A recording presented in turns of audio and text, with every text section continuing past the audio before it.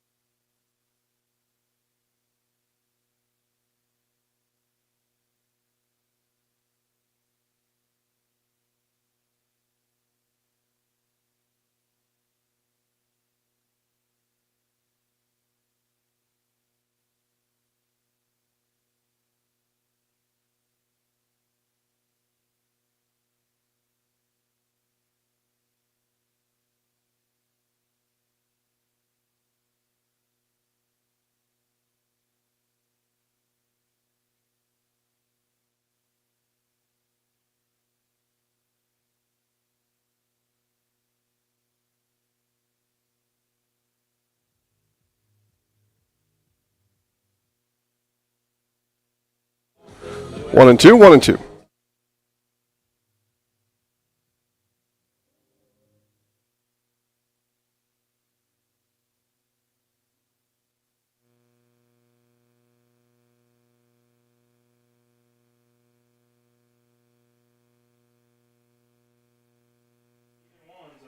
Gulf Shores Dolphins, McGill-Toolen Yellow Jackets. This is an audio test.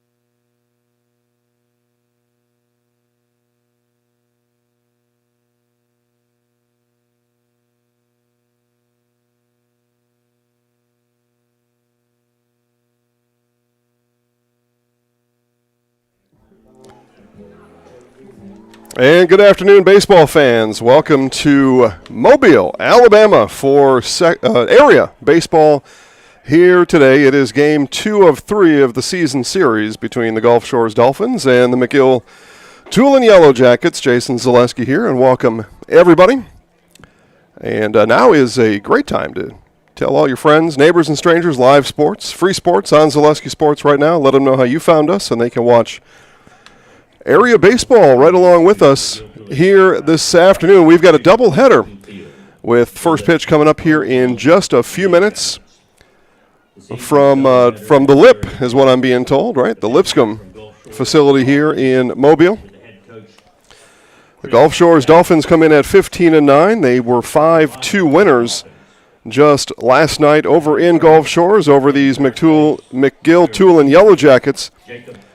And that 5-2 win put away in the 5th inning by the Dolphins offensively. They came into the 5th tied at 2. Dolphins scored 3 in the 5th. And then fast forward to the top of the 7th for the Yellow Jackets. And it was a game-ending line-out double play handled by John Luke Stevens, who's coming onto the field now, as a matter of fact. Line out off the bat of Christopher Tover. Essentially right to Stevens, took about 3 steps back to his left, touched second base where Ethan Hilpert had left that bag with a secondary lead, and the double play ended last night's game. Final score again, 5-2 Dolphins. So what's at stake here for the 15-9 Gulf Shores Dolphins? A win here in Game 2 clinches one of the 2 area playoff spots when the regular season comes to end here in a couple of weeks. And just winning one of the 2 here will clinch that playoff spot. But, of course, Chris Jacks and his Dolphins would rather just win the first one and then start looking forward to playoff action, perhaps. 16-7 are the Yellow Jackets. Again, I mentioned the 5-2 loss last night, coached by Tim Becker, as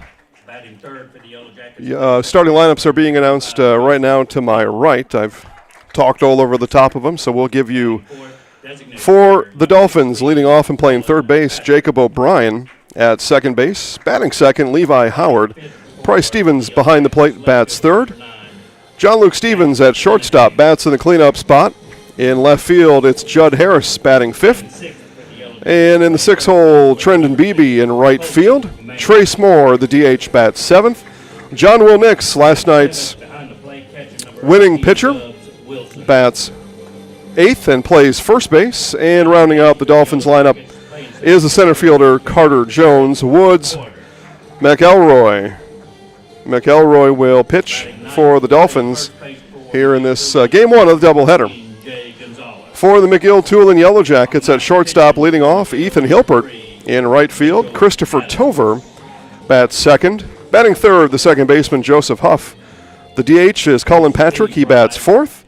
Jack Lenahan in left field bats fifth. Colton Manley at third base bats sixth. And we'll pause for tonight's opening prayer.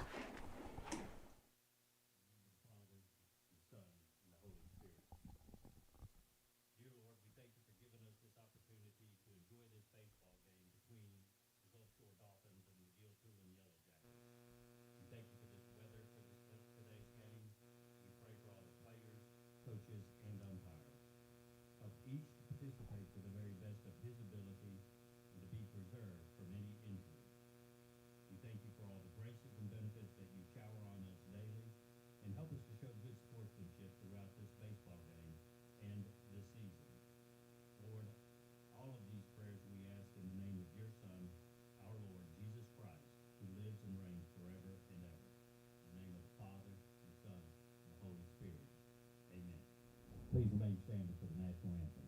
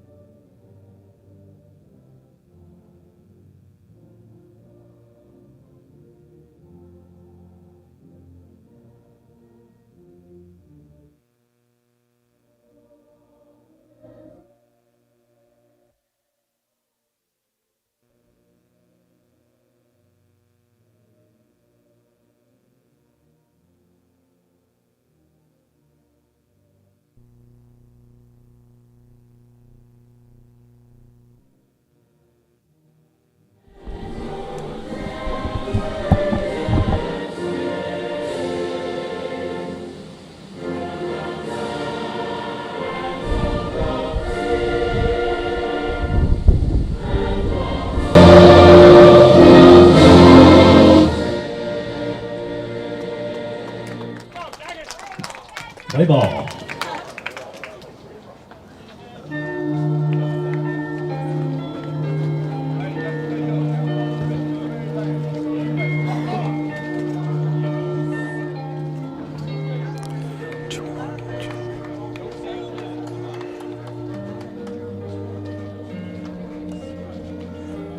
All right, for the rest of the Yellow Jackets starting lineup, we left off in third base with Colton Manley batting 6th. Batting 7th, Dubs Wilson, and doing the catching is Dubs. Center field, Barrett Porter bats 8th. Jay Gonzalez at first base bats 9th. And Mitchell Adams does the pitching for the Yellow Jackets here this evening.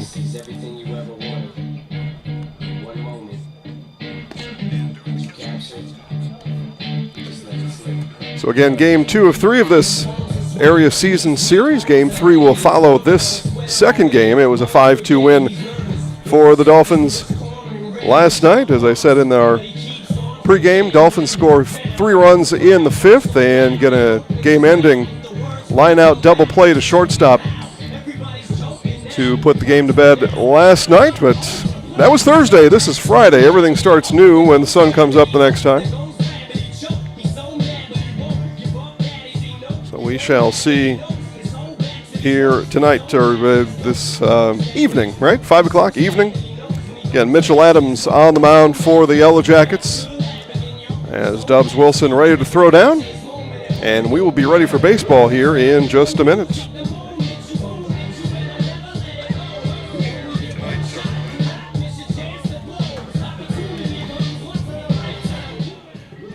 So coming to the plate, third baseman Jacob O'Brien. Again, the Dolphins go O'Brien, Howard, Stevens, Harris, Beebe, Moore, Nix, and Jones. The Dolphins, third baseman number 0, Jacob O'Brien. So here's O'Brien stepping in. 1 for 3 last night, pair of flyouts and a base hit in the 5th inning.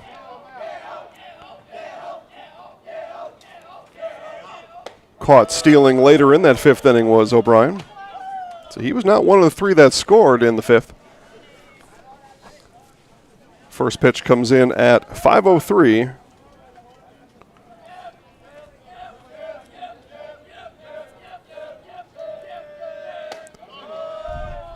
And ball 1 goes ball 2. 2 balls and no strikes to the third baseman O'Brien.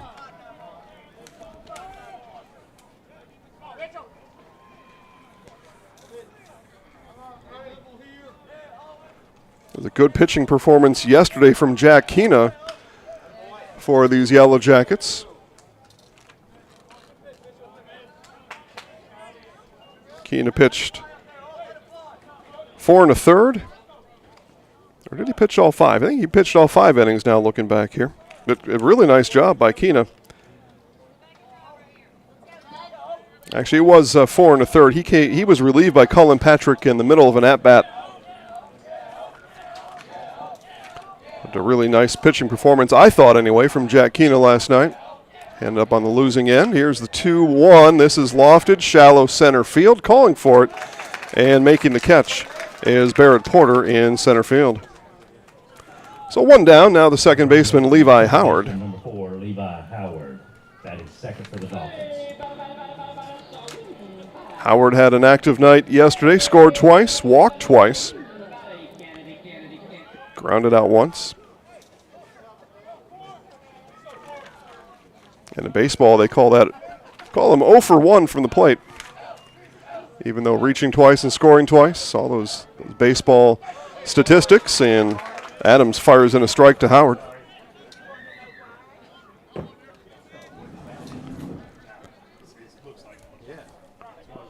Smell of hamburgers wafting into the press box. Yeah. Smell good. You know what I'll be having between games. But the grill burning. I actually helped push the grill out as I was on my way to the restroom before we started. It was in my way, so I said, I'll give you a hand. Get it out of here for you. No balls, 2 strikes now to the second baseman, Howard. Left-handed batting, Howard looks at that one wide of the mark from Adams.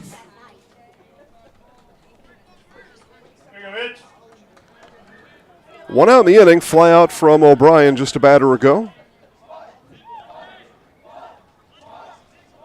Adams looking to take care of Howard here on the 1-2.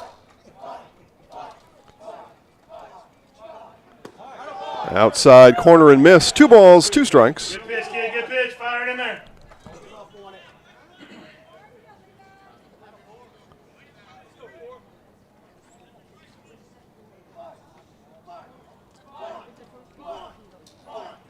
Wilson turns to the dugout, gets the pitch, translates that to Adams, and the 2-2.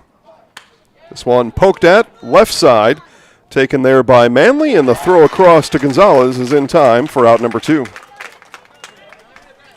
Coming to the plate for the Dolphins. So 2 quick outs here in the top of the first inning, and the catcher, Price Stevens. Stevens has had a big bat throughout the season, did have a hit and a run scored last night.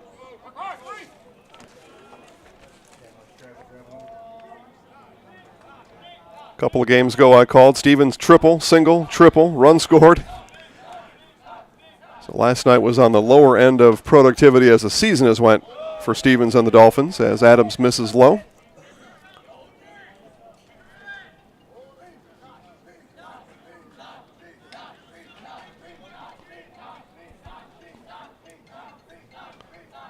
And the 1-0 coming home, fouled off and into the parking lot. Look out there. Folks, please bring those foul balls back to the field.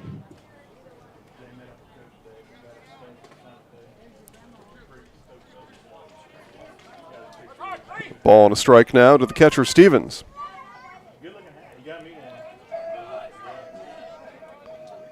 Here it is, outside corner, and that was off the mark. 2 balls and a strike. Adams trying to get these corners here early, hasn't got the call yet.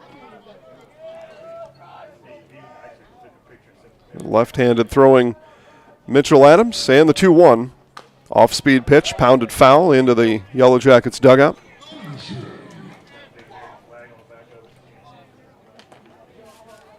Yellow Jackets looking to make quick work of the Dolphins here to start this one out. Adams and the 2-2. Missed. Stevens not chasing in the dirt. Full count. Aquino last night had a stretch. He pitched to 4 straight batters to a full count. Full count here for Adams to the catcher, Stevens. Another one spoiled by Stevens. I hope I parked far enough back in that parking lot. Those foul balls back to the field. Just been told you bring the foul ball back to the concession stand and you get $50 each time.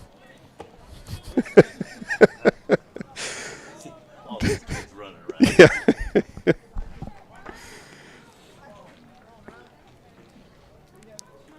Or something like that. So count remains full to the catcher, Stevens. Adams, here it is. Curveball bent it in and froze Stevens. And that does it for the Dolphins here in the first inning. The bender from Adams finishes Stevens in a 1-2-3 effort.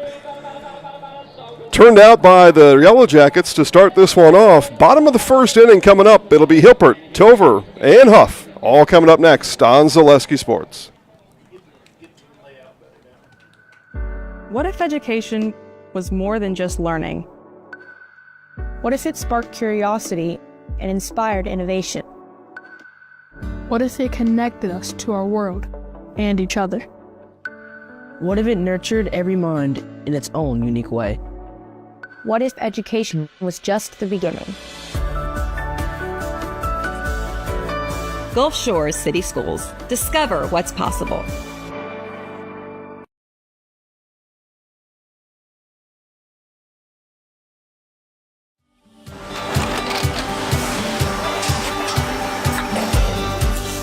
Good day. My name is Ken Hyman, and welcome to Nasonville Dairy here in central Wisconsin, Marshfield, Wisconsin, as a matter of fact. We make a lot of different cheeses. We make cheddar, Colby, Monterey, Farmer's Cheese, Peach Cheese, Quesa Blanca, Quesa de Fear, Seco, Parm, Romano, Asiago, Fontina, Feta Caseri, Caflateri, Cafla Graviera, 20 different flavors of Monterey, as well as making Edam, Gouda, and Munster. And the cheese be with you.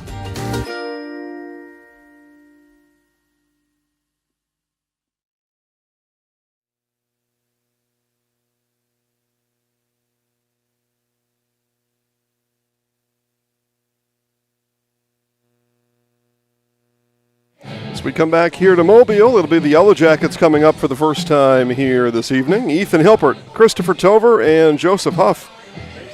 As we go through the rest of the Yellow Jackets lineup here this afternoon, evening, Cullen Patrick, Jack Lenahan, Colton Manley, Dubs Wilson, Barrett Porter, and Jay Gonzalez.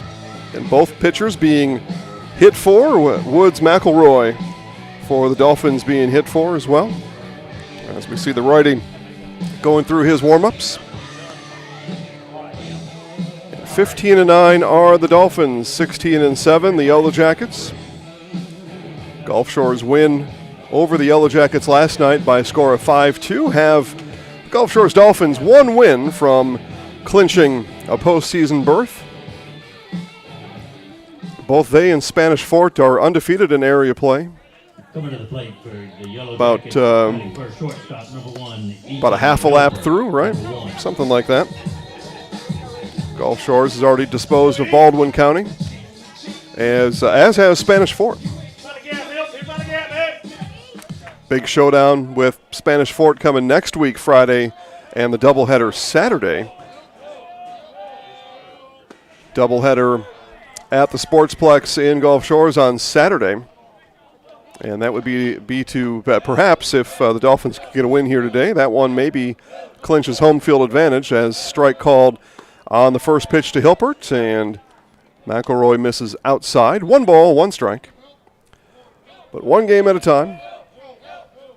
For the Yellow Jackets, they essentially need to win out, and it starts right now if they are to be a playoff-worthy team. Hilpert bounces over to Howard at second, takes it on the hop, and fires to Nix for out number 1. Coming to the plate for the Yellow Jackets, batting second, right fielder, number 20, Christopher Tover, number 20. So here's Christopher Tover. Take a look at Tover yesterday. Ground out, strikeout. Did reach in the 5th via fielder's choice, and then had that unfortunate line out that turned into a double play to end last night's game. So looking to get a little better here. Slow roller up the first base line. Nix will take it himself, and there are 2 away.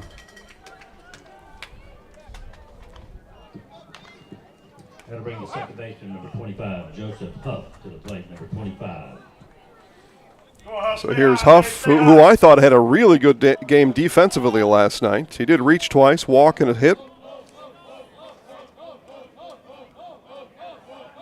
Also reached in the 7th. So he actually reached base 3 times last night. But he had a really nice catch, ranging out into shallow center field. Had a couple other chances, some putouts. Huff, I thought, had a nice game last night.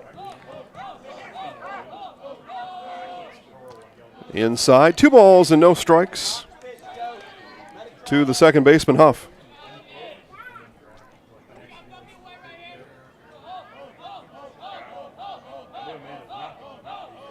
And the 2-0 from McElroy is in there for a strike.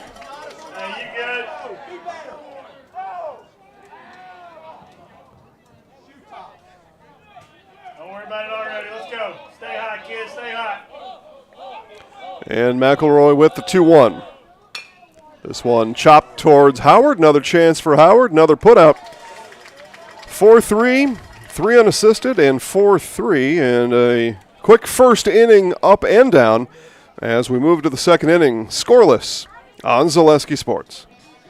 Get more sales, more customers, more employees, more community support.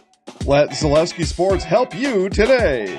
Our advertising rates are less than what you have in your pocket now. People just like you watching this broadcast are your next customer or team member. Plus, you'll have the satisfaction of making sure that our light continues to shine on these student athletes. Use the phone in your hand. Email us now.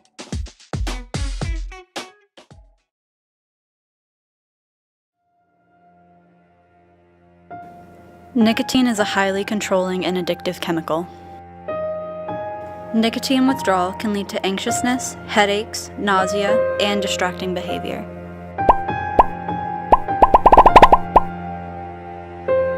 Be smart, don't start. It's not just vapor.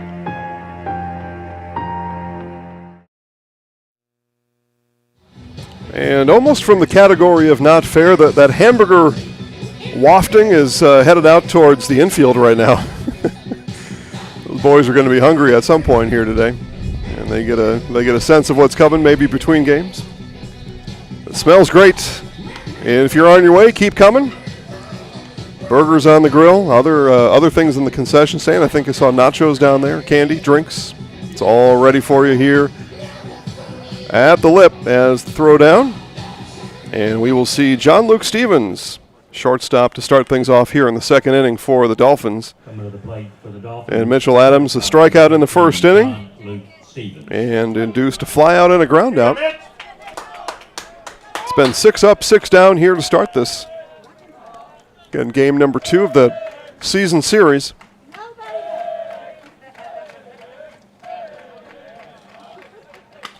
And Stevens lifts this one to right field, back on it, and under it is Tover for the catch. Quick out there for the Yellow Jackets. 310 down the line in right, 365 to straightaway center, 315 down the line in left. That one a cozy 270 for Tover, no problem.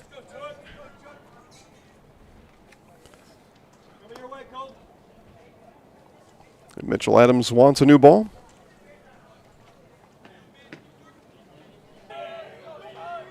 Adams ready as Judd Harris stands in. And Harris looks at a pitch outside for ball 1.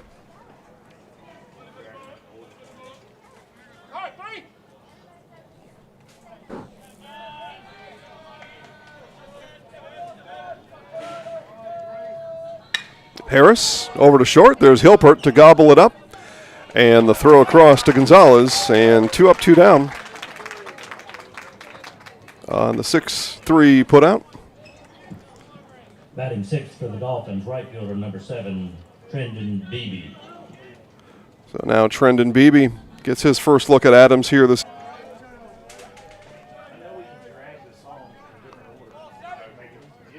Curveball inside for a ball. Saw that curveball freeze Price Stevens to end the top of the first.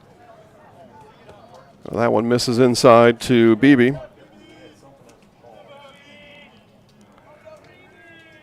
Curveball, and that one misses high.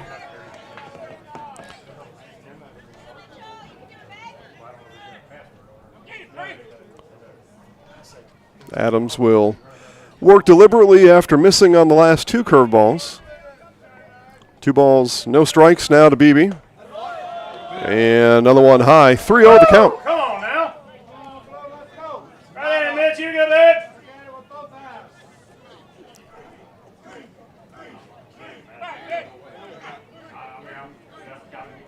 3 balls, no strikes with 2 outs to the right fielder Beebe. Takes strike 1.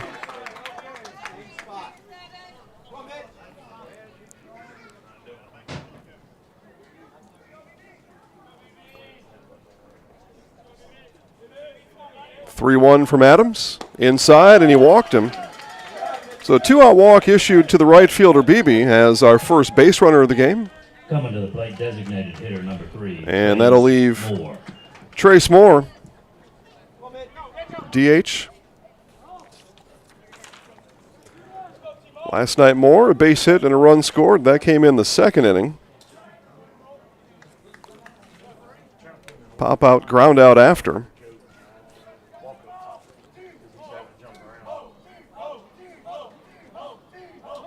Get a ground ball here. Here we go. Lefty Adams stares right at Beebe. Now comes home and high. Make an adjustment. Here we go.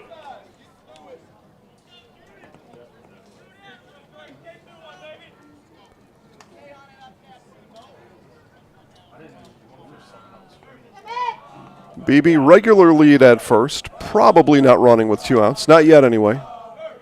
And the 1-0, fouled off. Folks, please bring those foul balls back to the field.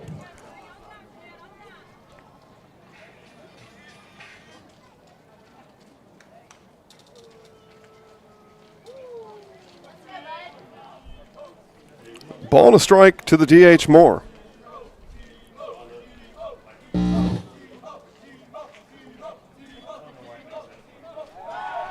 And throw over.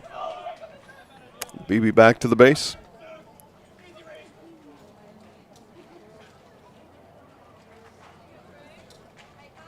Moore bats in the 7 hole.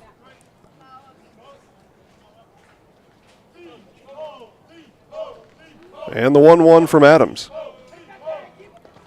That one bounces in for ball 2.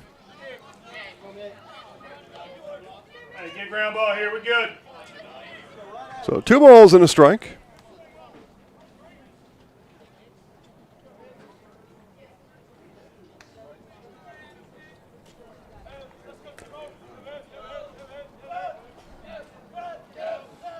And the 2-1 from Adams. Nope, throw over. Back is Beebe. Jackets have become convinced that Beebe will take off on the 2-1 here, perhaps. So chase him back once, keep him there.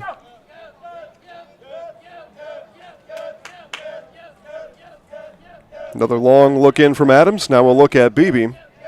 And the 2-1. Check swing right to Adams. Adams will trot to first, underhand to Gonzalez for the 3rd out. So the walk issued to Beebe with 2 outs. No problem, he's left stranded. And through 1.5 innings, we are scoreless here on Zaleski Sports.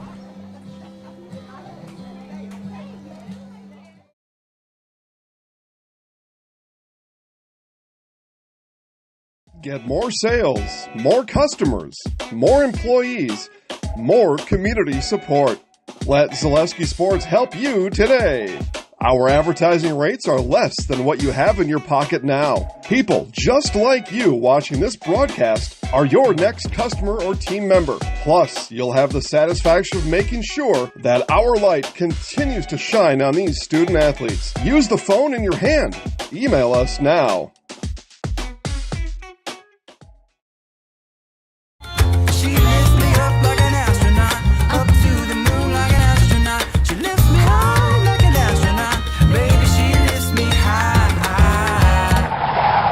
We only sing where there's no litter. How about now? She lifts me. Clean up. Never litter. Keep Alabama beautiful. Now that's something to sing about.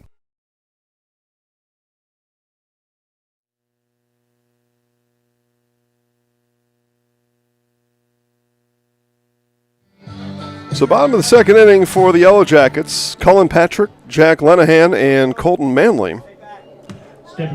4, 5, 6. Number 16, Cullen Patrick.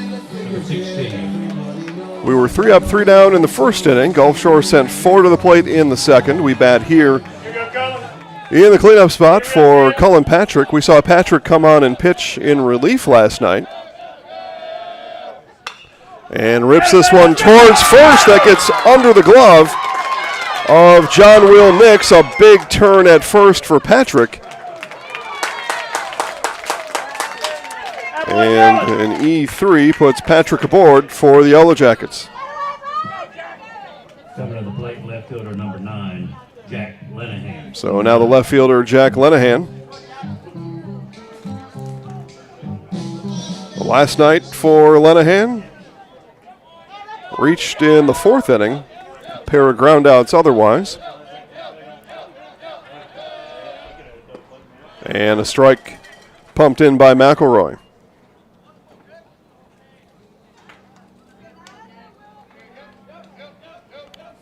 .79 degrees being reported now. Overcast skies here in Mobile. And no balls and 2 strikes to the left fielder, Lenahan.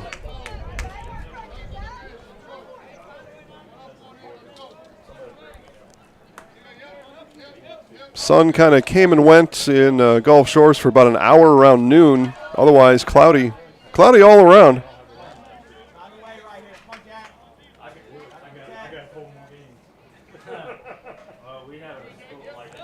Ball and 2 strikes now to Lenahan.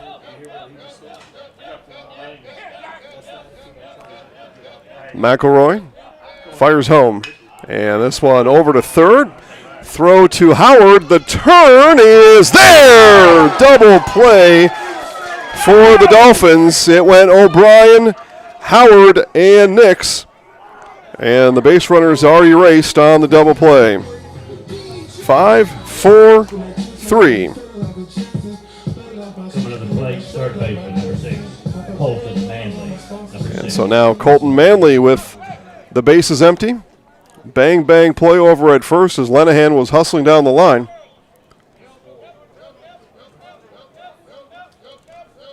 So McElroy and a swing and a miss by Manley. Take a look at Manley's night from a little less than 24 hours ago. Reached in the first. Ground out, pair of flyouts after. That one fouled back. No balls, 2 strikes now to the third baseman, Manley.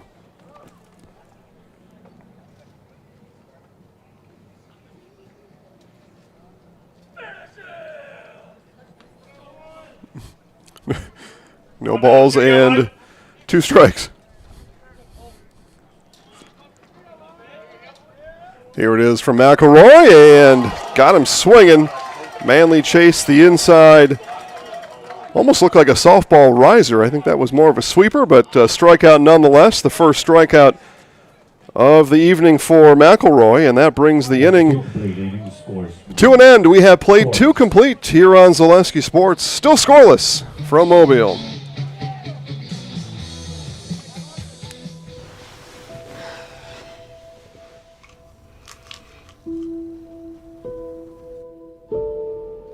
For veterans, thoughts of suicide can be sudden.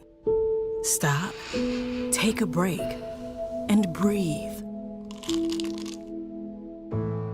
Go for a walk where others are nearby. Call a friend. Take a break. Breathe. Sales, more customers, more employees, more community support. Let Zaleski Sports help you today. Our advertising rates are less than what you have in your pocket now. People just like you watching this broadcast are your next customer or team member. Plus, you'll have the satisfaction of making sure that our light continues to shine on these student athletes. Use the phone in your hand. Email us now.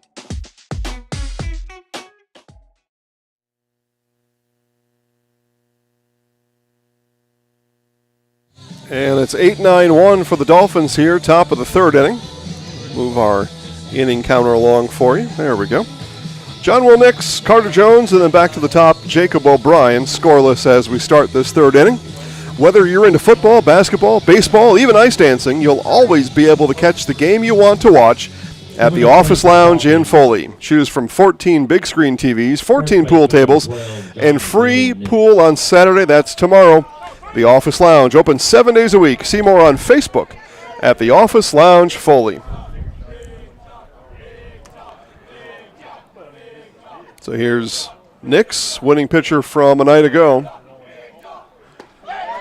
And sees a strike fly in from Adams. Nix, couple of nice defensive plays coming off the mound last night. Fielded a bunt, picked off 2 base runners. And that bunt, Nix thought that caught his left shoulder, and he is brought back into the batter's box. That bunt was a big play. That was the second out of the inning. And then a couple pitches later ended up picking off the runner at third to end it. The 1-1 from Adams, and this one chopped foul. So a ball and 2 strikes to the first baseman, Nix.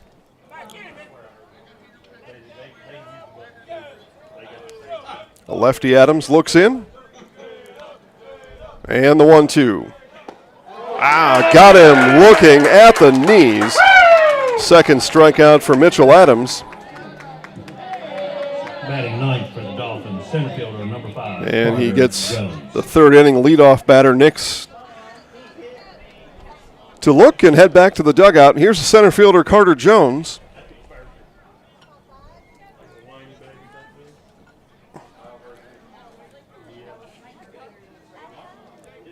33rd pitch of the game coming up here for Adams here into the third inning. Jones watches that one in the dirt, low for ball one.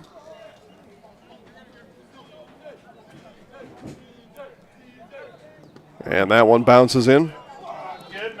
So 2 balls, no strikes now, and Wilson is going to go out and check on Adams.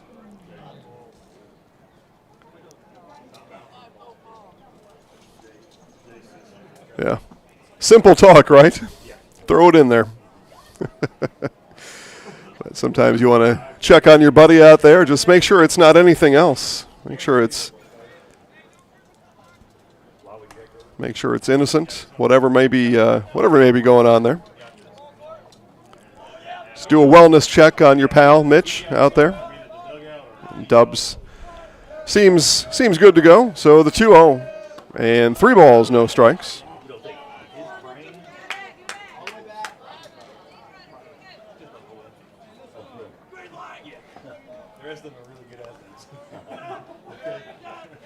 So Jones can be picky here on the 3-0, and we'll watch that one, and a 1-out walk given to the 9-hitter Jones.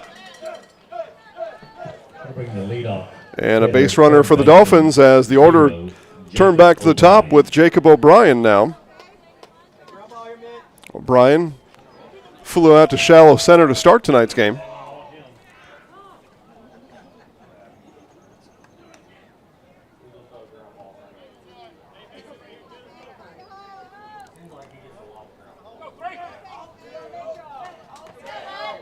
Jones, regular standard lead off of first.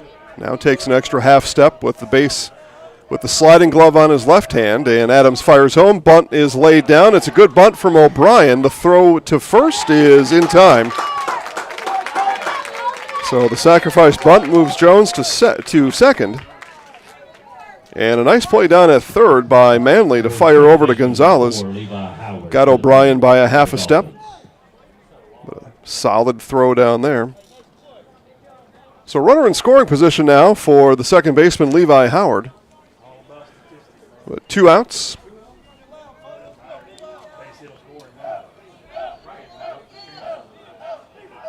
Howard grounded to third back in the first inning. And sees this second at-bat in the third start with a ball outside.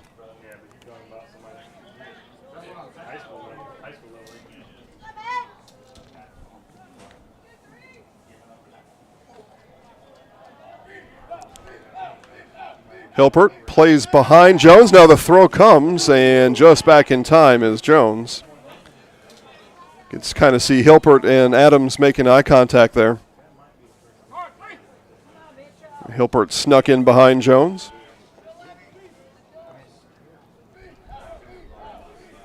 And with the left-handed batting Howard, that's the shortstop's bag to cover. And that one misses inside for ball 2.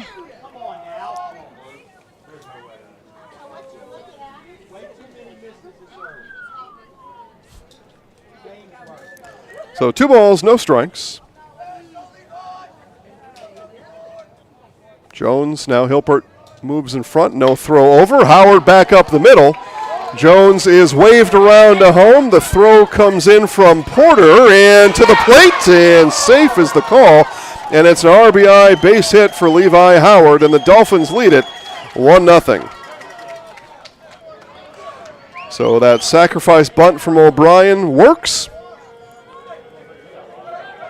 Jones scores it. Howard moves to second on the throw.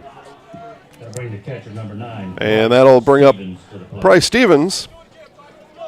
So Howard and Jones switch places at second. Howard adds another RBI to his season total.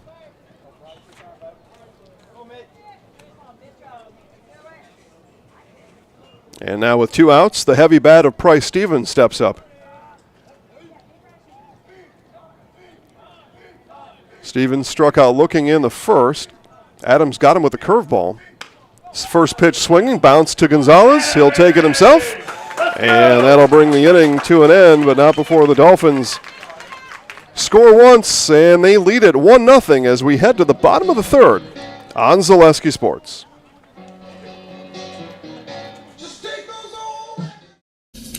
When I have an asthma attack, I feel scared.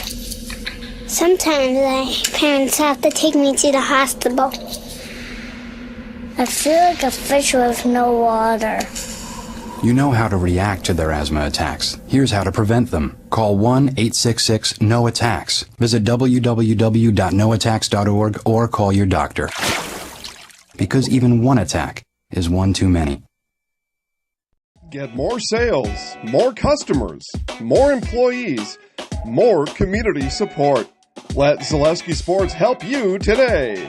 Our advertising rates are less than what you have in your pocket now. People just like you watching this broadcast are your next customer or team member. Plus, you'll have the satisfaction of making sure that our light continues to shine on these student athletes. Use the phone in your hand. Email us now.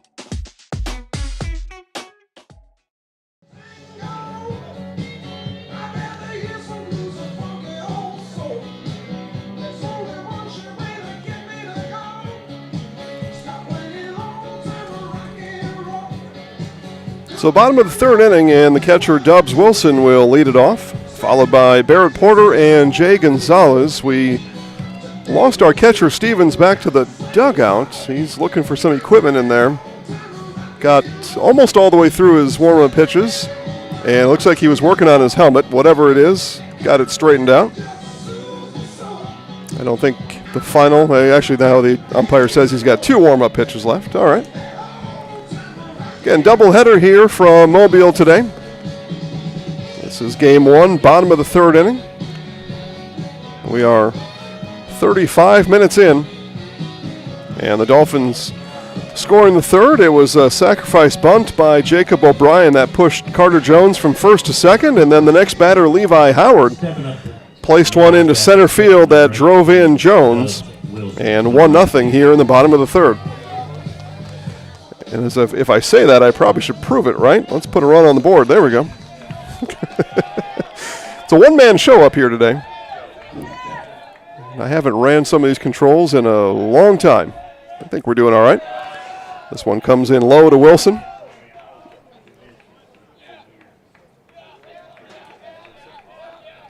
I'll get it right by the end of it. Strike from McElroy. 1 ball, 1 strike. Wilson yesterday reached twice, base hit, and a walk. Walked in the 7th inning, and it was the Yellow Jackets had it going in that inning. They had bases loaded, but a line-out double play with 1 out to end it. The Dolphins were in a jam for sure. Stevens popped. He thought that was strike 3. 2 balls, 2 strikes. Been a tight strike zone here today. I think one of the old adages of baseball, if both sides are arguing, maybe it's being called right. That one missed outside. 3 balls, 2 strikes, full count. Well, that's kind of what they say. If both sides are in some displeasure, then maybe it's all right. Full count. That one, Stevens will come out. Didn't have time to throw the mask, and catches that one in fair territory, just halfway up the third base line to retire his catching counterpart, Dubs Wilson. Center fielder number 2, Barrett Porter, number 2. So center fielder Barrett Porter now, as we will take one lap through the Yellow Jackets batting order in this inning for sure. 8-hitter now, 9-hitter on deck with 1 out. So here's Porter.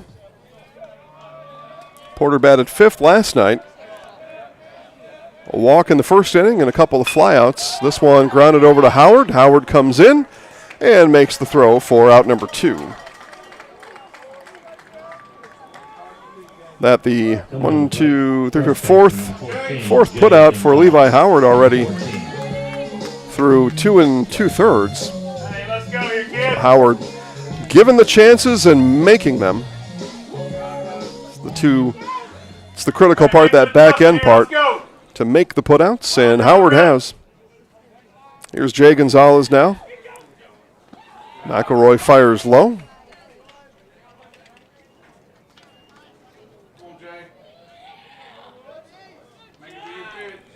Pitch number 24 here from McElroy. This one hit into right center, going back, and that's going to get over the right fielder's head. Over the head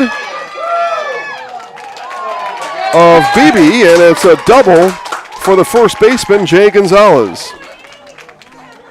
Both Beebe and Jones converged. Beebe didn't get a great jump on it, ends up being hit over his head, bounce off the fence, and a 2-out double for Gonzalez, and a runner aboard for the leadoff hitter, Ethan Hilpert. There's noise here in the third inning for the Yellow Jackets.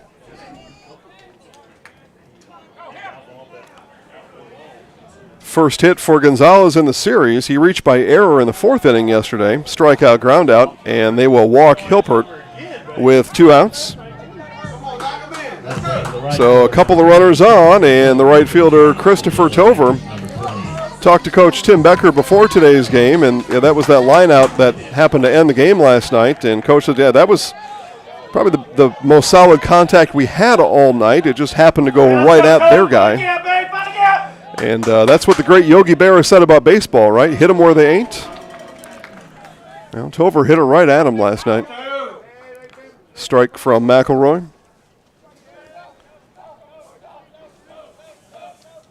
But a good chance here for the Yellow Jackets in the third. McElroy steps off, now toes the first base side of the rubber on the mound. The righty pushes off with that right foot. And the 0-1. Tover pounds this one over to O'Brien at third. He will step on the bag. And that'll do it for the chance for the Yellow Jackets here in the third inning. 5 unassisted for your scorebook at home. Hilpert left stranded, and that does it for the third inning.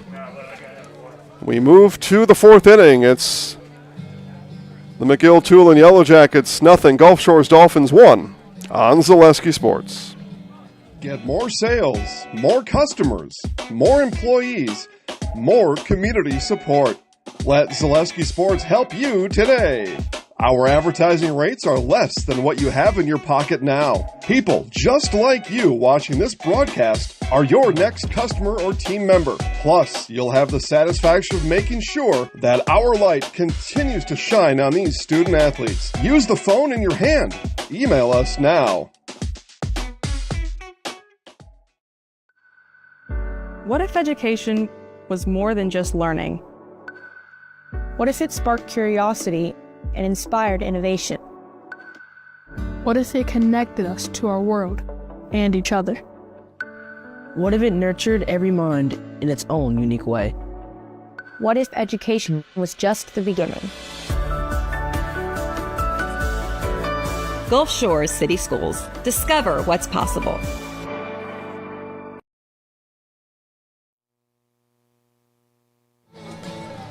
Top of the fourth inning for the Dolphins, 4, 5, 6. John Luke Stevens, Judd Harris, and Trendon Beebe all due up here in the fourth inning. I'd mentioned I had chatted with Yellow Jackets manager Tim Becker before today's game. Just asked him about, what would you learn from last night's game? He said, well, I learned we've got to play better defense, got to hit the ball better, and we've got to be much better on the bases. And so manager Tim Becker, just a resounding, we've just got to be better in essentially all the areas to have a chance against these guys today. I think they have been better through the first 3 innings, directly comparing to yesterday. So Coach Becker perhaps a little mildly optimistic right now as he roams just outside of the third base dugout. Arms folded, observing his defense now. It's Mitchell Adams, 1 ball, no strikes to Stevens. And John Luke fouls it back.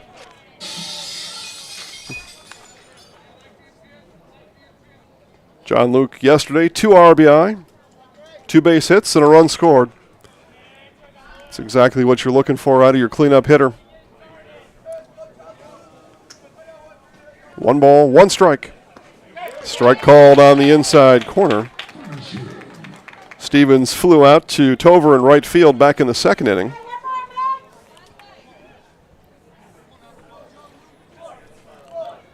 And Adams out in front here, 1-2 the count. Curveball, that one beaten to the ground as Hilpert takes it, flings it high, and Gonzalez may have put the tag down, and right away comes manager Tim Becker onto the field.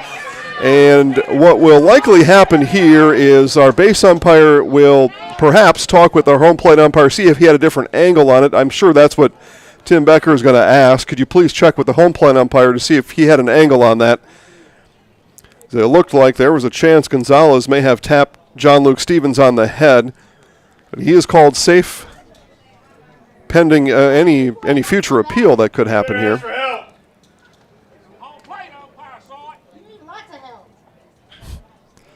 And Coach Becker has concluded his conversation, and the base umpire has apparently said, "I saw it all the way," and he's going to head back to the infield. Step in, home plate. Let's go. Now the conversation will begin anew, and our home plate umpire will join now. That's unbelievable. The discussion continues here. Lord. Again, for the time being, John Luke Stevens stands on the bag at first. And we'll see if there's a reversal from our home plate umpire, and there will not be. So Stevens aboard with an infield hit is what I'll have it marked as. Good Lord. And that'll bring up the left fielder, Judd Harris. Step in, override that. That's left fielder number 22, Judd Harris. That is terrible. So Harris now grounded out to shortstop back in the second inning. It was a close one for sure. Let's go.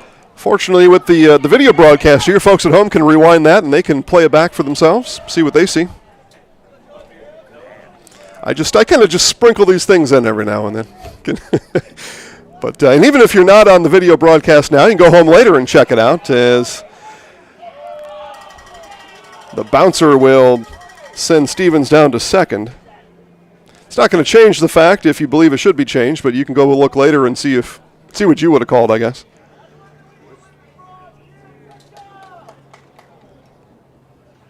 That used to be on the NFL games about 30 years ago. They would do those breaks between commercials. You make the call, it was called. They'd set up a scenario and see if the folks at home knew what the official ruling would be.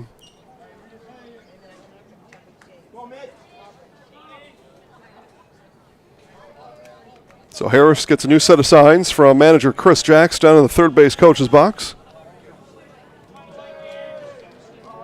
In on the corners is the Yellow Jackets defensively. Manley at third, just on the lip of the grass.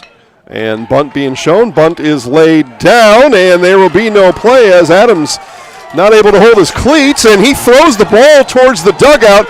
In comes Stevens, and it's 2-0 Dolphins.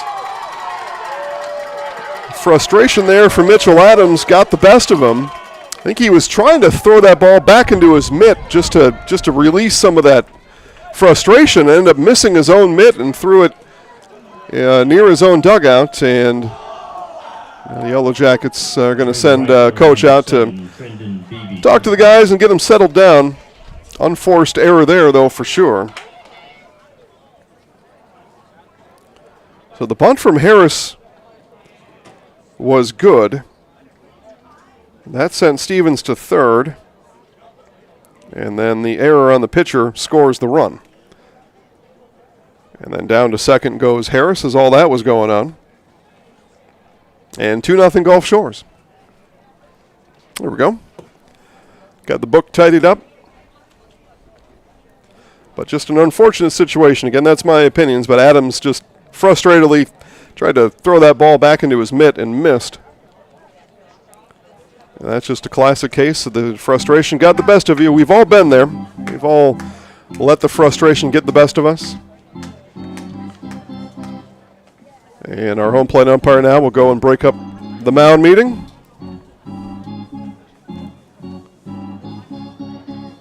And again, that meeting just to reset the infield, pitcher, catcher, just get everything back to neutral after what transpired. An emotional start to the inning with the play down at first base, and then a slip and fall. And let's just get everything. Let's just clear that out of our minds and get back to baseball. So runner on second, nobody out, and the right fielder, Trendon Beebe. Again, corners play in. Manley on the grass at third. Gonzalez stands well in at first. Bunt shown by Beebe. Bunt laid down. Adams will pick it, throw it, and in time to Huff for the out. Huff covering Gonzalez at first. Still a 4-3 putout, though. Baseball scoring, tell you, man, it's something. So sacrifice bunt puts Harris down to third. And the DH, Trace Moore, conveniently wears number 3 on the back of his shirt. So he is Robert Moore the third. Goes by Trace, as in 3. I told him I would have went Bobby 3 Sticks, but he didn't catch what I was telling him. Because I'm just that old guy now talking talking to kids. That's my fault. Strike thrown into Moore. When I was 17, I shook off the old guys too. Hey, get out of here with that. You don't know anything. Infield in and bunted foul by Moore.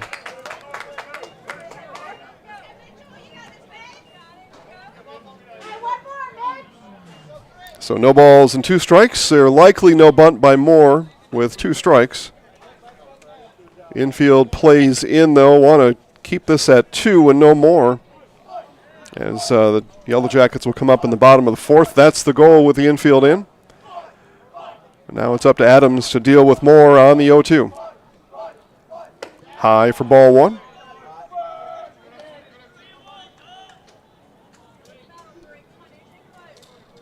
But bunts aplenty here in the 4th inning. That was actually, going off of memory here, I believe bunt number 4 of the game already for the Dolphins. So some small ball here in game 1. Outside for ball 2.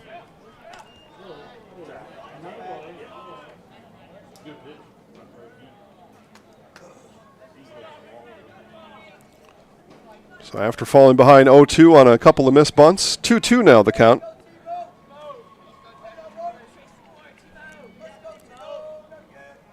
That one fouled straight back. Good thing for that net there. So I don't think I've led on to this to the audience here, but I've told the story before, but just my wondering, how long did it take baseball players, you think back to the 1800s, how long did it take somebody to erect a fence? How tired did they get of chasing that ball down over and over and over? Somebody finally put up a fence. Thank goodness. Here's a smash into right center. That'll get down. RBI base hit for Trace Moore. It is 3-0 Dolphins. Harris comes in to score. Second run of the inning for Gulf Shores. And that'll bring up John Will Nix. That's plate, first baseman number 12. But you think about it, right, gang? I'd imagine it took some time to get just worn out from chasing down wild pitches, pass balls, foul balls. Somebody's like, you know what? I got a fence laying at the barn at home. Let me bring that out here. Let's put that up. And we can maybe save our legs a little bit. And then before you know it, now in Major League Baseball, they've essentially got a fence all the way around the diamond. Off and running and stealing is Moore. He swipes second base. And Major League Baseball parks now have netting all the way to either outfield corner, all the way around, which really limits souvenir chances on the foul balls. You don't even have to bring your mitt to the ballpark anymore. You can't get a foul ball. Netting all the way around now.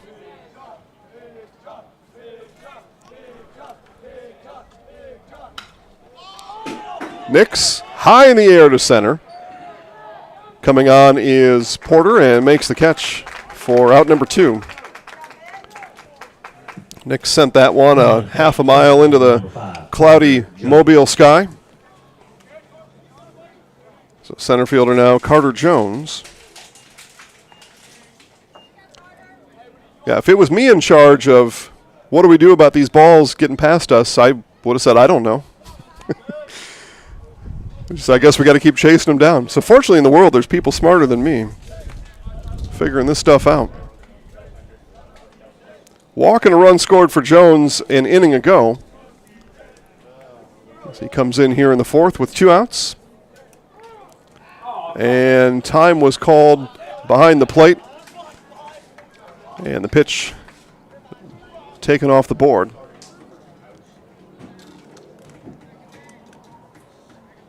In what will eventually be the 54th pitch of the evening for Mitchell Adams.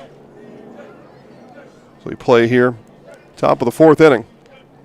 Here it is. And that one bounces in. There would be no play. Wild pitch sends Moore to third.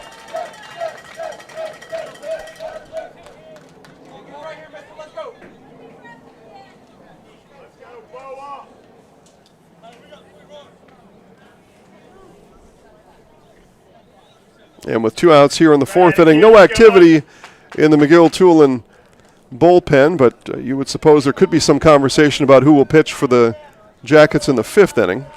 Could be. Outside corner for a strike.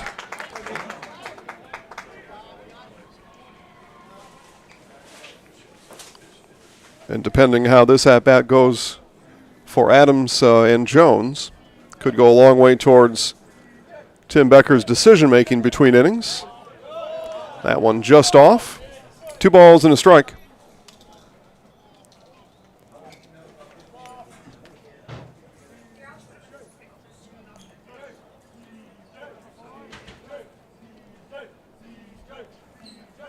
Adams and the 2-1. Curveball stays high, and 3 balls and a strike.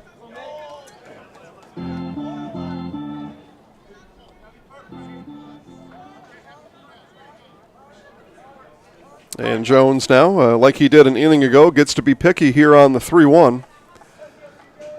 Took the walk an inning ago in this count and does it again. Now back-to-back innings, a walk to the 9-hitter Carter Jones. And runners on the corners with 2 outs. And manager Tim Becker comes out of the dugout to set his defense. Made an initial move, and it looked like perhaps if there were to be a pitching change there, it would have come from the field, but now there will be some activity, it looks like, in the Yellow Jackets bullpen. Yeah, there will be 7. Trip Crawford heads to the bullpen for the Yellow Jackets with 2 outs here in the 4th inning. But you kind of figured that that Tim Becker was going to decide what to do pitching-wise after the at-bat there with Jones, and the walk made his decision perhaps a little easier. At least to start the action. Again, as Crawford goes out to get loose. So leadoff hitter Jacob O'Brien. Fly out, ground out today on Adams. And a swing and a miss. And with 2 outs here, Adams looking to get his Yellow Jackets back to the dugout. That's his goal right now. That's what he's got his mind on.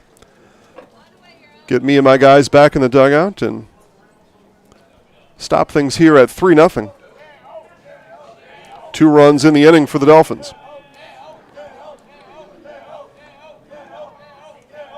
No balls, 1 strike. And a throw over. Jones scared back to first. Crawford working the bands in the bullpen. Going through the warm-up routine. You do your arm twists, you do your shoulder shakes, you do your bands, and then you pick up a ball.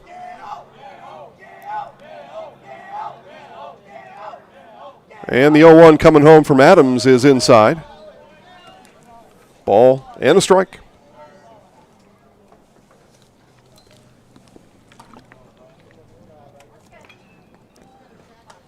Outfield played slightly to the left. Right-handed batting O'Brien. And throw back over to Jones.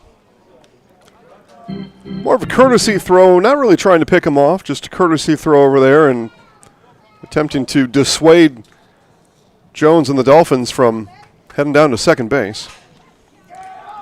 Runner on third. Curveball drops in, and it was a beauty.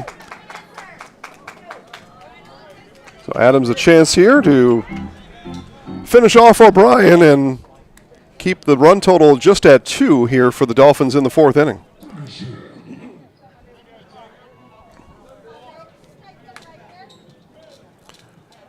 And O'Brien asks for time and is granted.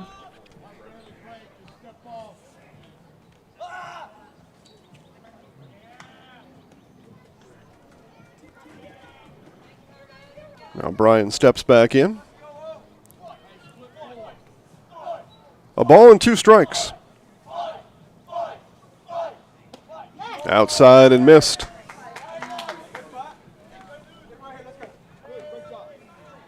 So count even at 2 apiece. 2 outs, runners on the corners.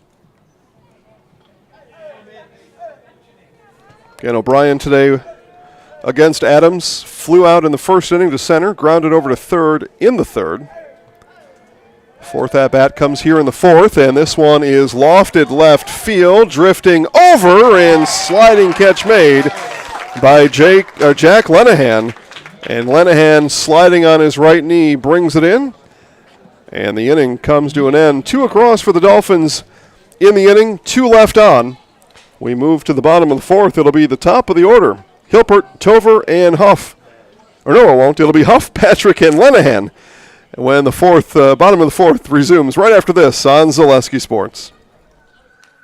What if education was more than just learning? What if it sparked curiosity and inspired innovation? What if it connected us to our world and each other? What if it nurtured every mind in its own unique way? What if education was just the beginning? Gulf Shores City Schools. Discover what's possible.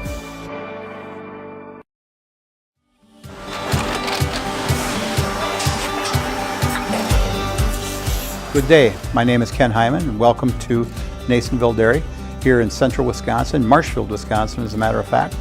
We make a lot of different cheeses. We make cheddar, Colby, Monterey, Farmer's Cheese, Peach Cheese, Quesa Blanca, Quesa de Fear, Seco, Parm, Romano, Asiago, Fontina, Feta Caseri, Caflatiri, Cafla Graviera, 20 different flavors of Monterey, as well as making Edam, Gouda, and Munster. And the cheese be with you.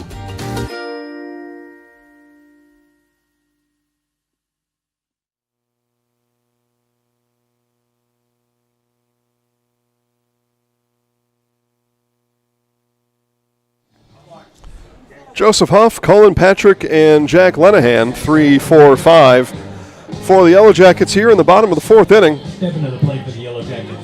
Looking to climb back into this one. Joseph Huff. They trail 3-0. 2 runs for the Dolphins in the 4th, 1 in the 3rd. And Huff, second plate appearance here today, grounded over to 2nd back in the 1st inning.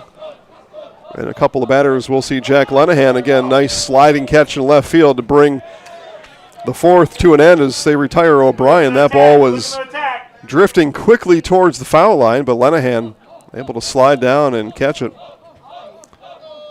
Slider from McElroy called strike on the first pitch. Ball inside. 1 ball and 1 strike now to the second baseman, Joseph Huff.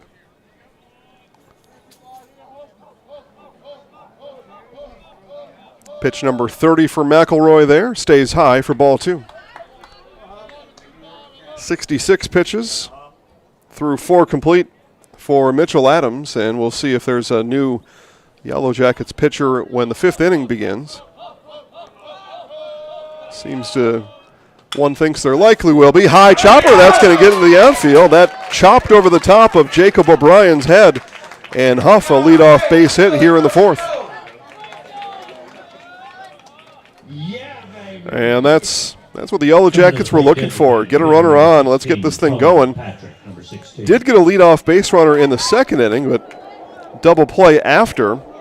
And here's the DH, Cullen Patrick. It was Patrick had the leadoff hit in the 2nd inning. There was a 5-4-3 double play, and now a wild pitch to send Huff down to 2nd. So Yellow Jackets in business here in the 4th.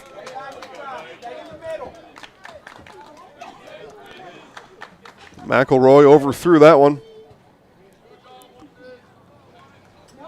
Or maybe even underthrew the curveball, whatever it was. But wild pitch is the result.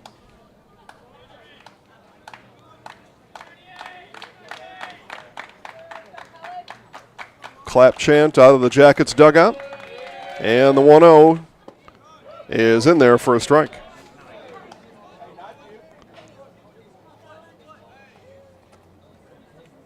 Get a rip, Cole. Here we go.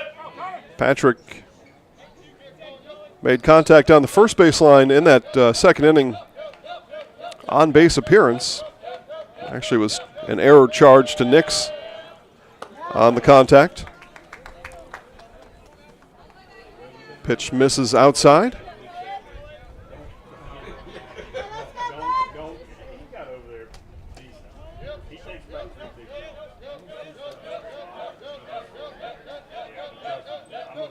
And the one-strike pitch from McElroy.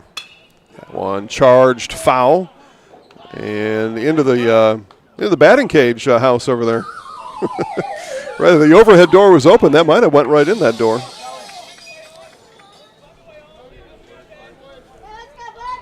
A locker room in there for the Jackets. Batting cage. There's a name on that building. I can't see it now. 2 balls, 2 strikes. The count to Patrick. Patrick delivers into right field. In comes Beebe to make the play. They will hold Huff at third and runners on the corners with nobody out. So right in the heart of the order, and the heart of the order coming up. Bring the left fielder, number 9, Jack Lenahan. Coming up roses for the Yellow Jackets here in the 4th, and here is Jack Lenahan. And Lenahan, nice sliding catch to end the top of the 4th inning. Looking to turn defense to offense here in the bottom of the 4th.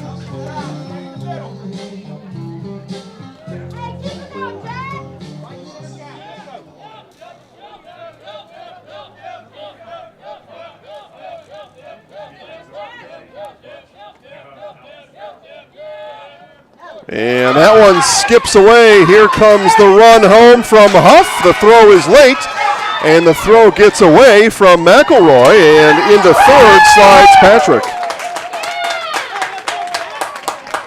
So wild pitch scores Huff from third, and the Yellow Jackets are on the board here in the 4th inning.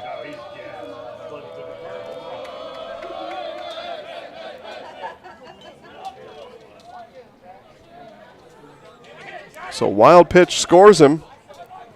Come on, Jack. After the leadoff base hit from Huff. He was down to second on a wild pitch, moved ahead by Patrick to third, and comes in on another wild pitch. And it's 2 balls, no strikes now to the left fielder, Lenahan. So a chance here for a big inning for McGill-Toolen. High chopper, that'll go foul. Just off of the dirt cutout, third base foul side.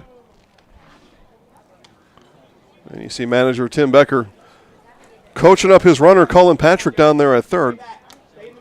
If it's hit here, you do this. If it hit there, you do this.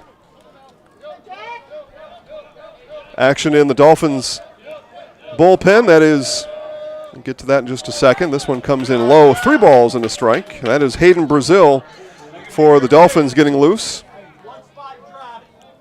Brazil came in, got the save last night, and he warms now in the bottom of the 4th inning.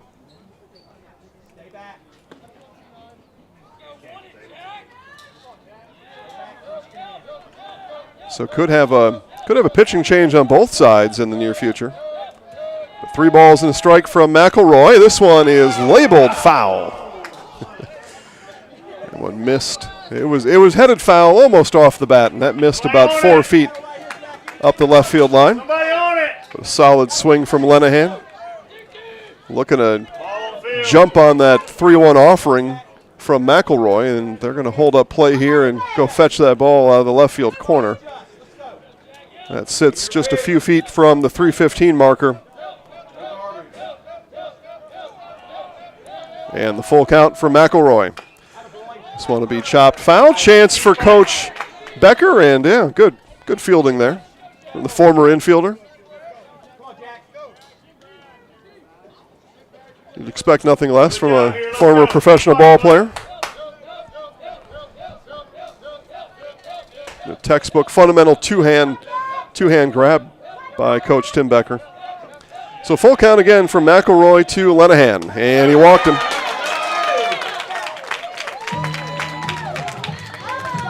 So still nobody out in the inning. And that'll bring up the third baseman, Colton Manley, as again Hayden Brazil continues to get loose in the Dolphins bullpen, and that'll actually bring manager Chris Jacks out to the mound and give his hurler Hayden Brazil a couple extra tosses down there. Jacks makes a slow walk to the mound. Brazil continues to throw up the first base side. But no outs. Base hit for Huff, base hit for Patrick, a walk to Lenahan. And again, Huff scored on a wild pitch. His trip around the bases was aided by 2 wild pitches and scored on the final of those 2.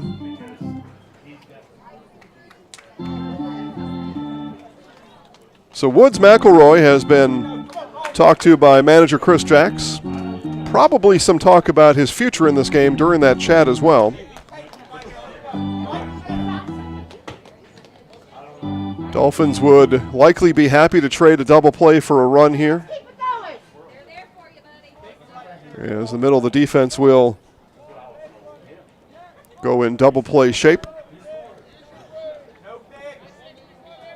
Stevens at shortstop, Howard at second. They stand behind starting pitcher Woods McElroy, who is in some trouble here in the 4th inning.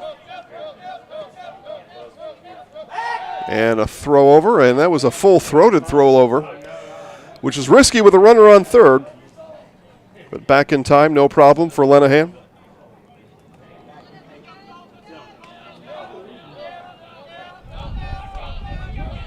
And another throw over. Actually, a throw to third that time, and they get tangled up, and home comes Patrick. Patrick and O'Brien got tangled on that throw. The throw was off the mark for McElroy. That started the problem. And then the 2 get tangled up, the third baseman Jacob O'Brien and the runner Cullen Patrick, and Patrick comes home. And that'll be an E1 in my book, and the second run of the inning for the Yellow Jackets. And just like that, it's a 1-run game. Still nobody out here in the 4th.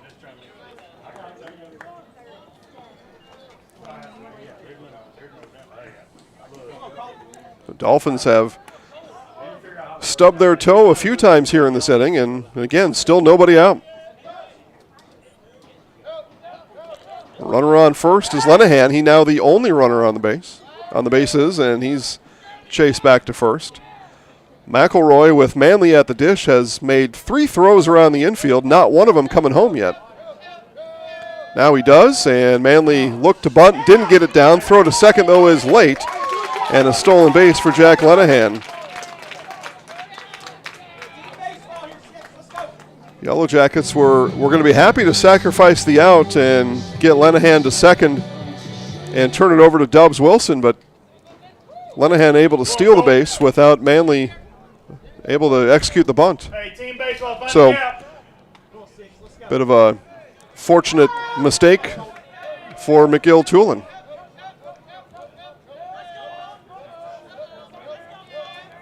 Sometimes you'll get the bunt, but it'll pop up to the catcher, and then you got all kinds of problems. This one, speaking of the catcher, this one hit behind the plate. Price Stevens calling, roaming, and catching. Stevens had that one eyed up the whole time, and the first out of the inning is achieved by the Dolphins. So here's the catcher now, Dubs Wilson. Coming to the plate for the Yellow Jackets catcher, number 18. Now Wilson looking to drive in the runner Lenahan.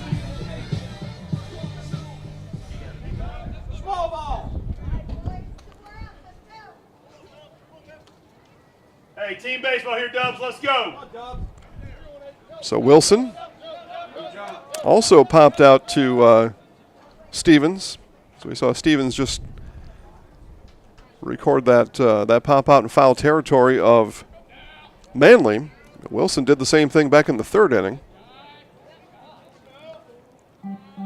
His, though, if I remember right, just went up the third base line a bit, but still the same recording on the scorebook.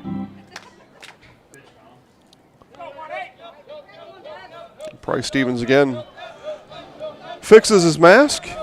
Looks like he's got it where he wants it.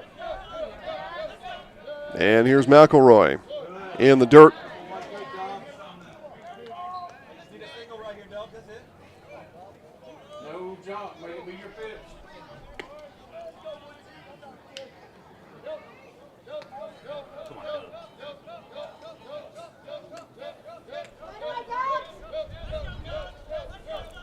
Woods works and now fires home, and that's a wild pitch. That'll send Lenahan down to third. The third wild pitch of the inning for Woods McElroy. Which is to say, you may end up seeing Hayden Brazil here in this one before the inning is out. 3 wild pitches, a walk, 2 runs in. Not what young Mr. McElroy had in mind as he came out here in this 4th inning. 2 balls, no strikes, and make that 3 balls and no strikes. Manager Chris Jacks begins to walk towards the bullpen.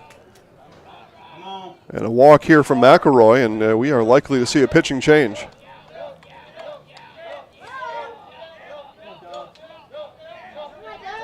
Three balls, no strikes. Wilson, bat on shoulder, and there's the walk. And I turn to look at manager Chris Jacks. That'll bring the center fielder number 2, Barrett Porter, to the plate for the Yellow Jackets. And he is conversing with his dugout, and here he comes. Yeah, you could see this one coming. And this is going to do it for Woods McElroy.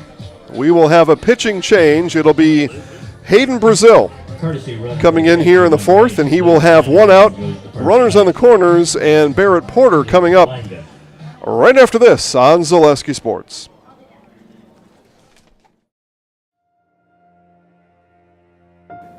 Nicotine is a highly controlling and addictive chemical. Nicotine withdrawal can lead to anxiousness, headaches, nausea, and distracting behavior.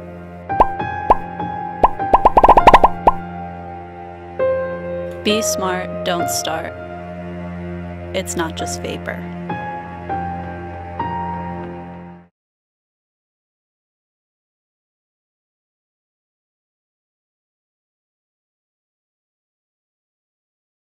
Get more sales, more customers, more employees, more community support.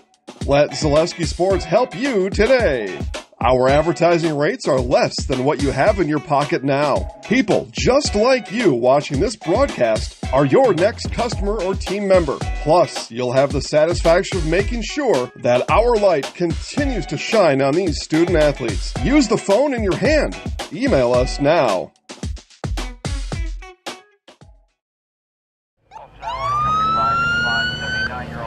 Speed is one of the biggest factors in a fatal car crash. Your car stops, but your body does not stop at the same time. Your body keeps going, and that could be running into your seatbelt, that could be hitting the airbag. Something has to stop it, and unfortunately, it's something very hard. There have been times that we've come upon accidents where if people weren't speeding, they'd probably still be alive today.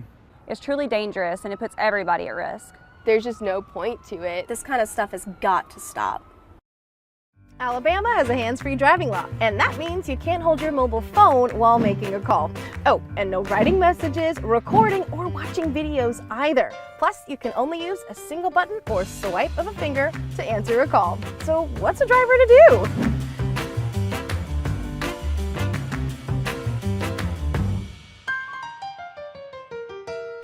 Alabama's hands-free driving law is in effect. Follow it.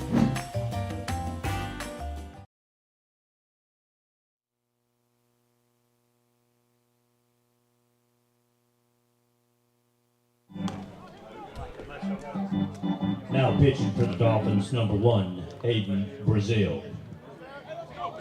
So Hayden Brazil comes on in relief of Woods McElroy here in the 4th inning. 1 out, runners on the corners, and the center fielder Barrett Porter. 2 wild pitches, 2 walks in the inning for McElroy, and that was all manager Chris Jacks cared to see. Here you go, Bear. Keep it going, babe. Stay hot. Stay hot.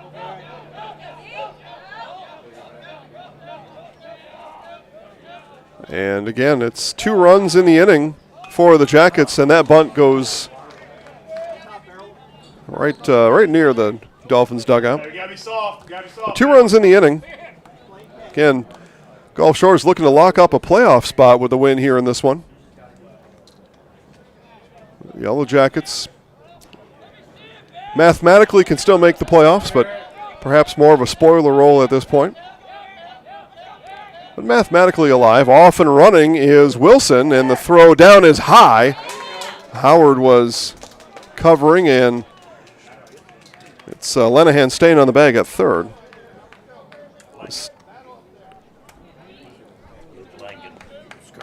Oh, okay.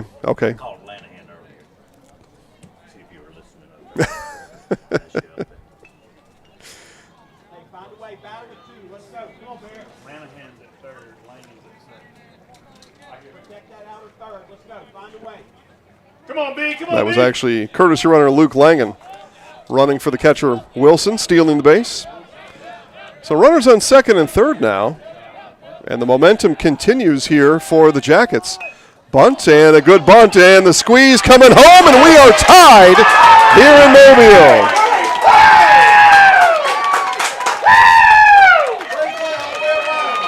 Squeeze bunt from Barrett Porter, and Lenahan comes flying home. Hey, let's go, Jay. Bring the first baseman at 14, Jay. An RBI for Porter, and the play was to home, but that's where the run scored. So still just one out. Yellow Jackets still in business. Get a rip. Langen stayed at second on that action. And now the first baseman, Jay Gonzalez, and a wild pitch from Brazil will move both runners up one station. Third wild pitch in the inning for the Dolphins. Big man's got a bomber ball.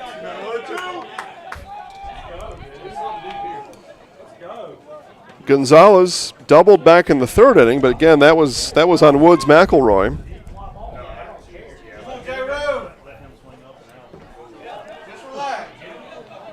But this is Brazil now pitching to the first baseman Gonzalez.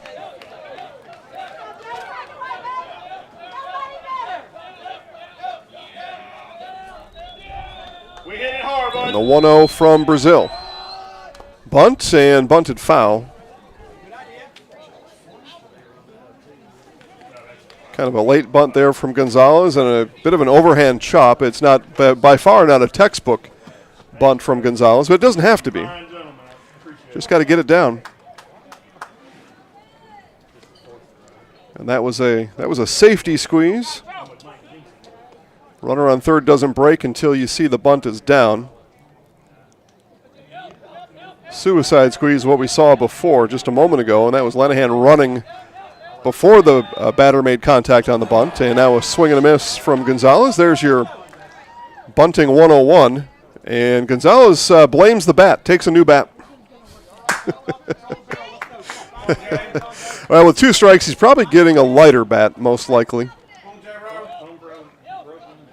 But in the, if you remember the movie Major League, Serrano blamed his bat for not being able to hit the curveball. But most likely with 2 strikes, Gonzalez takes the lighter bat and count even now at 2 apiece. Let's go. Be that guy. Make it be your pitch. 1 out in the inning.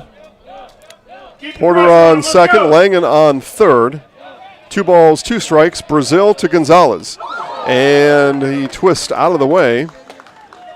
And the count is run full.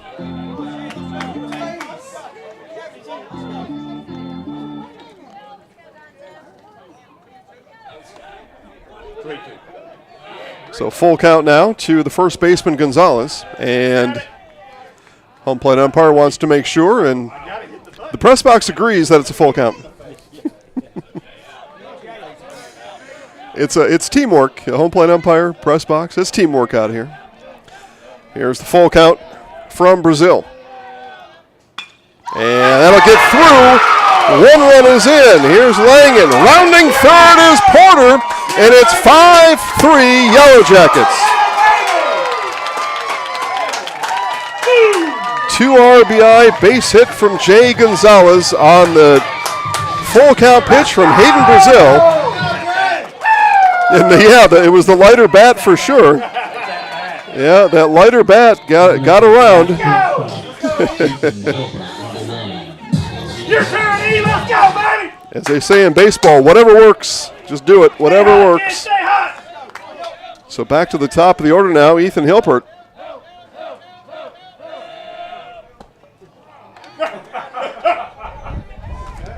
Come on, E. 5-3. Hey, drive it up, O. Yellow Jackets here in the fourth. They have scored all 5 here in the fourth and still working with just 1 out. Pitching change, no problem. The Yellow Jackets chase McElroy. They get Brazil, and the train keeps moving. Ball and a strike now to the shortstop, Hilpert.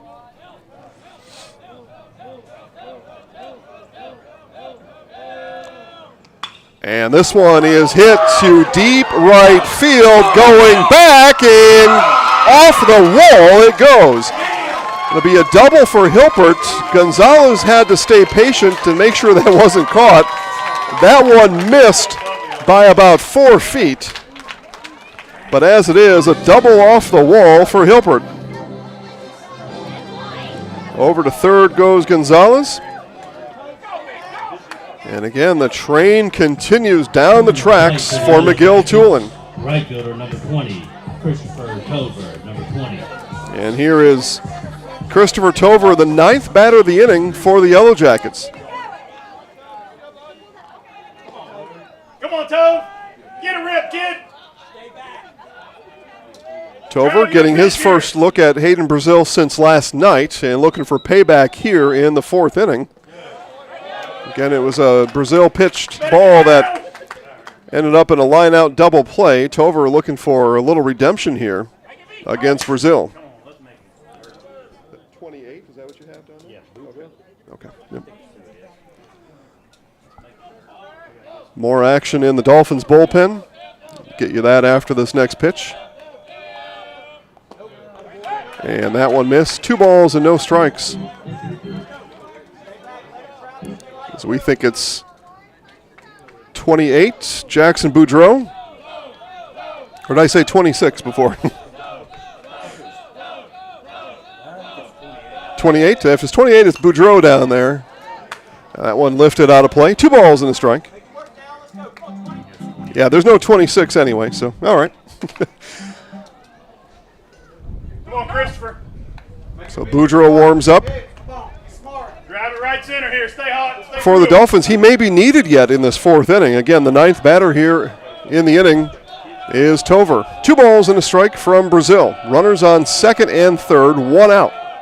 Inside, wait, time was called before the pitch. Time was called by Tover and granted.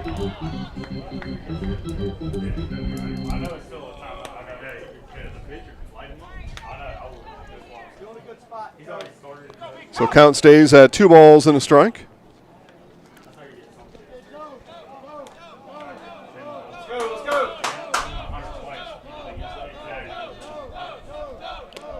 And here it is from Brazil, and foul tip through the wickets of Stevens and our home plate umpire. Count even at 2 apiece. And that first down the inning came way back 5 batters ago, and it was a pop out behind home plate by Colton Manley. Walk, hit, double, since then. So all sticks, all big bats, and a swing and a miss. Out in front of the bender was Tover, and the second out comes just now for the Dolphins. And for the second time this inning, it'll be the second baseman, Joseph Huff. So Huff started this with a base hit, went to second base on a wild pitch, advanced by a base hit from Patrick, and then a wild pitch scored him And that opened the floodgates as this inning went on for McGill-Toolen. Again, they have scored all 5 of their runs here in this 4th inning. And still on the hunt for more. Runners on 2nd and 3rd. And the 3-hitter Huff outside for a ball.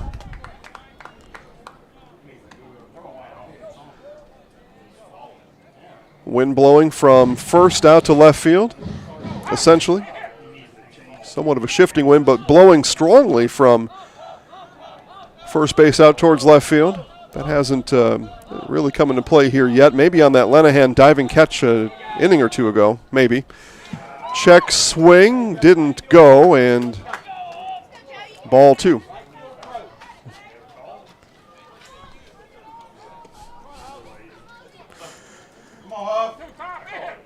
Yeah, I didn't see a motion on a strike call, so I presume it's a ball.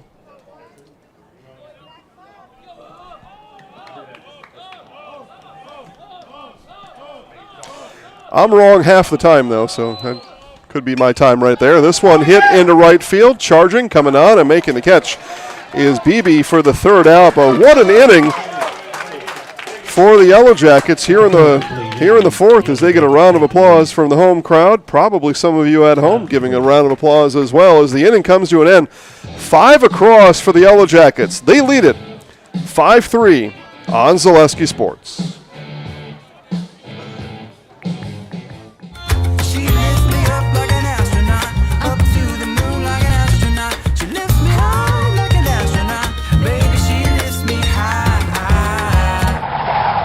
We only sing where there's no litter.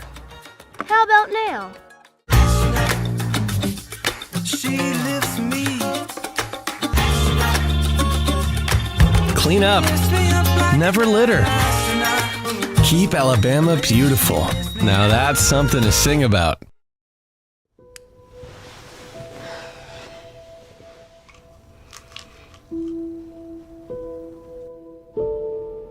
For veterans, thoughts of suicide can be sudden. Stop, take a break, and breathe. Go for a walk where others are nearby. Call a friend. Take a break. Breathe. Better is a moment away.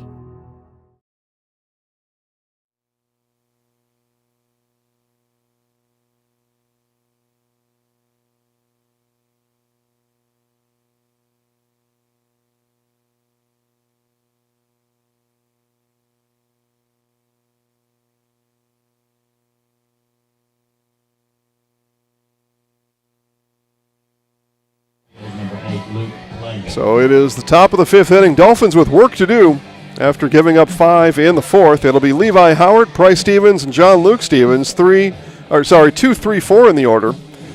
And speaking of order, some orderly housekeeping here in right field is Luke Langen. So Langen moves to right field, and it looks like he has replaced Christopher Tover. Langen came in to run in that 4th inning, ran for the catcher Wilson, and has earned himself a spot out in right field. So here's Howard, and also the housekeeping. Mitchell Adams stays on for the Yellow Jackets, so manager Tim Becker keeps his lefty on now with a 2-run lead, and starts Howard with a strike. There had been action in that bullpen since the top of the 4th inning, all the way through the bottom of the 4th inning, but no pitching change for Tim Becker. So Mitchell Adams and strike 2. So Adams did some studying apparently in the bottom of the inning of these Gulf Shores batters, or at least of Levi Howard, and starts him no balls and 2 strikes here in the 5th inning.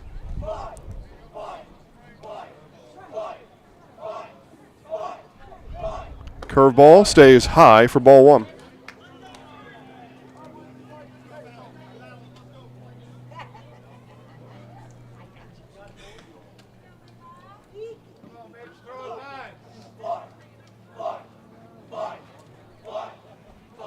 One ball, 2 strikes to the second baseman, Howard.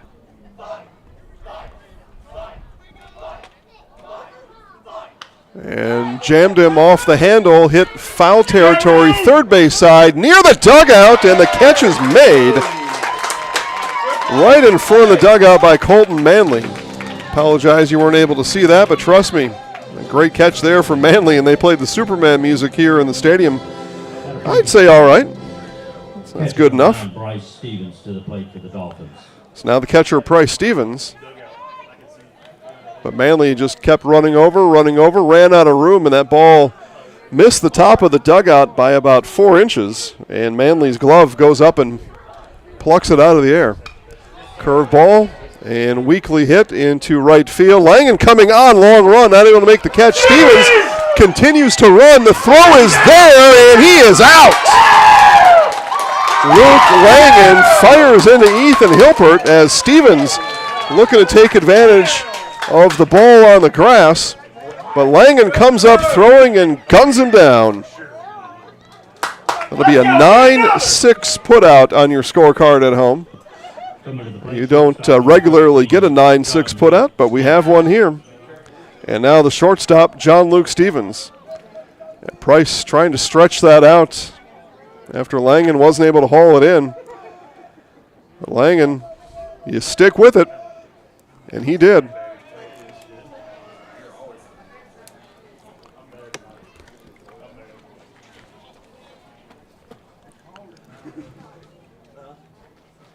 Comes in from the bullpen in foul territory in front of the Dolphins dugout. They get that out of the way. Big infield here, Jackets. Let's go. Again, that is Boudreaux warming up in the Dolphins pen. And this one hit high in the air. Another chance for Langen. Now takes a couple steps in and brings it in. And a 1-2-3 inning. And again, Luke Langen comes in the game and makes 2 big plays in the 5th inning as the Dolphins go down in order. Bottom of the 5th inning, it'll be Patrick, Lenahan, and Manley all due up right after this on Zaleski Sports. Get more sales, more customers, more employees, more community support. Let Zaleski Sports help you today. Our advertising rates are less than what you have in your pocket now. People just like you watching this broadcast are your next customer or team member. Plus, you'll have the satisfaction of making sure that our light continues to shine on these student athletes. Use the phone in your hand. Email us now.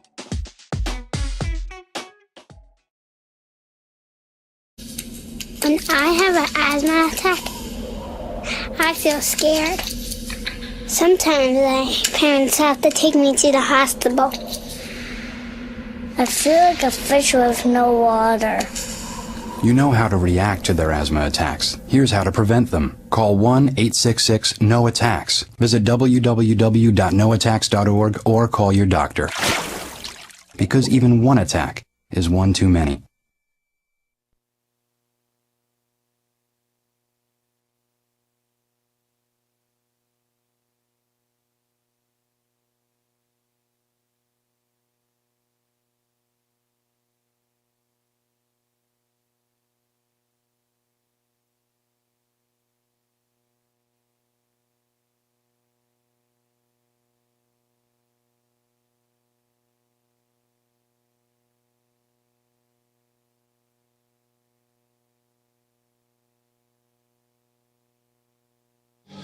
So Dolphins do make a pitching change as we move to the bottom of the 5th inning, and they bring the right fielder Trendon Beebe in to pitch. They will have moved Trace Moore out to right field. So Moore goes from DH to right field.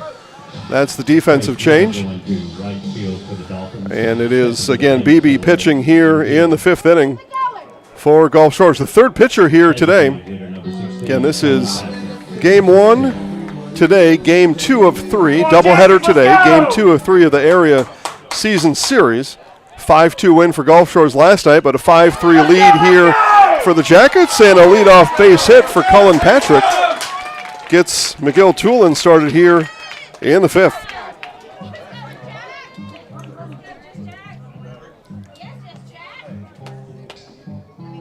So Dolphins continue to reel. Yellow Jackets stay on the attack here. Again, they scored 5. All 5 of the runs here came in the 4th inning, and bats stay hot into the 5th.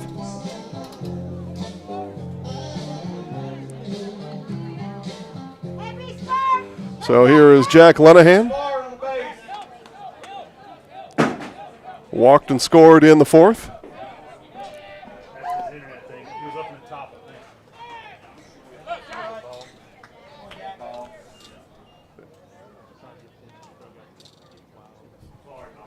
No, all good.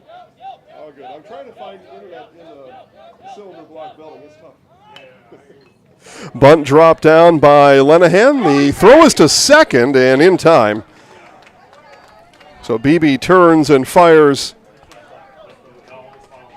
to Stevens at shortstop, covering the bag at second for the first out of the inning. Coming to the plate, third baseman number So there's your atypical 1-6 put out. Fielder's choice allows Lenahan first base. That brings up the third baseman, Colton Manley. In that string of 5 runs, it was Manley in the middle of it, the only put out. 3 batters before Manley scored. The next 2 batters also scored. Manley was the pickle in the middle back in the 4th inning.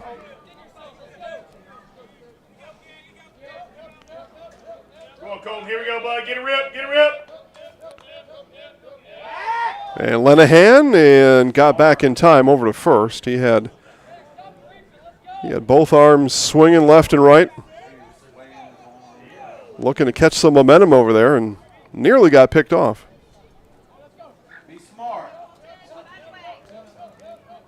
Arms again swing for Lenahan. Here's the pitch coming home. Off and running is Lenahan. The throw down. Howard swipes and got him. So Price Stevens unloads from behind the plate, and the bases are clear now with 2 outs.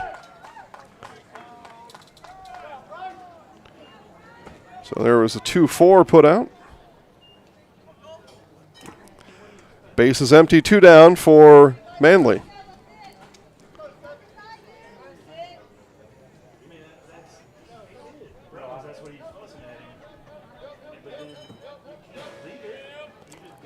And check swing, he went around on the first, did Manley. Actually, that was not the first pitch. And the 1-2 coming home from Beebe, and slider misses low.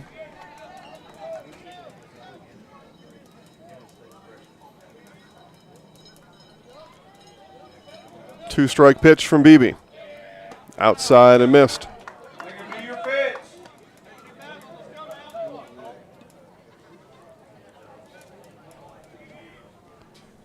So 2 balls and 2 strikes. And that one stays high. Bender bent, but stayed high. Full count now to the third baseman, Colton Manley. Manley looking for his first hit of the evening. And the full count and a walk issued to Manley. So a 2-out walk given up by Trendon Beebe, and another base runner here in the inning. The third base runner of the inning for the Jackets. Coming to the plate for the Yellow Jackets, catcher number 18, Dubs Wilson. So here's Dubs Wilson.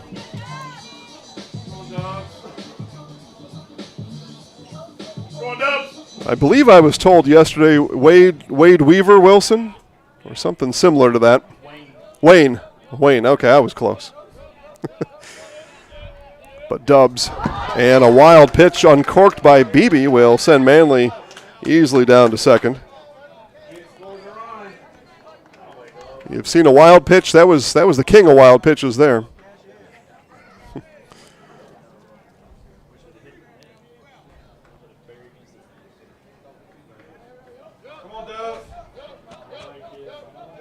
So Dubs walked back in the 4th inning, and then it was Langen who came in to run for him, eventually scored. So a run out of the 7 spot. Swing and a miss there by Wilson.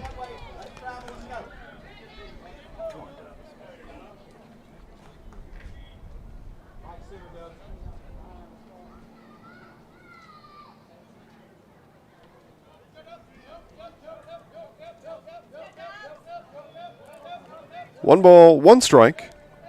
Beebe ready. And the pitch.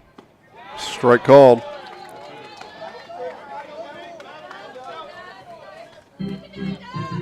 Cutting action on the fastball there from Beebe.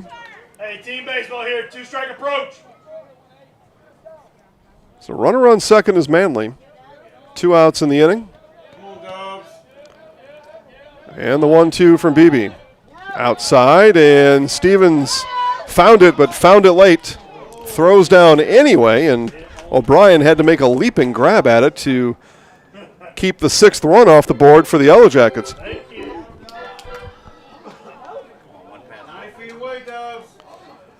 So 2 balls, 2 strikes.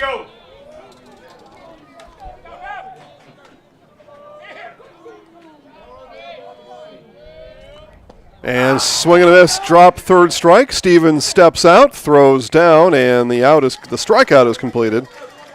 First strikeout today for Trendon Beebe, and 1 left on, none across in the inning for the Yellow Jackets. We've played 5. 5-3 McGill-Toolen on Zaleski Sports. When I have an asthma attack, I feel scared. Sometimes my parents have to take me to the hospital. I feel like a fish with no water. You know how to react to their asthma attacks. Here's how to prevent them. Call 1-866-NO-ATTACKS. Visit www.noattacks.org or call your doctor. Because even one attack is one too many. Get more sales, more customers, more employees, more community support. Let Zaleski Sports help you today. Our advertising rates are less than what you have in your pocket now. People just like you watching this broadcast are your next customer or team member. Plus, you'll have the satisfaction of making sure that our light continues to shine on these student athletes. Use the phone in your hand. Email us now.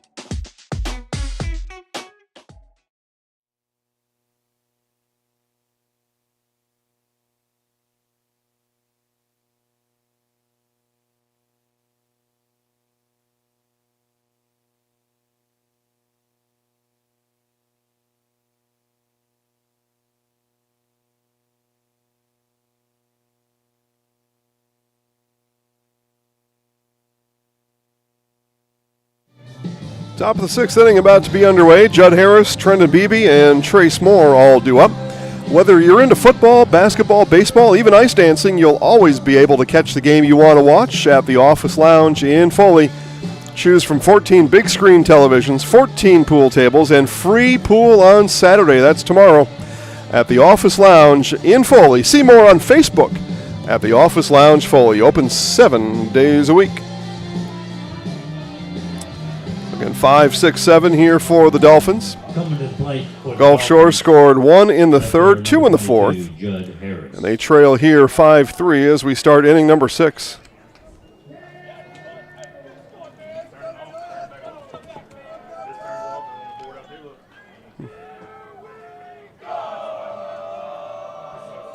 And again, it's Mitchell Adams coming on here in the 6th inning. It looked like Adams may not make it through the 4th inning as that inning was ongoing, but came out and pitched a 1-2-3 5th inning. So manager Tim Becker sends his starter Adams back out here for inning number 6.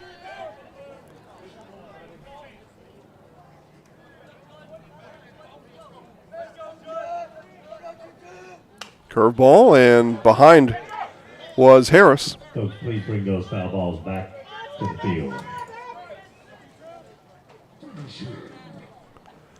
So no balls, 2 strikes now to the left fielder Harris. 2 strikeouts on the day for Adams. Jackets have got outs on contact. Not chasing was Harris. 1 ball, 2 strikes.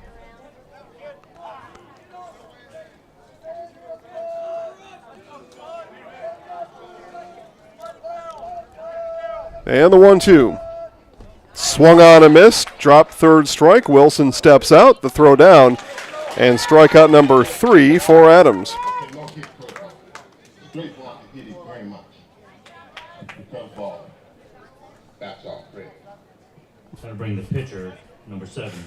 Here's Trendon Beebe. And Beebe started this game in right field, came on to pitch in the bottom of the 5th inning. Got a strikeout, did Beebe, in the 5th inning.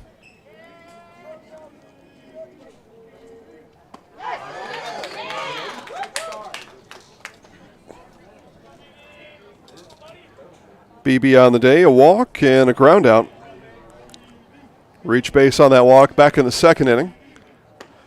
Inside for ball 1.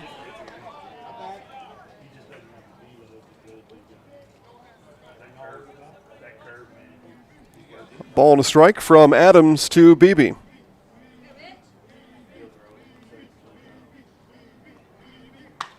This one hit on the diamond towards Huff. Huff comes in and makes the catch for the 2nd out of the inning. So 2 up, 2 down, and the right fielder Trace Moore. And it was Beebe in right field to start this game. Moore in the DH spot, but back in the top or the bottom of the 5th inning, Moore heads to the field, keeps his spot in the batting order here in slot number 7.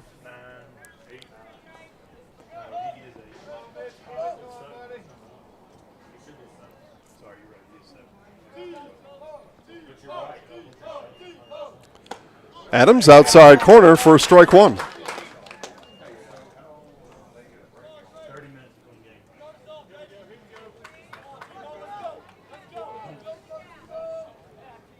Adams looks in, and the 0-1. Low for ball 1. Handle business, Mitch. Here we go, babe. Moore being played straight up, inside and out. Or in and out, I should say. Infield, outfield. The 1-1.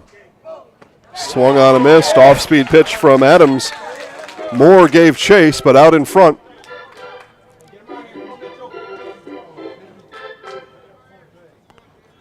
The ball and 2 strikes. Yellow Jackets looking for a quick top of the 6th. And this one hit over to Hilpert on the 2nd hop. Hilpert loads and fires to Gonzalez, and it is a 1-2-3 effort for the Yellow Jackets as they mow down the Dolphins in the top of the 6th inning. It's the bottom of the 6th coming up, 8-9-1 for the Jackets. Porter, Gonzalez, and Hilpert all due up right after this on Zaleski Sports.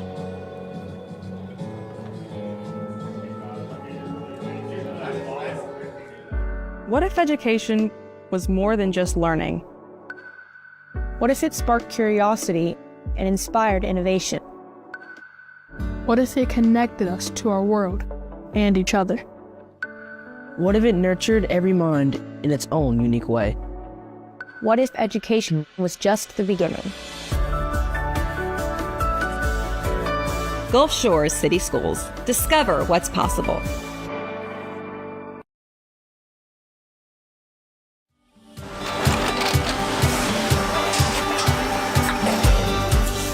Good day. My name is Ken Hyman, and welcome to Nasonville Dairy here in central Wisconsin, Marshfield, Wisconsin, as a matter of fact. We make a Graviera, 20 different flavors of Monterey, as well as making Edam, Gouda, and Munster. And the cheese be with you.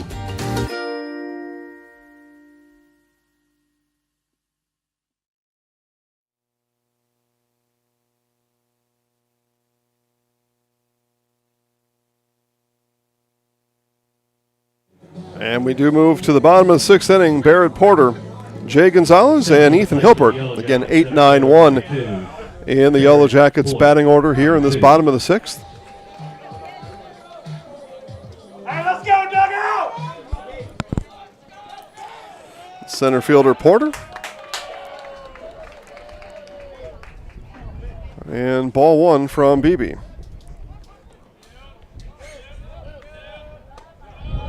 And that one stays high. Quickly, 2 balls and no strikes.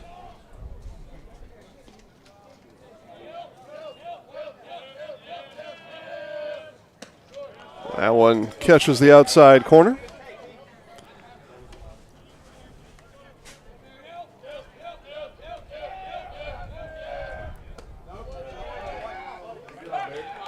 Yellow Jackets had 3 base runners back in the 5th inning,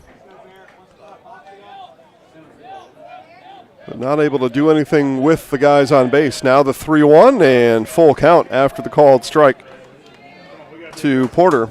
Let's go. Let's go. So Porter draws the walk here to start the inning. That'll bring the first baseman, Jay Gonzalez. So walk issue to Porter, and we move now to Jay Gonzalez.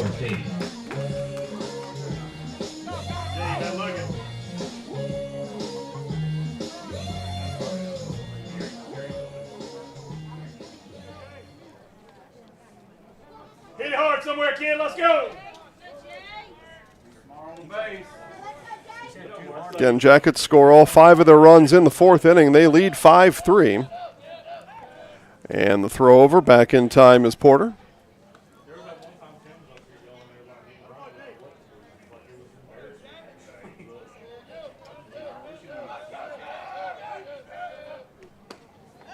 And strike called.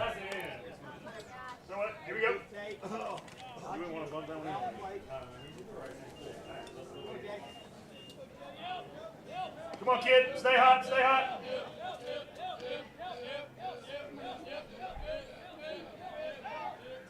Another throw over. Porter again back in time.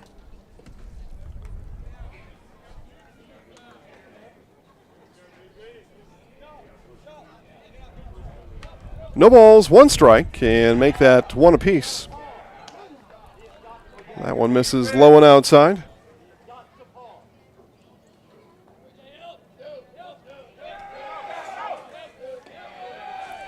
Porter again takes his lead off of first. Beebe. And another throw over. Back again is Porter. Now, if this was Major League Baseball, that'd be the 3rd disengagement, and we'd send him down to 2nd. But in high school, we still play regular rules. And the 1-1. Porter is off and running. That was a hit and run, and ball hit towards us, and must have landed behind the press box. But hit and run was the call there. Porter was off on the pitch. So ball and 2 strikes now to the first baseman, Gonzalez. And look out, that hits him square in the back between the numbers as that one got away from Trendon Beebe. And bring the shortstop, number 1, Ethan So Hilbert back to the top of the order now. This is Ethan Hilbert.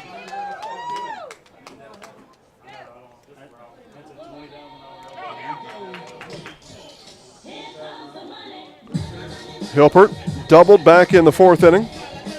Part of that 5-run outburst for McGill-Toolen. Got more action in the Dolphins bullpen with 2 runners on. Dolphins have 3 outs to work with in the 7th inning. And that's it right as of now. Just the 3 outs. This one hits strongly. Hilbert down the line, and the ball is still on the grass, and everybody is safe. Nix bent down.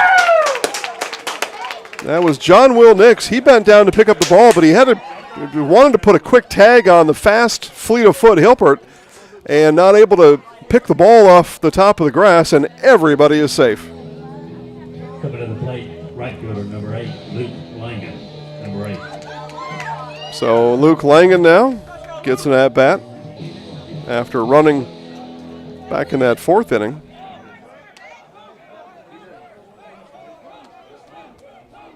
But bases full of Yellow Jackets here in the 6th.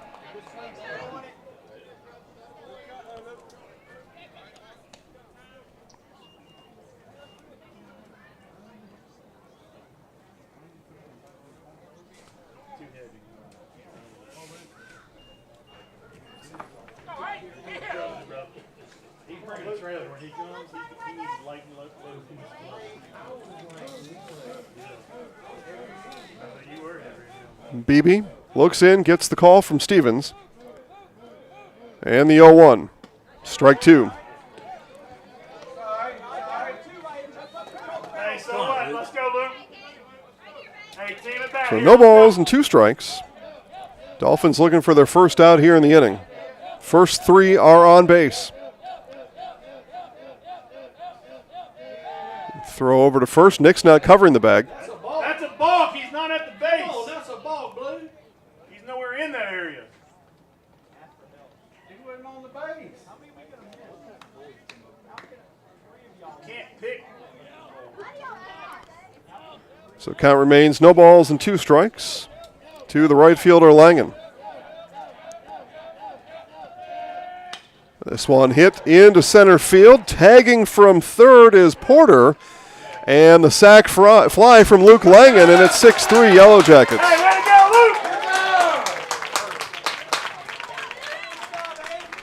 Luke! Sacrifice fly gets the job done. An insurance run for McGill-Toolen here in the 6th inning.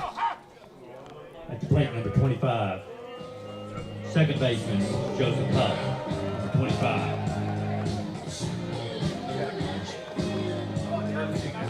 So here's Joseph Huff now.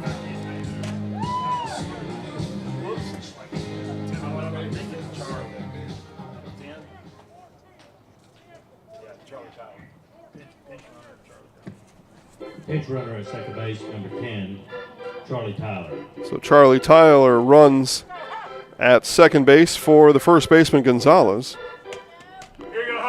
Get some more speed on the bases for the Yellow Jackets.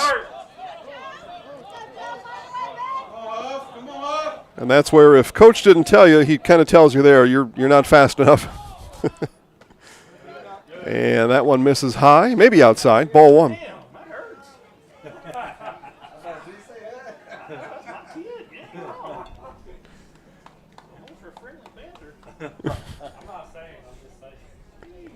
So Steven's going to come out and chat with BB.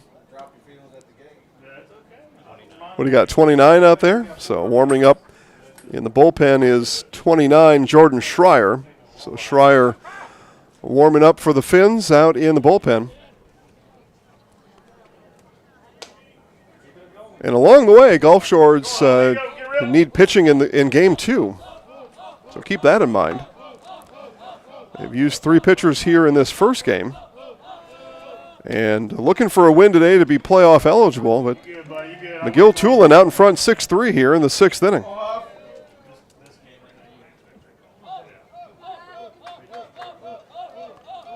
So Huff stands in, 1 ball and 1 strike coming from Trendon Beebe.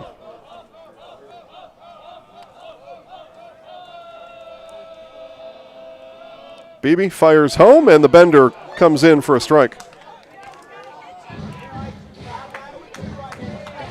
Hey, team swing here, team swing. Hey, ball on the field behind you. And we got another ball from the Dolphins bullpen coming in behind home plate. We pause the action momentarily to get that scooped up.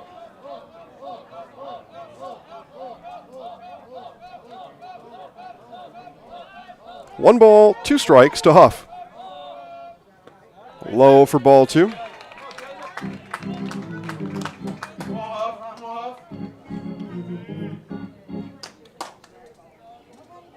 Run across here in the 6th inning for the Yellow Jackets.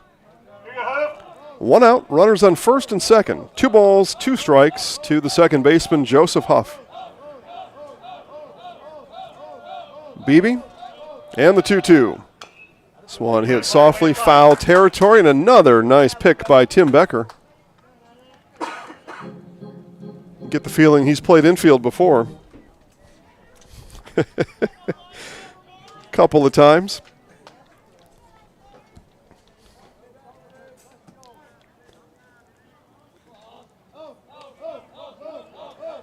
Two balls, 2 strikes.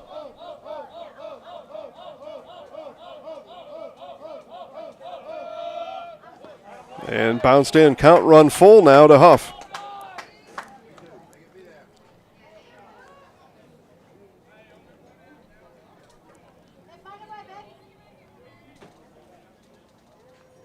Here you go, Huff.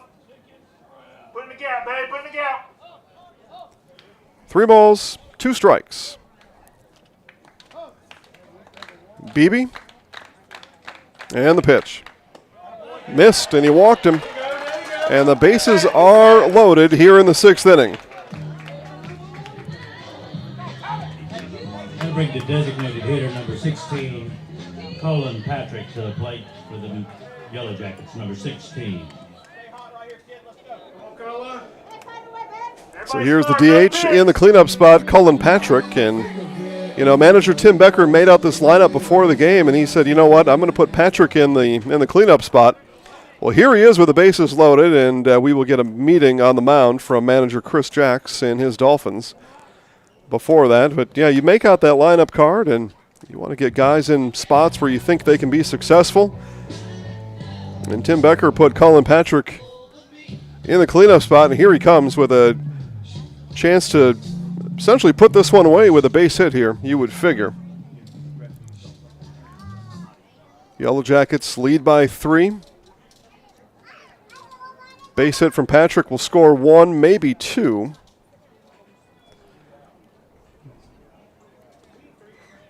Two base hits for Patrick today. Base knock in the 4th and the 5th inning. So back-to-back innings, Patrick has been able to get one down. And it looks like we're going to make the pitching change now. So the pitching change will happen. We will step aside and get you caught up on all that in just a moment on Zaleski Sports. Alabama has a hands-free driving law, and that means you can't hold your mobile phone while making a call.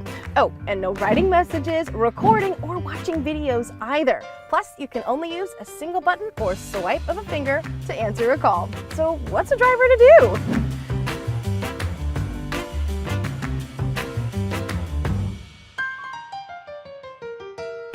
Alabama's hands-free driving law is in effect. Follow it.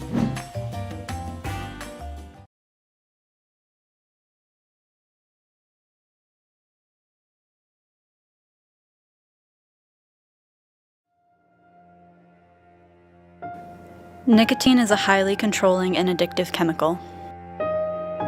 Nicotine withdrawal can lead to anxiousness, headaches, nausea, and distracting behavior.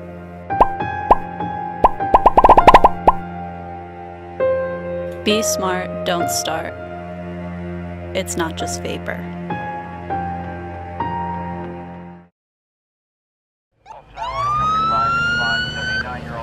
Speed is one of the biggest factors in a fatal car crash. Your car stops, but your body does not stop at the same time. Your body keeps going, you know, and that could be running into your seatbelt, that could be hitting the airbag. Something has to stop it, and unfortunately, it's something very hard.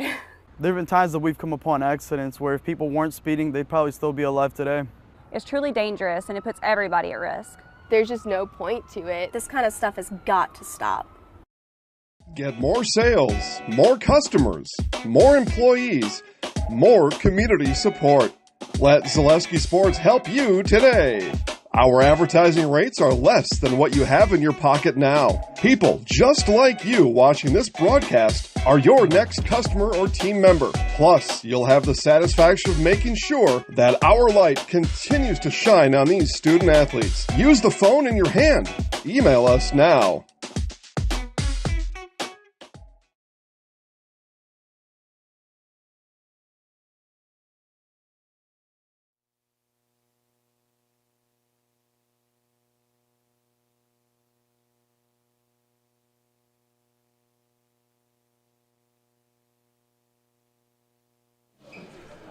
It is Jordan Schreier on to pitch for the Dolphins here in the 6th inning as the Dolphins in a jam. See if Chris Jacks has pulled the right lever here to get out of it.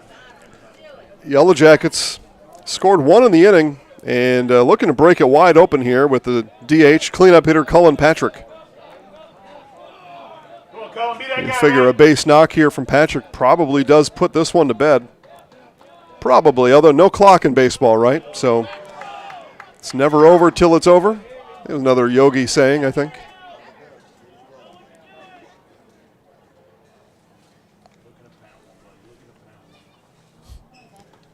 One ball, no strikes. Schreier on here in the 6th. Here it is. And strike outside third.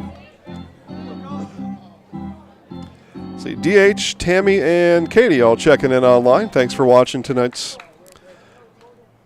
Game 1 of this doubleheader. Game 2 of the series. Game 3 to follow.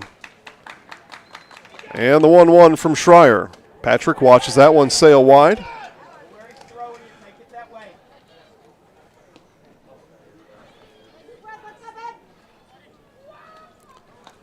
Two balls and a strike.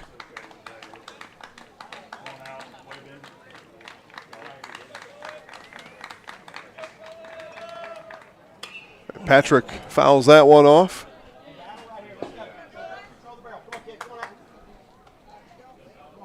So count even, 2 balls and 2 strikes.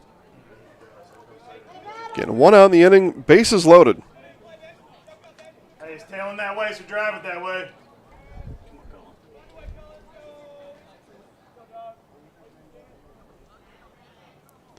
And the 2-2 offering from Schreier. Another one launched foul. Folks, please bring those foul balls back to the field. That boy, Cullen, keep fighting, bud. Keep fighting.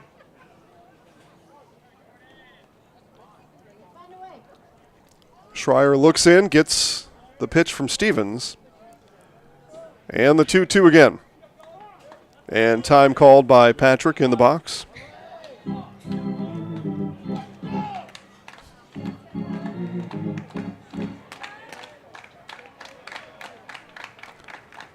Schreier and the 2-2. This one hit towards Howard at second, and he had a bad hop, hit him off the shoulder. 1 run is in. Here comes Hilpert around to score, and it is 8-3 Yellow Jackets. Tough hop there for Howard, but that's baseball, man.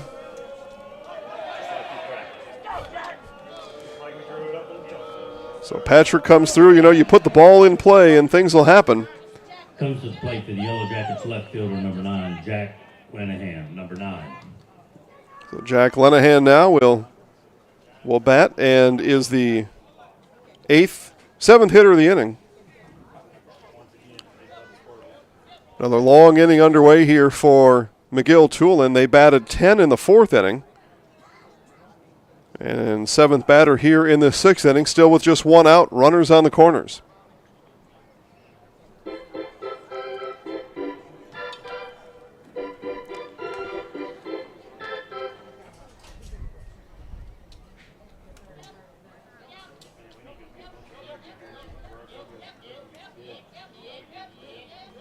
Long wait here for Lenahan to see the first pitch from Schreier, and swings through it.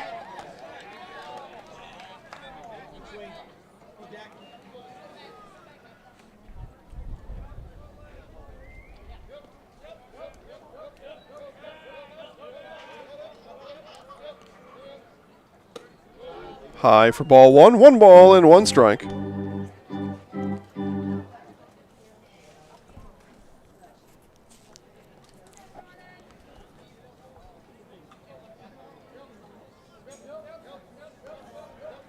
Eight, 3 across here in the 6th. And strike 2 called. And Price Stevens hops up. I don't think he got the pitch he called for, and they got a called strike out of it. I don't think that's the pitch that Stevens had called for, and they will sort it out on the mound, he and Jordan Schreier.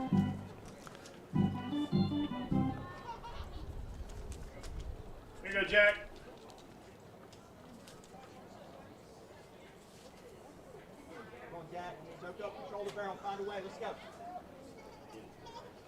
So Lenahan back in the box. The 1-2 from Schreier. Reached out, rolled over to Stevens, and he lifted the glove early. Does get it to Howard for the out, but scoring is Huff from third. And it's 9-3 Yellow Jackets.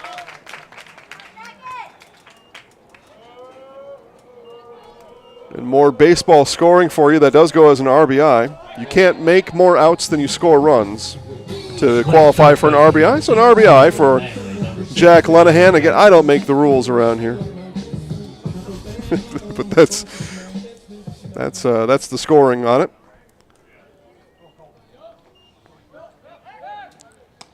Lenahan back in time over at first. And Colton Manley will see Jordan Schreier for the first time. And lifts this one to the right side. Howard over and makes the catch for out number 3. But another big inning for the Yellow Jackets. They score 4, and they lead 9-3 after 6 complete on Zaleski Sports. Get more sales, more customers, more employees, more community support. Let Zaleski Sports help you today. Our advertising rates are less than what you have in your pocket now. People just like you watching this broadcast are your next customer or team member. Plus, you'll have the satisfaction of making sure that our light continues to shine on these student athletes. Use the phone in your hand. Email us now. What if education was more than just learning? What if it sparked curiosity and inspired innovation? What if it connected us to our world and each other? What if it nurtured every mind in its own unique way? What if education was just the beginning? Gulf Shores City Schools. Discover what's possible.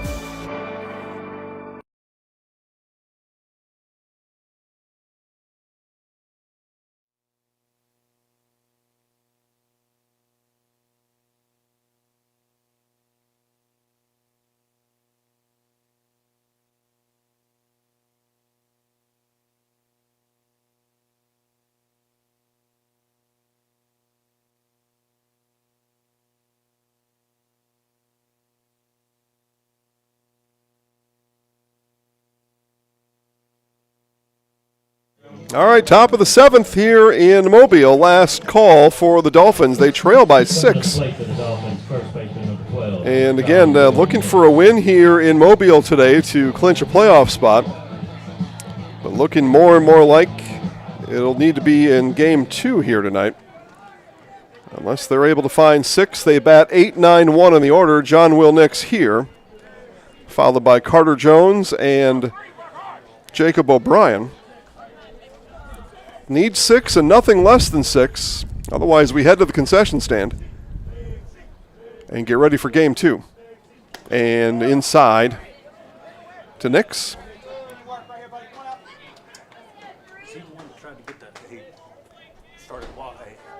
Yeah. Almost hit. And in the dirt ball, too. Again, this is Mitchell Adams here looking to toss a complete game. And when in the 4th inning, the Dolphins batted 7, looked like Adams may not be long for this game. Here he is looking for a complete game. And that is good work. I don't care what level you're at, high school, college, whatever. That is solid work, right? It's swing and a miss, 2 balls and a strike. It shows that you got your head in the game, not willing to give up and not willing to move on. Telling coach, put me back in, and here he is in the 7th inning. Pitch number 88 coming here, and the 2-1. High and tight. And Dubs Wilson going to go out and talk to Mitch.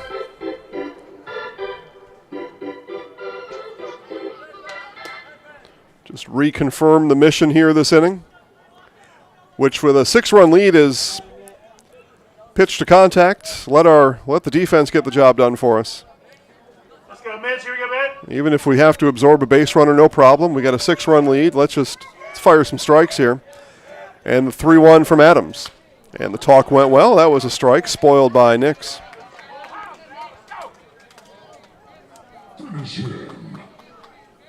So count now full to the Dolphins' first baseman, John Will Nix.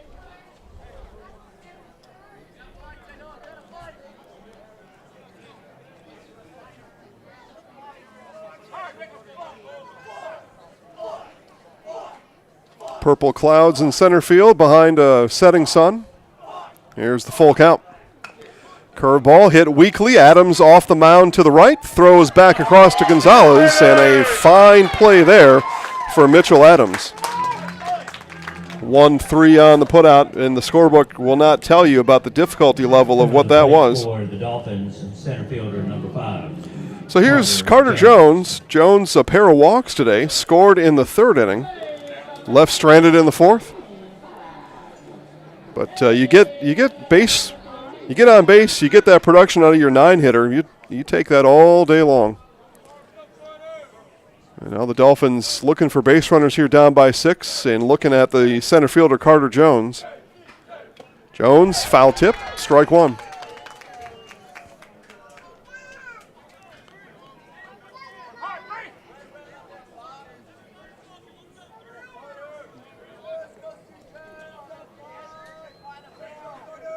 Curveball, and that stayed high.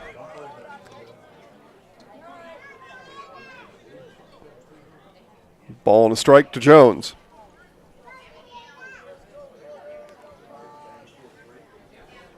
Adams fires home.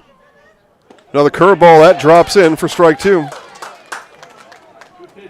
A ball and 2 strikes to the center fielder Jones.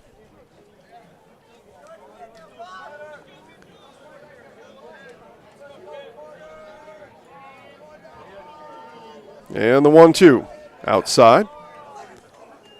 Count even, 2 balls, 2 strikes.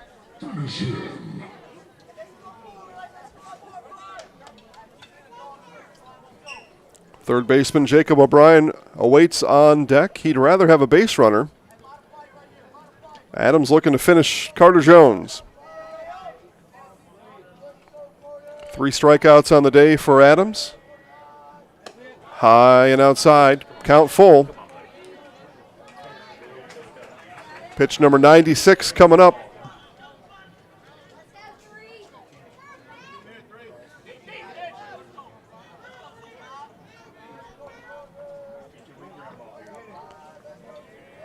Here it is. This one back up the box, and the third time today Carter Jones has been on base, the first base hit today. A walk, and now a base hit. And not sure what's going on out there, but Jones lands on second base after all that.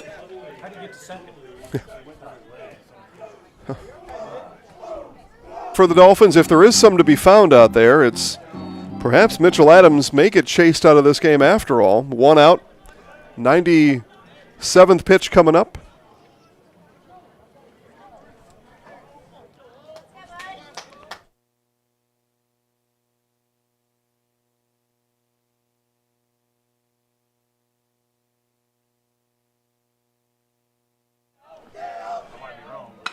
And here's a base hit from O'Brien, so back-to-back base hits for the Dolphins, and runners on the corners now with 1 out. And into the heart of the lineup, this will be second baseman Levi Howard, and we'll come out and talk to Mr. Adams. So no pitching change, but have a conversation out there.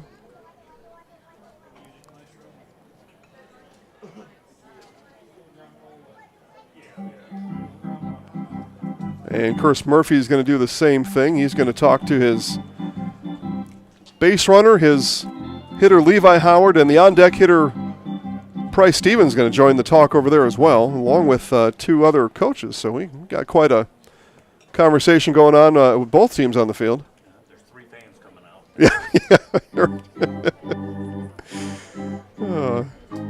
What was the kissing bandit back in the day? I forget her name. Yeah. She had a name that went along with it, but the kissing bandit would run out and plant one on the pitcher or something. That didn't happen here, thankfully.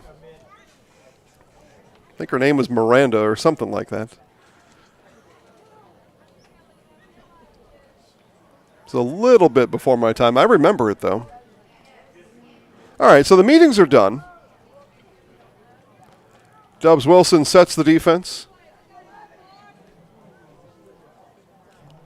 And the second baseman, Levi Howard, will finally climb into the batter's box. Very good. Ground ball out here. Let's go.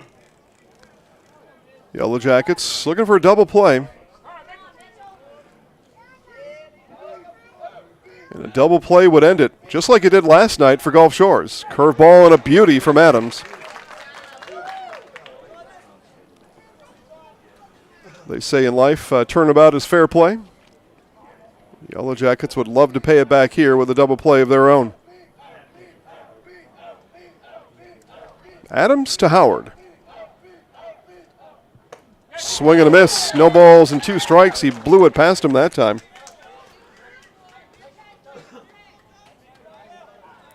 Airbender on the first pitch. Fastball on the second. Morgana. That's right. Morgana, the kissing bandit. There we go. Thank you, David. That's what the chat line is for there. People that know things. I only know like half of it, and everybody else got to pick up the rest of it. Here's the 0-2 from Adams. I said Miranda. Morgana? I mean, that's awfully close. Hey, good 0-2. I like it. I like it. And pitch 1-0-0 about to be uncorked from Mitchell Adams here on the 1-2.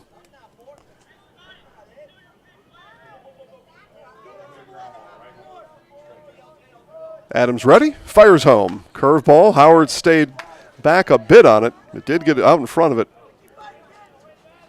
And he soon over swing, and that was going to be strikeout number 4 for Mitchell Adams.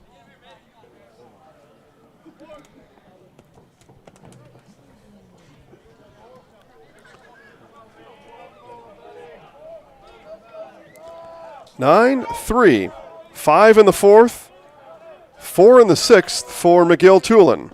Swing and a miss! Strikeout number 4 for Mitchell Adams, and the Yellow Jackets are 1 out away from a Game 1 win here tonight. Coming to the plate for the Dolphins, catcher number 9, Bryce Stevens. So now the catcher, Bryce Stevens.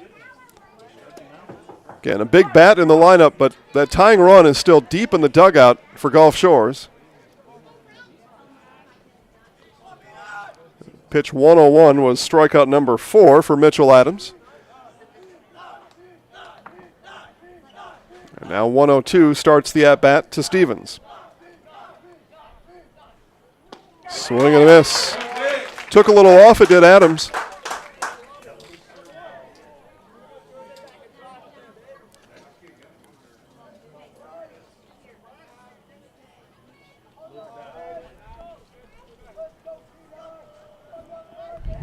And the 0-1 bounced in. Good pick by Wilson. Way to work, Dubs. Way to work.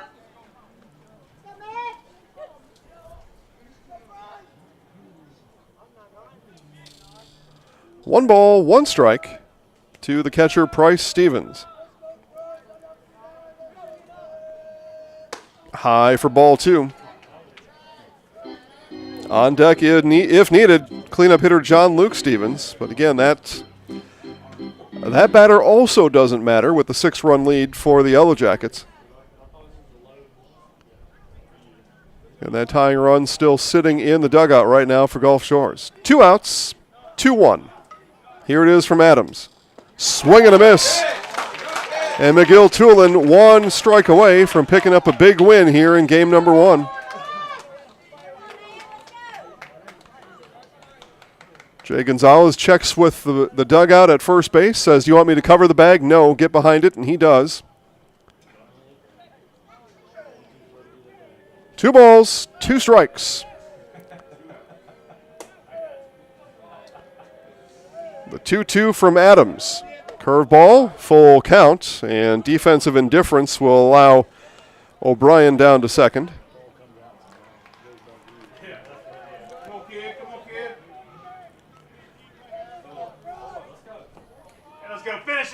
Finish it. Here we go. So full count now.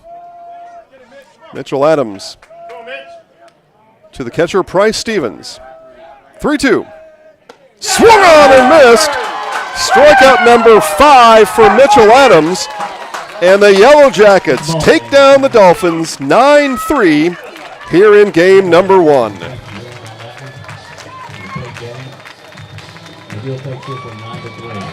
Two hours and 29 minutes. Your game time here in game number 1. And we have a 30-minute break, and I have a Joe Burger waiting for me. So a 30-minute break. First pitch will be just after 8 o'clock. Game number 2 here on Zaleski Sports.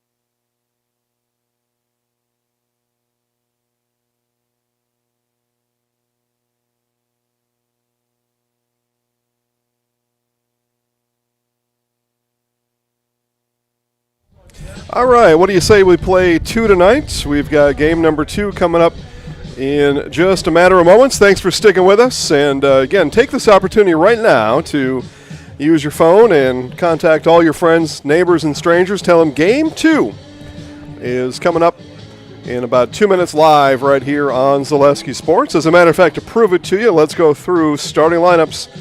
First for the visiting Gulf Shores Dolphins, leading off playing third base, Jacob O'Brien. At shortstop, batting second, Levi Howard. Price Stevens in right field bats third. John Luke Stevens on the mound and batting cleanup for Chris Jack's Dolphins here in game 2. In left field, batting fifth, Judd Harris. Trace Moore at second base, bats sixth. Batting seventh, the DH, Trendon Beebe. John Will Nix at first base, bats eighth. And Carter Jones in center field, bats ninth. Gabe Dexter does the catching for the Dolphins and does not hit to start this game number 2. On the mound for the Yellow Jackets is number 7, Trip Crawford. So we thought we saw Trip in the bullpen in game 1 at one point, but he will start game number 2. And the batting order looks like this for McGill-Toolen. At shortstop is Ethan Hilpert. In right field, Christopher Tover bats second. Batting third, playing second base, Joseph Huff. And the DH, the cleanup spot, is Cullen Patrick. In left field, batting fifth, Jake Lanahan. Third base, batting sixth, Colton Manley. Dubs Wilson bats seventh and does the catching. Center field, Barrett Porter bats eighth. And at first base, batting ninth, is Jay Gonzalez. Again for the Dolphins, O'Brien, Howard, Stevens, Harris, Moore, Beebe, Nix, Jones. And for the Yellow Jackets, Hilpert, Tover, Huff, Patrick, Lanahan, Manley, Wilson, Porter, and Gonzalez. Game 1 started at 5:03. We will get first pitch here in game 2 at 8:07. And off we go, and it comes in for a strike from Crawford. And we are underway. See, I wasn't joking. This game is game on. Outside corner, strike 2. Quickly, no balls and 2 strikes for Trip Crawford.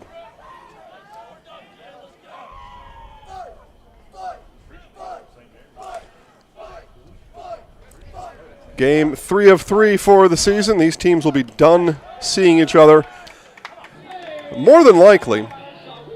Again, Spanish Fort undefeated in area play. They come to Gulf Shores next week, Friday they host Gulf Shores Friday for a single game and then a doubleheader at the Sportsplex on Saturday.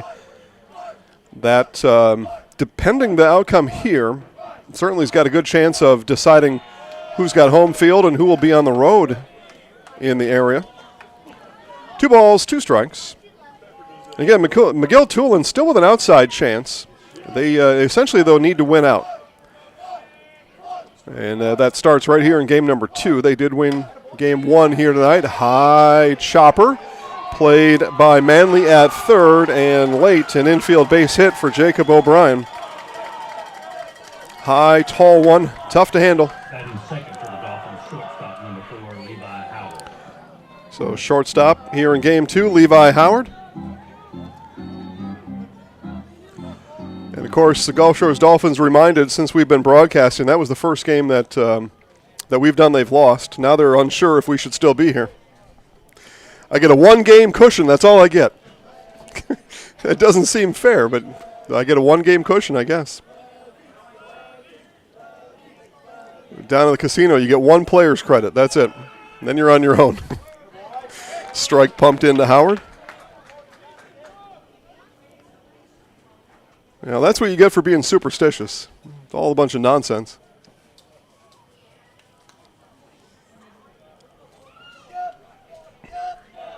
Of course, the old joke is I'm not superstitious, I'm a little stitious.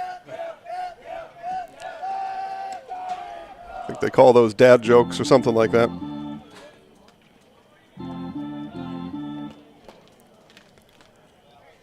Throw over, no problem for O'Brien to get back to the bag. Right-handed throwing Trip Crawford, and I'll mention after this pitch about Mitchell Adams from a game ago. First, the pitch from Crawford, fouled off by Howard. What a performance from Mitchell Adams 5 strikeouts, including the game-clinching strikeout. And it looked like in that 4th inning, Adams' day was going to come to an end, and he pulled himself right out of it. Complete game, big win. Maybe to this point in the season, signature win for the Yellow Jackets, but Mitchell Adams doing it from the pitcher's mound. Off and running is O'Brien. The throw down is not in time. Stolen base for Jacob O'Brien.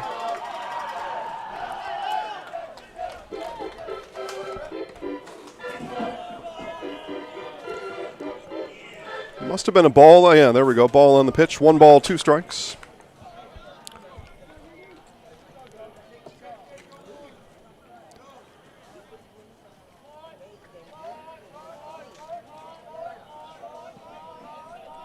The 1-2 coming from Crawford. Outside. 2 balls and 2 strikes. Crawford paying attention to O'Brien behind him. O'Brien just swiping second base. Crawford wants to keep him in his sights.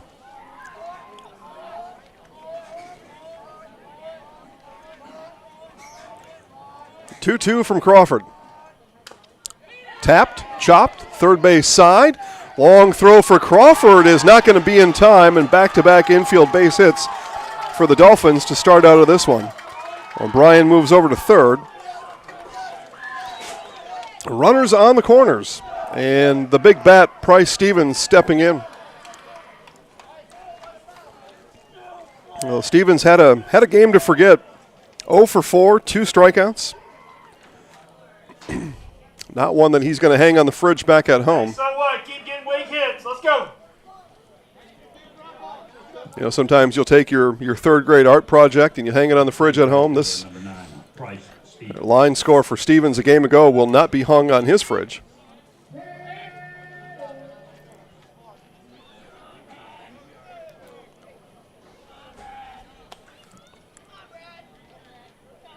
Crawford steps off, allow Wilson to set the defense.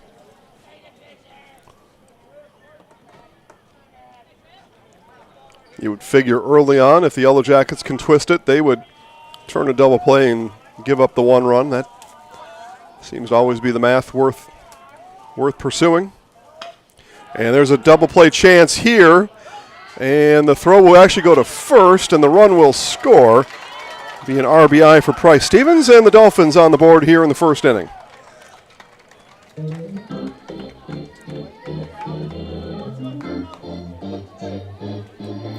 And that'll bring up pitcher John Luke Stevens. Another plate, pitcher number 13, John Luke Stevens. Ball got lost in the glove of Huff. Just a little bit too long to be able to turn to. Otherwise, that was essentially tailor-made.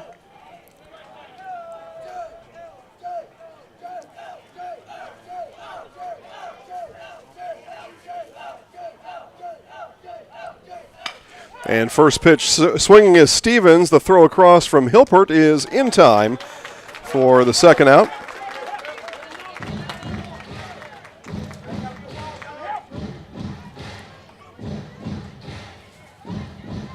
And each other. What if it nurtured every mind in its own unique way? What if education was just the beginning? Gulf Shores City Schools. Discover what's possible.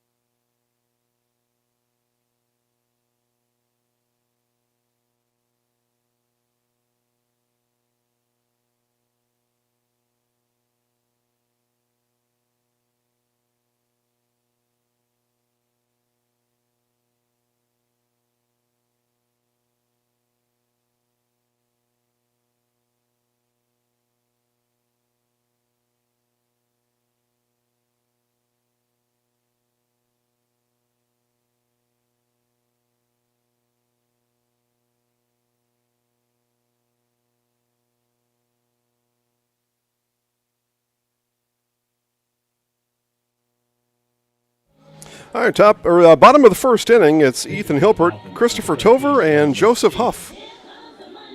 1, 2, 3, top of the first, or bottom of the first, geez, top of the order.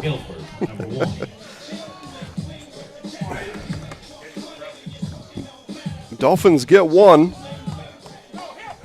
in the top of the first inning.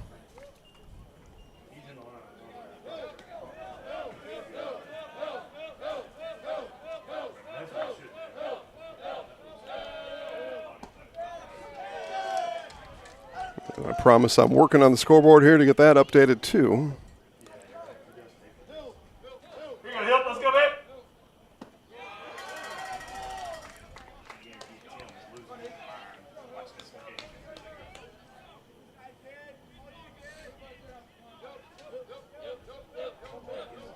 And I'll get that updated between innings. Here's the pitch outside. Again, John Luke Stevens pitching here in game number 2. Season finale here of this area series. That started yesterday. And that one looked like bounced off the toe of Gabe Dexter. It stings a little.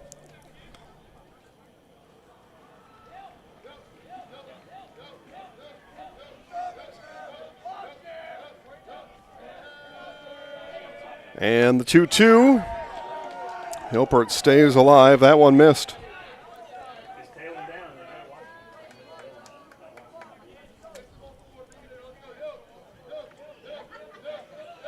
Full count coming back, and this one is foul up the first baseline. That 8 feet wide of the bag.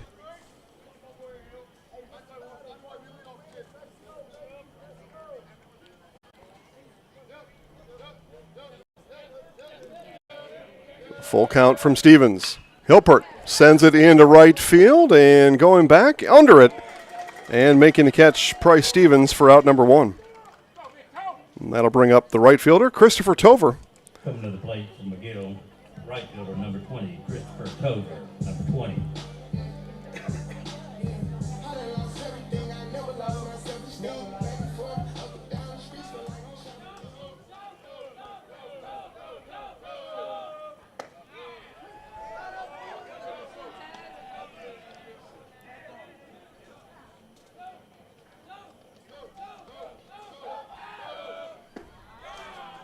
That one misses. Ball and a strike now to the right fielder, Tover.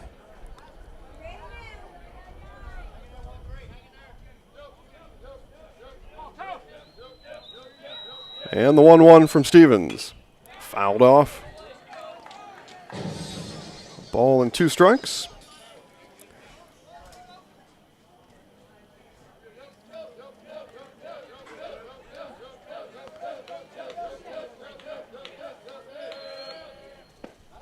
And swing and a miss, strike 3, first strikeout of the game for John Luke Stevens as Tover goes down swinging.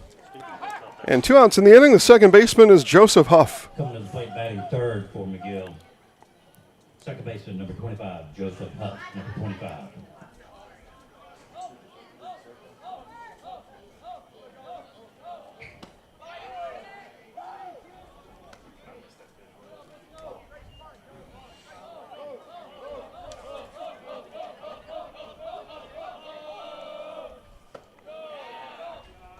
Two balls, no strikes.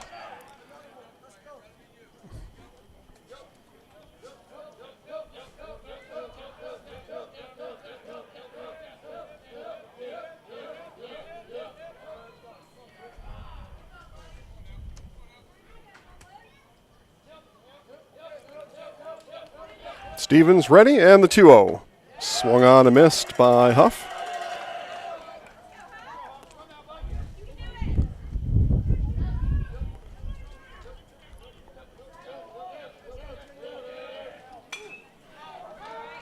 Foul territory, first base side. That'll get out of the play near the football concession stand.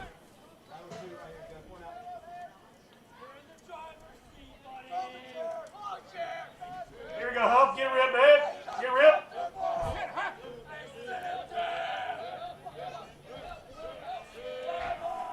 And swung on and missed. Tover swing and a miss for strike 3. Huff swing and a miss for strike 3 as Stevens strikes out Tover and Huff. And the inning comes to an end. 1-0 through 1 here on Zaleski Sports. What if education was more than just learning? What if it sparked curiosity and inspired innovation? What if it connected us to our world and each other? What if it nurtured every mind in its own unique way? What if education was just the beginning? Gulf Shores City Schools. Discover what's possible.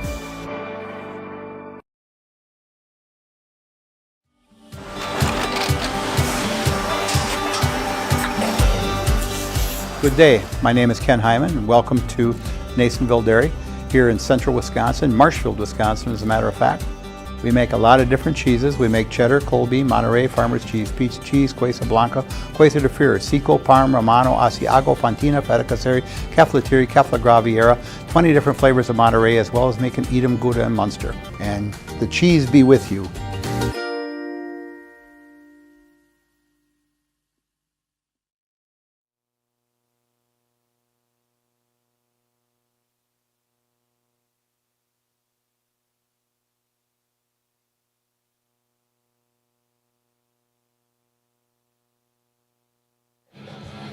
Top of the second inning about to be underway. Gulf Shores leads 1-0 through 1.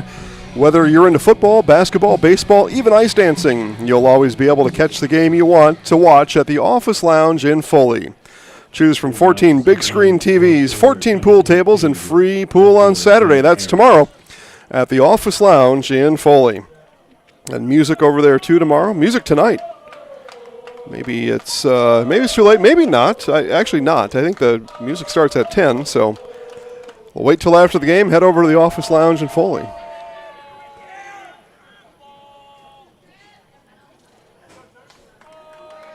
Judd Harris now, then Trace Moore and Trendon Beebe all due up for the Dolphins. Second inning, game number 2. And strike called. 1 ball, 1 strike to the left fielder Harris.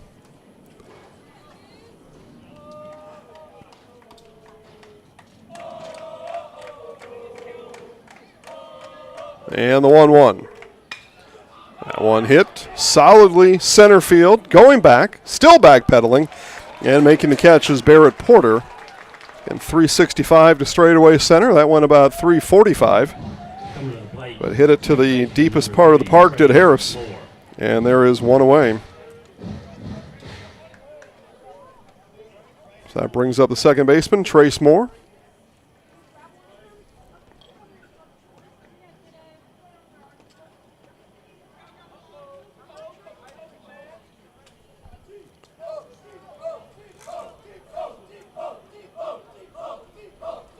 Crawford and bunt shown, pulled back, ball called.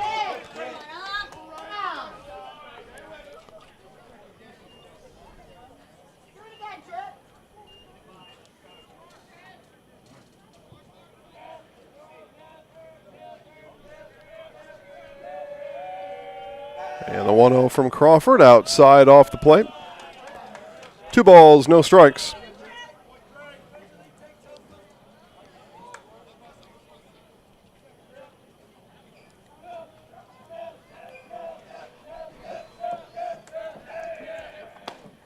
Inside corner, strike 1 called.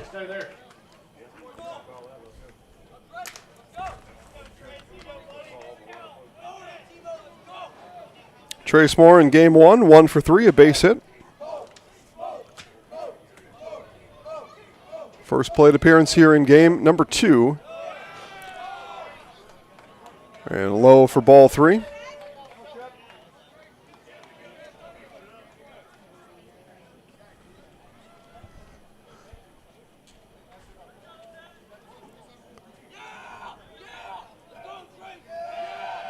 Three-one.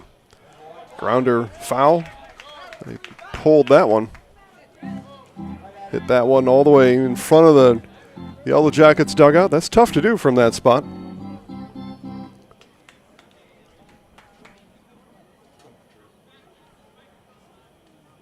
3 balls and 2 strikes.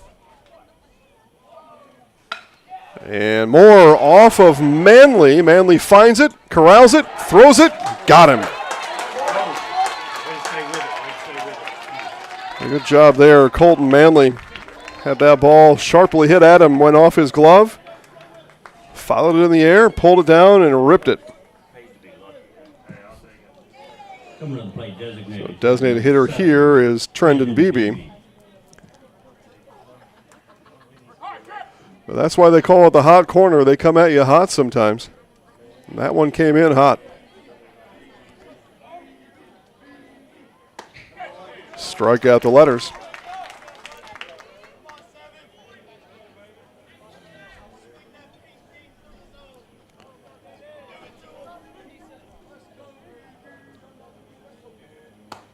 Crawford outside, bit too far.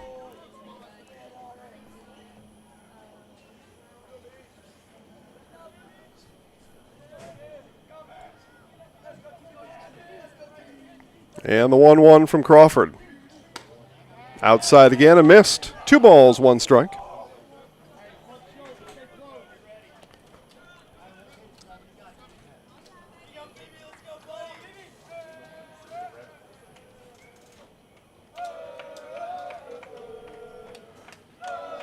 Two balls, 1 strike.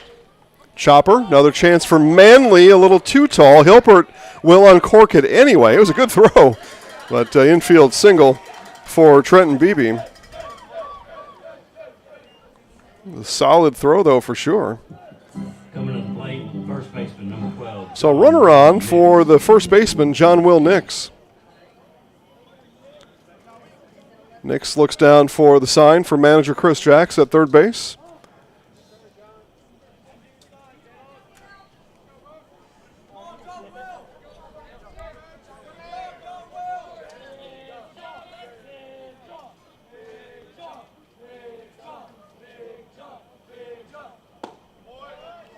Outside and low for ball 1.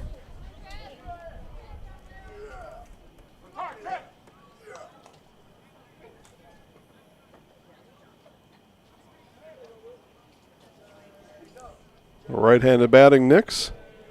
And right-handed throwing Crawford throws over and Beebe back to the bag.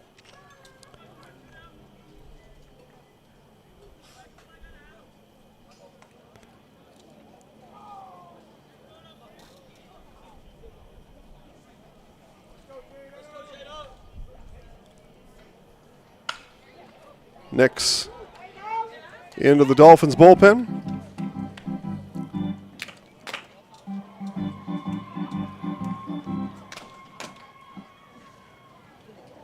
Lots of noise coming from the adjacent ballpark. Somebody scored.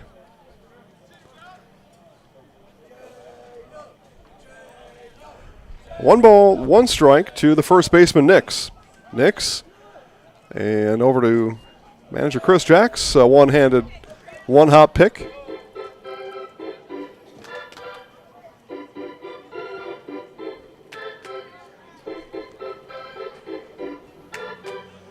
you go, Trip. Handle business back. Here you go. Here you go.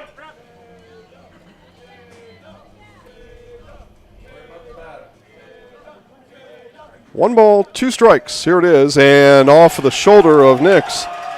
And 2 aboard for the Dolphins.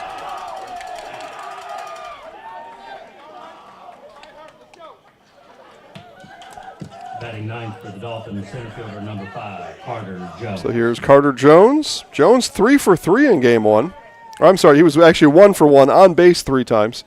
2 walks, and in baseball scoring, they don't consider a walk an at-bat. It's a plate appearance. It's not an at-bat. It's on base. It's not a hit. You figure it out.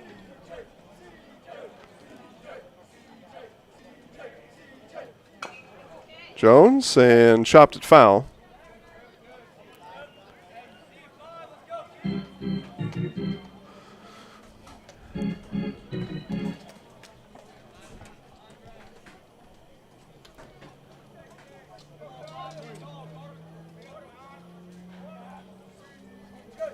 Top of the second, 2 outs.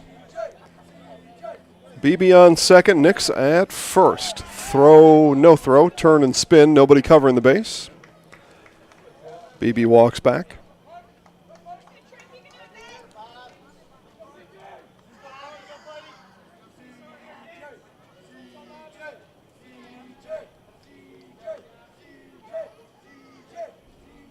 The one-strike pitch from Crawford is foul third base side. Chris Jack's not willing to make a play on that one without a glove. Let that one fly by.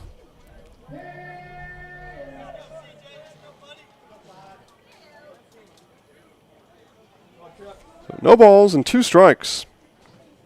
Center fielder Carter Jones.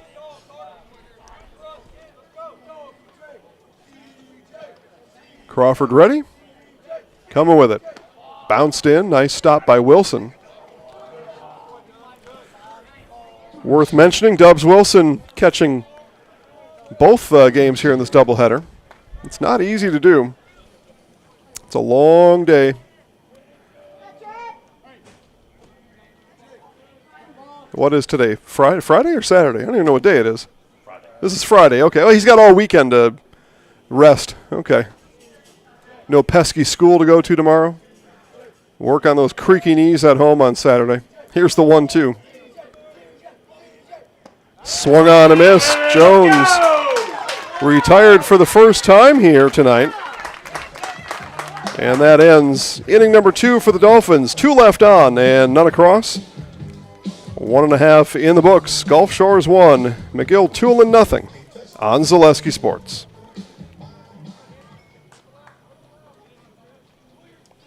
Get more sales, more customers, more employees, more community support. Let Zaleski Sports help you today. Our advertising rates are less than what you have in your pocket now. People just like you watching this broadcast are your next customer or team member. Plus, you'll have the satisfaction of making sure that our light continues to shine on these student athletes. Use the phone in your hand. Email us now.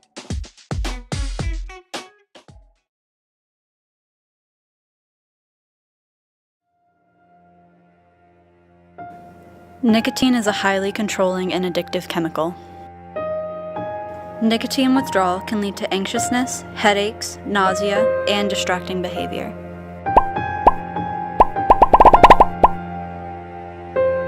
Be smart, don't start. It's not just vapor.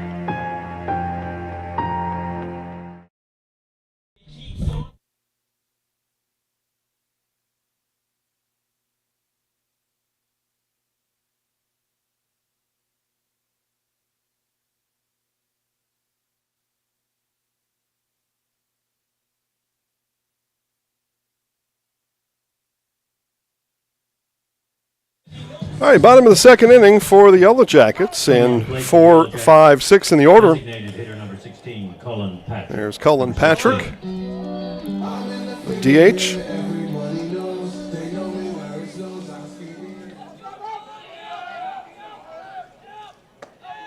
Patrick reached all 4 at-bats, all 4 plate appearances, I should say, in game number 1. And looking to keep up those tricks here in game number 2. A ball and a strike after a strike called on the second pitch of the at-bat from John Luke Stevens. That misses low. 2 balls, 1 strike.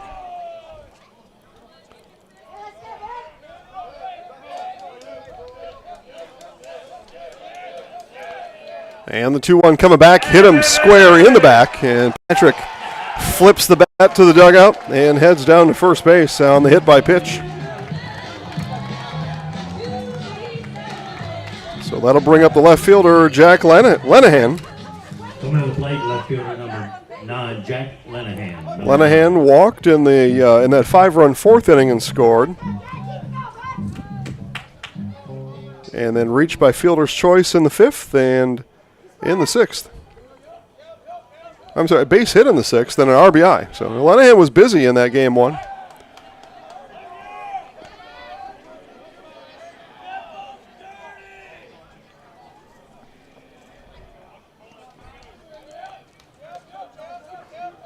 go, Jack. Here we go, Jack. Pitch from Stevens is low. 2 balls, no strikes.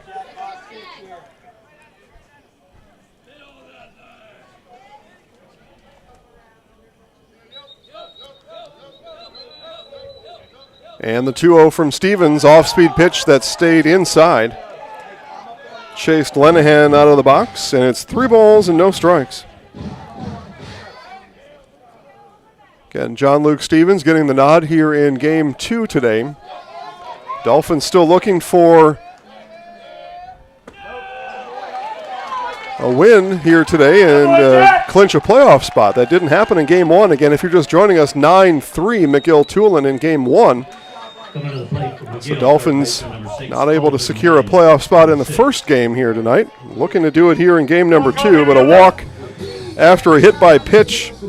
And there are 2 base runners for the Yellow Jackets. And here's the third baseman, Colton Manley. Manley, a nice play made in the top of the second inning, and bunt shown and pulled back, ball 1.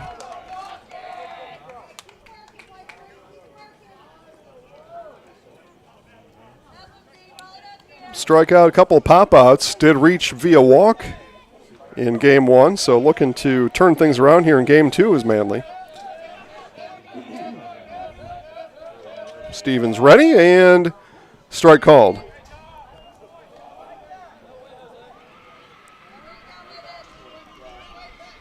And more screaming from the adjacent field, more runs being scored over there.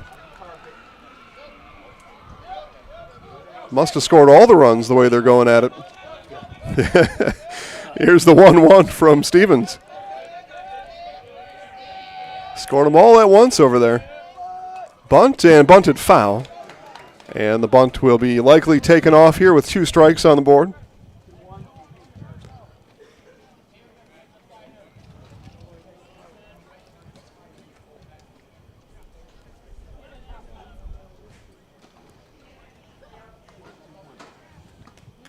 Come on, Colton. Here we go, bud.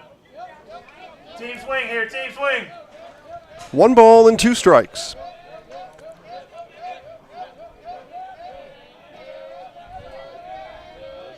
Stevens and the pitch. And this one rolled over towards short. Howard, and how did that happen? A 6-4-3 double play that I think Howard glanced off his shoulder. And what a double play from the Dolphins. That's crazy. Rolled up the left of the chest of Levi Howard off his shoulder and over to the second baseman, Trace Moore. Moore turns it, twists it, and double play, 2 outs. All right. That was pretty silly.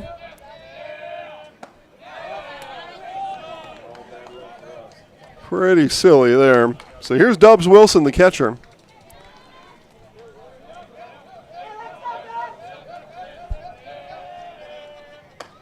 Huh. Yeah, Patrick does move to third after all that. I mentioned earlier, if you're curious about some of these plays, you can rewind it, look back, or get home and look back. I'm going to sit in the car before I leave here and look at that one. Yeah, I think it did. It had to. That was pretty crazy. Huh. Three balls, no strikes. Here it is from Stevens. And strike 1 with Wilson taking the whole way. Yeah, the sharp hop. And that had just enough juice on it to go right into the mid of Moore. 3-1. Nope, walked him. And a 2-out walk issued to Dubs Wilson by John Luke Stevens. That'll bring the center fielder number 2, Barrett Porter. So here's Barrett Porter. Number 2. We continue to look back at game 1. Maybe it matters. It usually doesn't. But Porter scored twice, RBI, base hit and a walk. Courtesy runner for the catcher, number 8, Luke Langan. So Luke Langan's going to go over and run for Wilson at first. And our base umpire is going out to check with John Luke on his mechanics. He's given him some advice out there on how to avoid a balk, probably. I'm not sure what the talk was there. or he's got to stay on the rubber. It's umpire was coming out there and essentially, you know, and here's a pass ball and a run scored. That one got past Dexter. In comes Patrick, and we're tied at 1.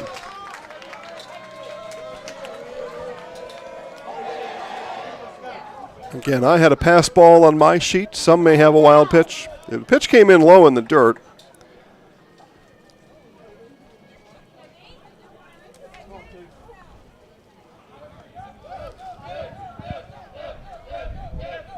And again, high school baseball, most teams score those on their own. There's not an official score, not until you get to a state level game. Then you've got usually an official score. So around here you can score it yourself.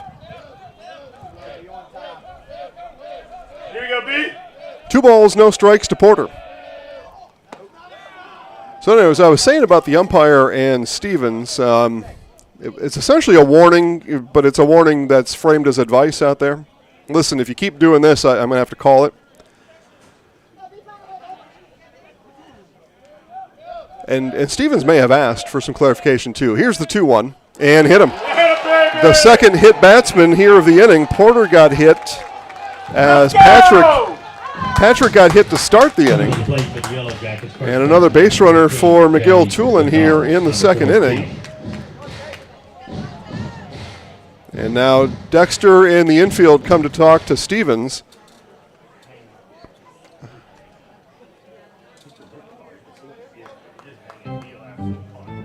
And Stevens gives some fist bumps all the way around, says, "I'm good, guys, I'm good."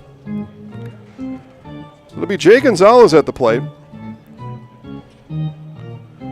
6th batter of the inning, 1 across.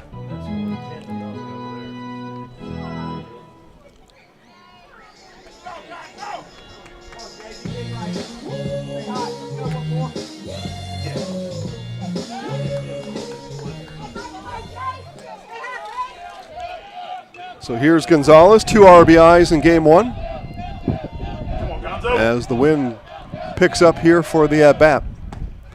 And strike called to Gonzalez.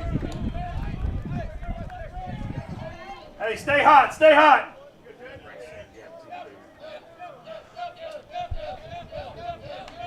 Wind beginning to blow in here just a bit, out from right field. And that one high, 1 ball and 1 strike.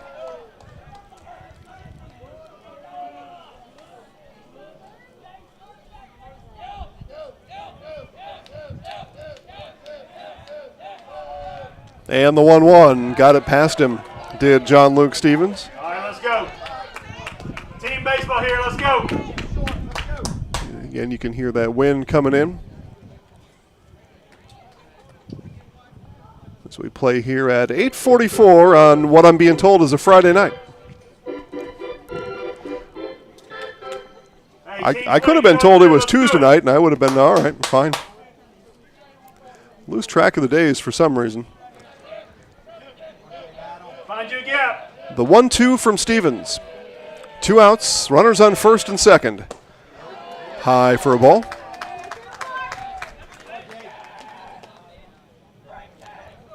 .42nd pitch of the game coming up here from John Luke. Burning a lot of pitches here in these first 2 innings, 1 2/3 to be specific. And the throw back in time is Langen, and that got out of Howard's glove somehow, and over to third goes Langen, to second goes Porter. And an error on the shortstop has runners now on second and third.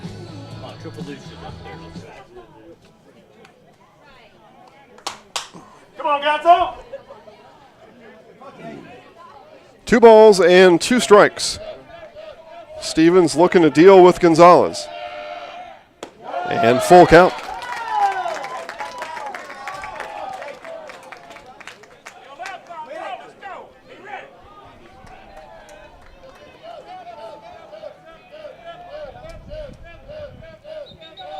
Stevens and the full count. Got him looking. Outside corner. Gonzalez didn't swing. And 2 are left stranded. 1 across, though, in the inning. And through 2 complete, it is McGill-Toolen 1, Gulf Shores 1 on Zaleski Sports. Get more sales, more customers, more employees, more community support. Let Zaleski Sports help you today.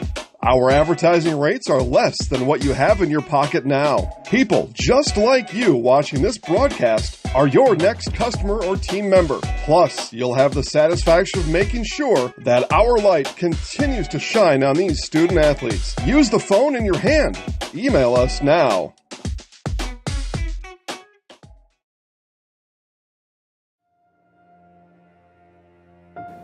Nicotine is a highly controlling and addictive chemical. Nicotine withdrawal can lead to anxiousness, headaches, nausea, and distracting behavior.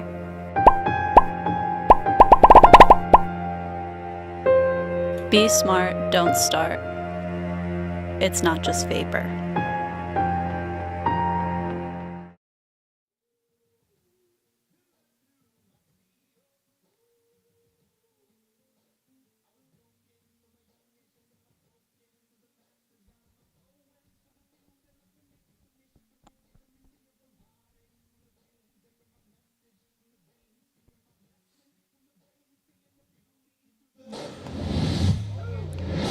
And the Dolphins will come to bat in the top of the 3rd inning. From the top of the order, Jacob O'Brien, Levi Howard, and Price Stevens. It was O'Brien that scored the Dolphins' lone run back in the 1st inning. Base hit, stolen base, and driven in by Price Stevens 2 batters later. Number 0, Jacob O'Brien. 1-1 the score. Again, it was Colin Patrick coming across the plate on a wild pitch in the bottom of the 2nd inning just a few moments ago, and has us tied at 1 here in the top of the 3rd.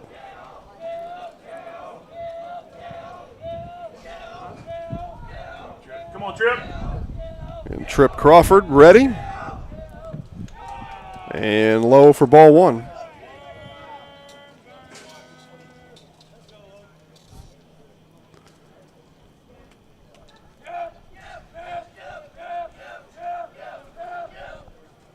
Outside, ball 2.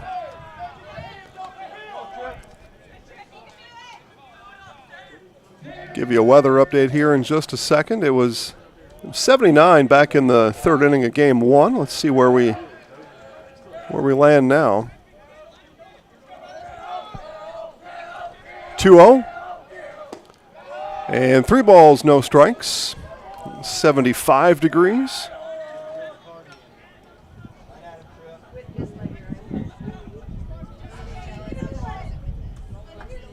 Definitely some humidity coming in, 77% humidity.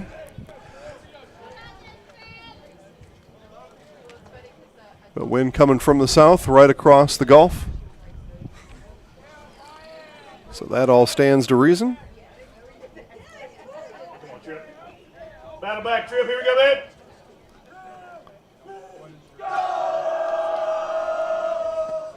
And strike called, taking all the way, was O'Brien.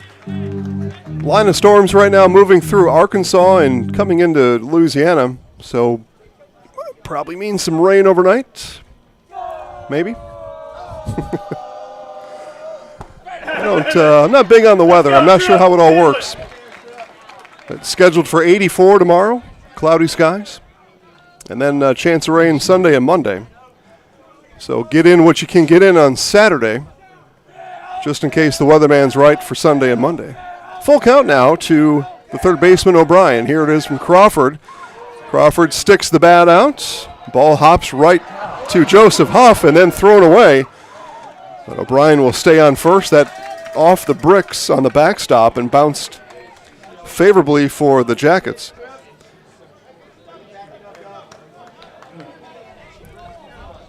So an error has a base runner aboard for the Dolphins. That'll bring the shortstop, number 4, Levi Howard, to the plate for the Dolphins. So here's Levi Howard now, base hit back in the 1st.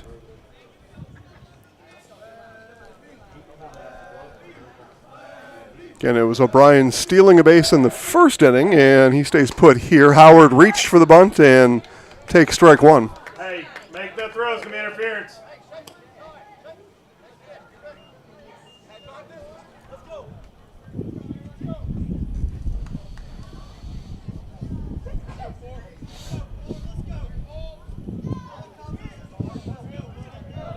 Crawford takes a peek at O'Brien. Howard again, bunt shown. Bunt is laid down. Wilson out in front and fires to Gonzalez for the out. So, Hey, good job. sack bunt does the job, moves O'Brien to second. And with Howard retired, that brings up Price Stevens. Let's bring the right fielder, number 9, Price Stevens, to the plate for Gulf Shores. Yeah, he caught last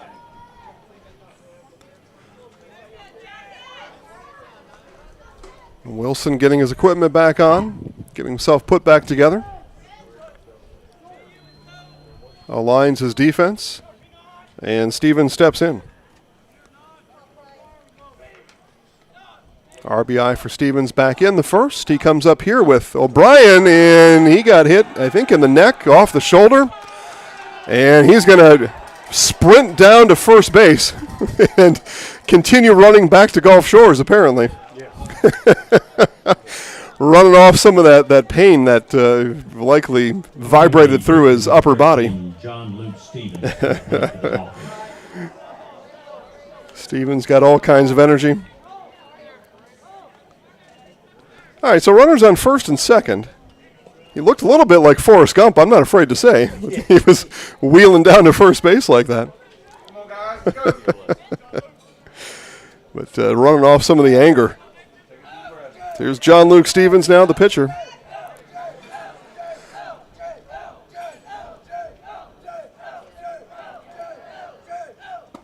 And outside corner for strike one. Good location there for Trip Crawford. I think they call that the Hall of Fame black. You can paint those corners like that. Those pitches are unhittable, and you and Greg Maddux will share a spot in the Hall of Fame. Kids out there watching, so who's Greg Maddux?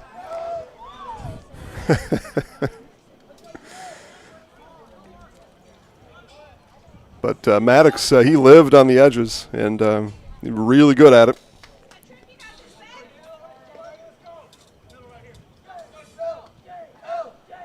And the 0-1. Outside, ball one. One out in the inning, runners on first and second.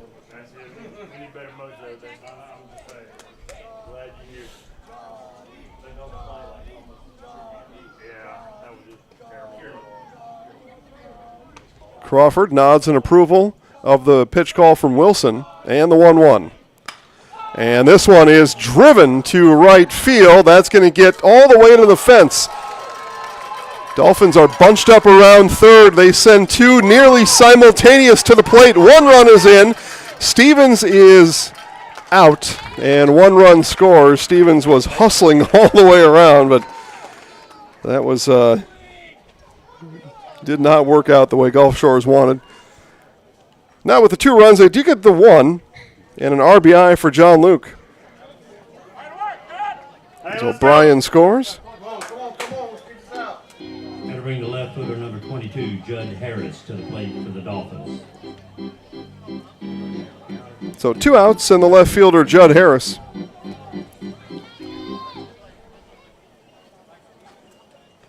The double for John Luke has him on second. Well, that was a... Yep, 9-6-2 if you're scoring along at home on that putout. First pitch swinging is Harris over towards Gonzalez at first and brings it in for the final out of the inning. So a little noise from the Dolphins. Yellow Jackets stand tall. They give up the 1, and it is Gulf Shores 2, McGill-Toolen 1 after 2.5 on Zaleski Sports.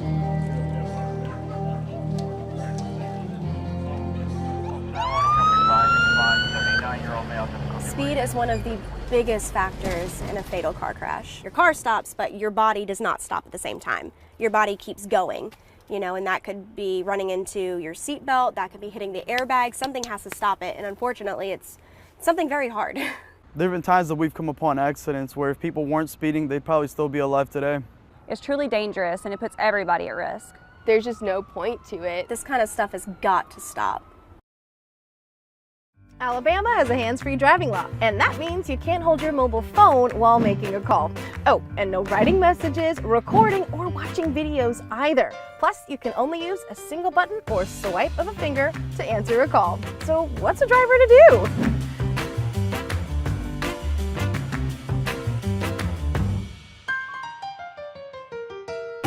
Alabama's hands-free driving law is in effect. Follow it.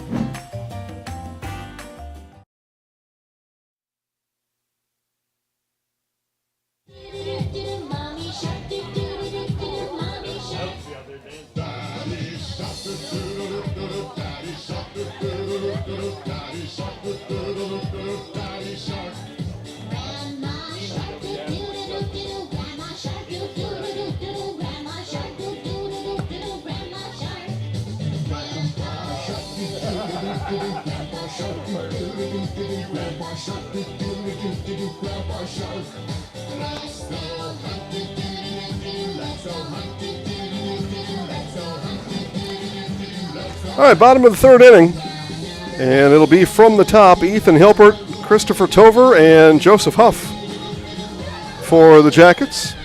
As we, I guess we unretire Baby Shark. There was some thought that the song was retired, but not anymore. We resurrected. Easter coming around the corner. Resurrection thoughts coming up.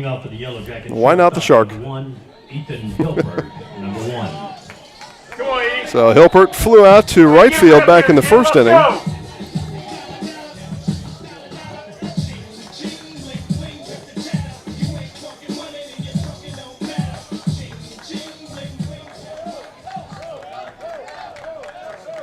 Dugout makes some noise for the Jackets, and a blast here from Hilpert that is playable and caught in right field. Brought in by Price Stevens on allowed first out. Going to bring the right fielder number 20, Christopher Tover, to the plate for the Christopher Tover now, strikeout victim in the first inning. 2 strikeouts for John Will Nix, and it is Tover and the on-deck hitter Huff that met that fate back in the first inning. Tover first pitch swinging and slaps it foul.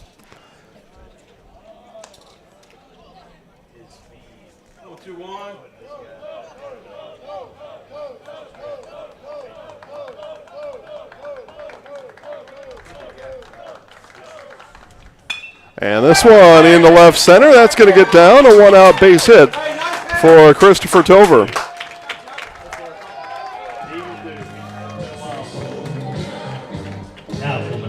And here is Joseph Huff. Again, he saw Tover atone for the strikeout in the first inning, looking to do the same here himself.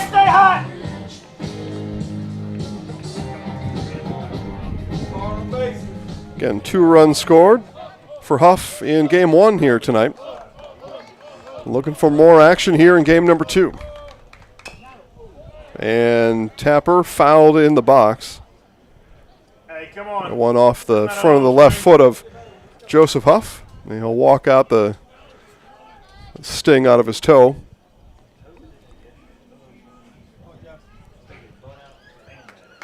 He'll wake up tomorrow and say, why does my toe hurt so bad? I forgot what happened. I played 2 games. I don't remember what happened. That one thrown behind Huff. Gloved by Dexter.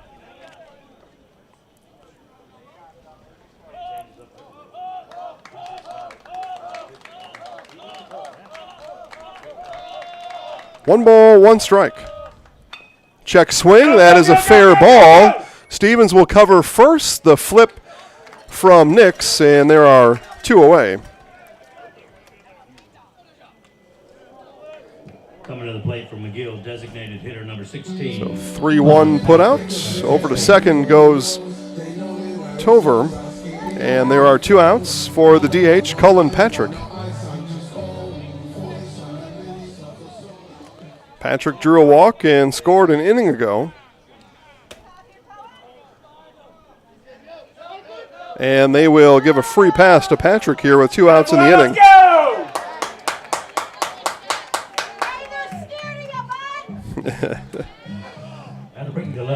So here's Jack Lanahan now after the free pass given to Patrick.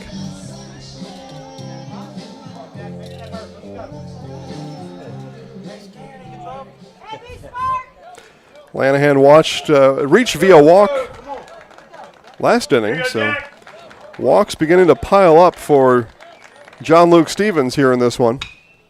This one over towards Howard, backhand grab, long throw, and it'll bounce away. Tover comes in to score, and the Yellow Jackets take a 2-1 lead. We ain't take freebies, baby!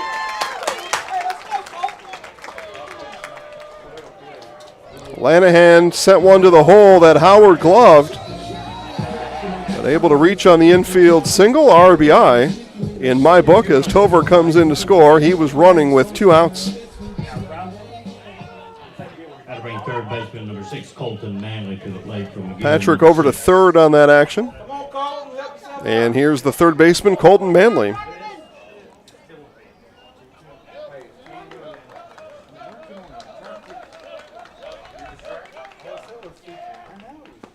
Strike called to Manley on the first pitch from John Luke.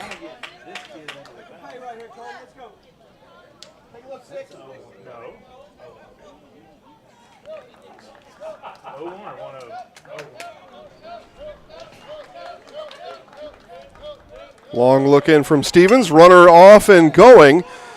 O'Brien from third over to Nix in time, and the 5-3 putout brings the third inning to a complete close, but not before McGill-Toolen ties things up. I think I said they take the lead. It was a tying run, so my apologies if I said that. 2-2 is the score after 3 complete here on Zaleski Sports. Get more sales, more customers, more employees, more community support. Let Zaleski Sports help you today. Our advertising rates are less than what you have in your pocket now. People just like you watching this broadcast are your next customer or team member. Plus, you'll have the satisfaction of making sure that our light continues to shine on these student athletes. Use the phone in your hand. Email us now.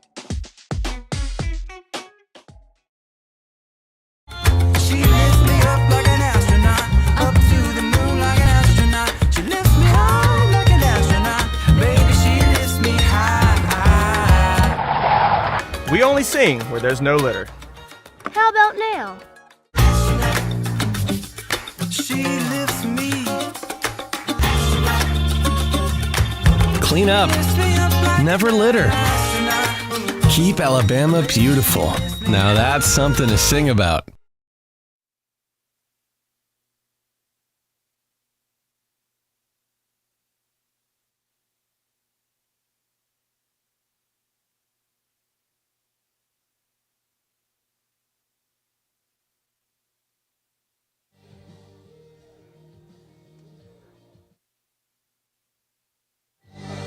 Top of the 4th inning here in Mobile. Trace Moore, Trendon Beebe, and John Will Nix as the Dolphins go 6, 7, 8 in the order. Gulf Shores scores 1 in the first, 1 in the third. McGill-Toolen answers 1 in the second, 1 in the third. And we are tied at 2.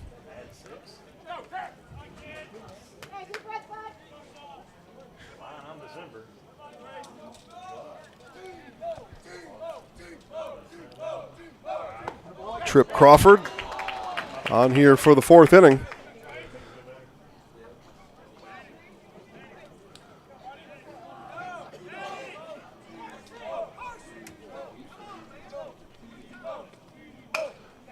Bouncer, chance here for Hilpert. Hilpert gathers and fires across. 6-3 putout of Trace Moore.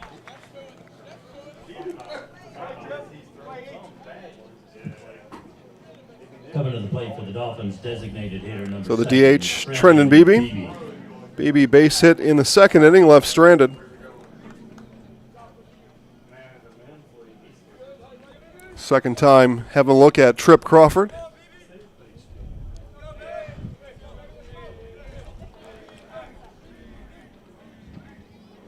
Swing and a miss by Beebe.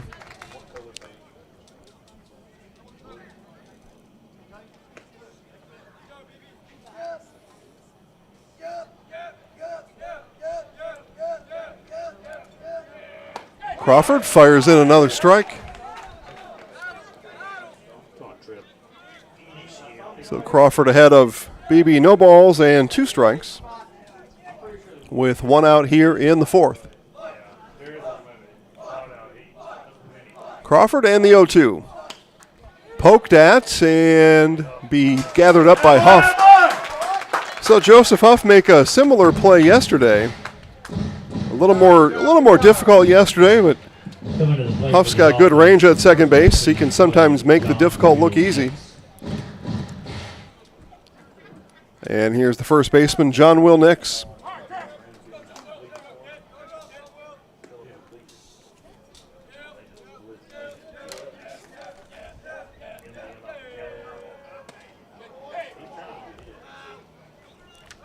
Dolphins were set down in order 3 times in game number 1. But have yet to have that happen here in game 2. But with 2 outs and the third batter of the inning, John Will Nix, Yellow Jackets have a chance here. That one fouled off of Nix in the box. 1 ball and 1 strike.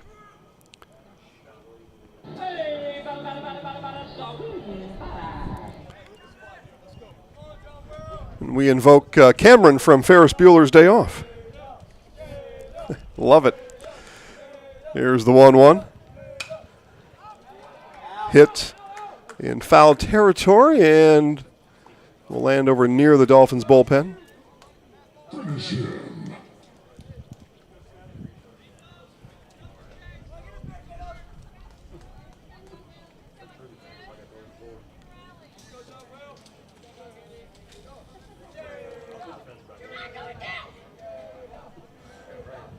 1-2 the count. Crawford to Nix.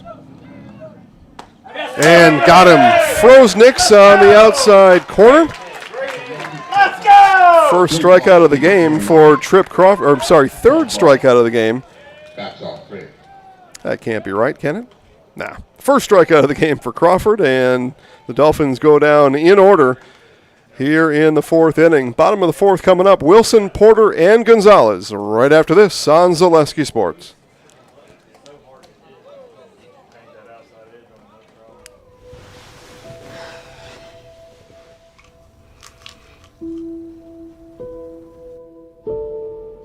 For veterans, thoughts of suicide can be sudden. Stop, take a break, and breathe. Go for a walk where others are nearby. Call a friend. Take a break. Breathe. Better is a moment away. She lifts me up like an astronaut, up to the moon like an astronaut. She lifts me high like an astronaut, baby, she lifts me high. We only sing where there's no litter. How about now? She lifts me. Clean up. Never litter. Keep Alabama beautiful. Now that's something to sing about.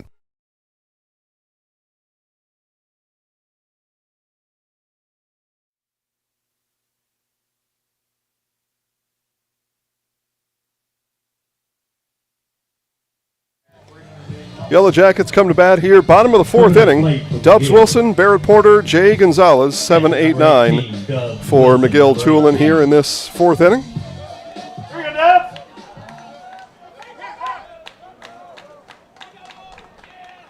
And swung on a missed on the first pitch from John Luke Stevens.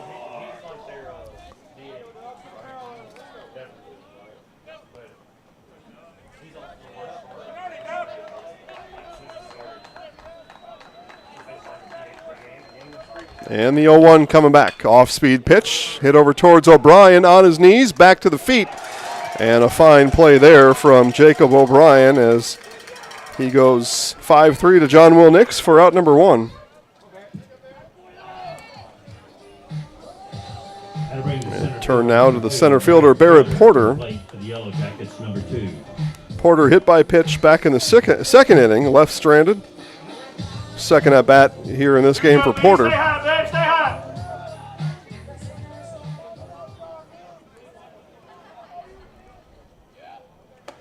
And breaking ball didn't break for ball 1.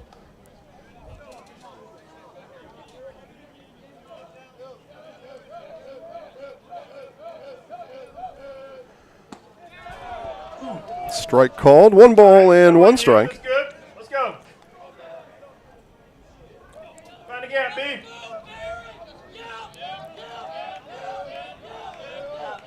And the 1-1. Bunt shown. Bunt popped up. The play will be for Stevens. Fires over to Nix in time. 1-3 on that put out for John Luke Stevens.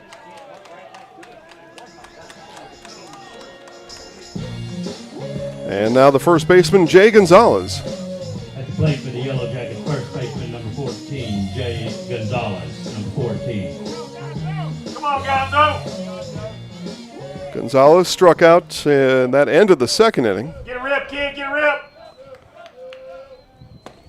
And strike called. Gonzalez thought about it. Strike called on the first pitch of this second at bat to Gonzalez.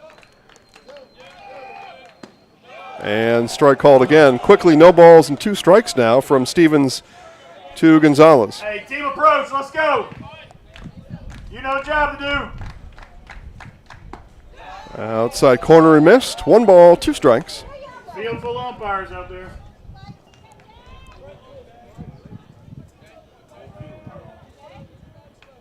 One ball and 2 strikes from Stevens to Gonzalez. Swung on a miss the second time.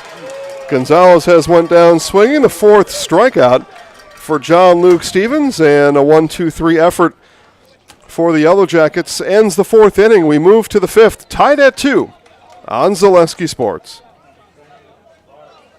Get more sales, more customers, more employees, more community support. Let Zaleski Sports help you today. Our advertising rates are less than what you have in your pocket now. People just like you watching this broadcast are your next customer or team member. Plus, you'll have the satisfaction of making sure that our light continues to shine on these student athletes. Use the phone in your hand. Email us now.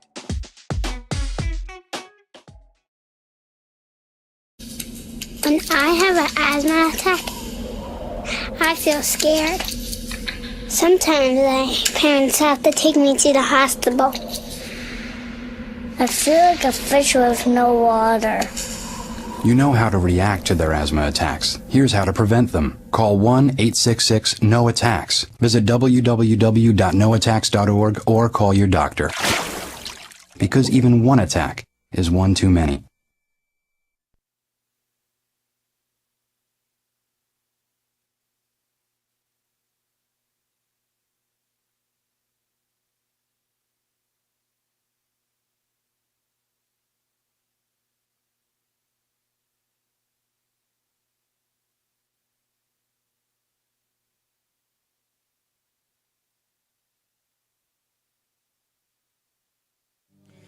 All right, we move to the 5th inning. 9-1-2 for the Dolphins. It'll be Carter Jones, then Jacob O'Brien and Levi Howard. 2 runs for Gulf Shores in this game, both scored by Jacob O'Brien. Again, he's on deck to start this top of the 5th inning.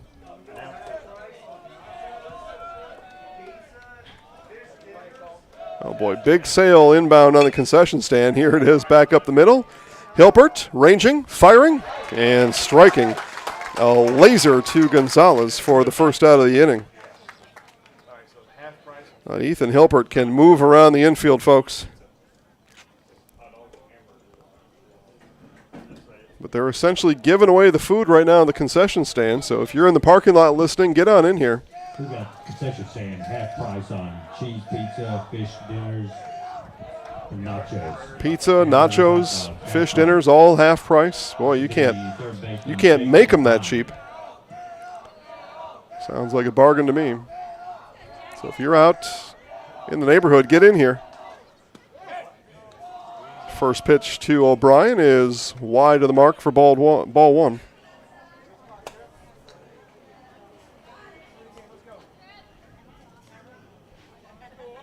I'm not sure what I paid for the Joe Burger, but it's going to sit in here for a day or two, I think. Yeah. It was good. You'll taste it for 2 days. Yeah, it was good. I would have another, but yeah. Yeah, right. Yeah, that's a lot. That's a lot of burger. 2 balls and no strikes. They didn't have sausage, so she cut up a hot dog and put that on there instead. So I still got all the meat, just a different kind.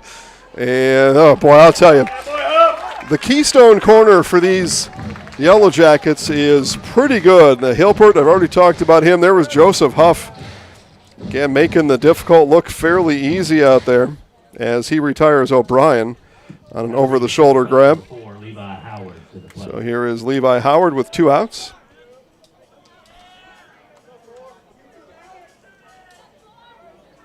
Yeah, my version of the Joe Burger. Burger, cheese, jalapeno, hot dogs. It's pretty much all a man could want. And that bounced off the foot of Howard. Are they giving him first base? I didn't see a motion by the home plate umpire. Apparently everybody's in agreement that Howard got hit in the foot or the ankle, one of the two. And down to first goes Levi on the hit by pitch. So runner aboard with 2 outs for Price Stevens, and we're going to have a talk on the mound to Trip Crawford as pitching coach comes out.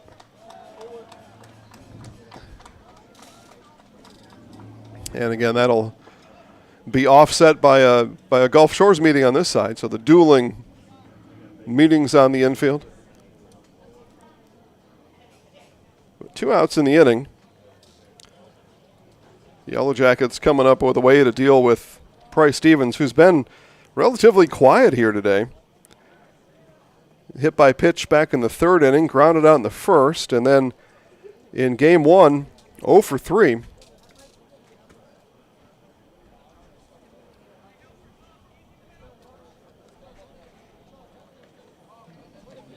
So dueling meetings are over. Hey, let's go, Jackets. Here we go. Ground ball out. Let's go. So runner on is Howard.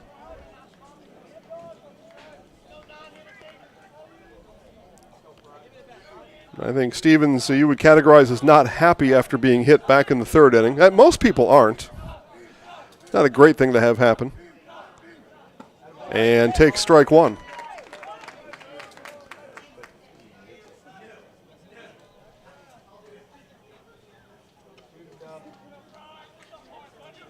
Stevens steps out, gets the signs from manager Chris Jacks, and now back in the box. No balls and a strike from Crawford. And Stevens into right field. Tover back and under it. And that is out number 3 of the inning. So the F9 continues the, forgettable streak, I suppose, for Stevens, and that ends the inning. We'll move to the bottom of the 5th. Back for more baseball from Mobile right after this on Zaleski Sports. What if education was more than just learning? What if it sparked curiosity and inspired innovation? What if it connected us to our world and each other? What if it nurtured every mind in its own unique way? What if education was just the beginning? Gulf Shores City Schools. Discover what's possible.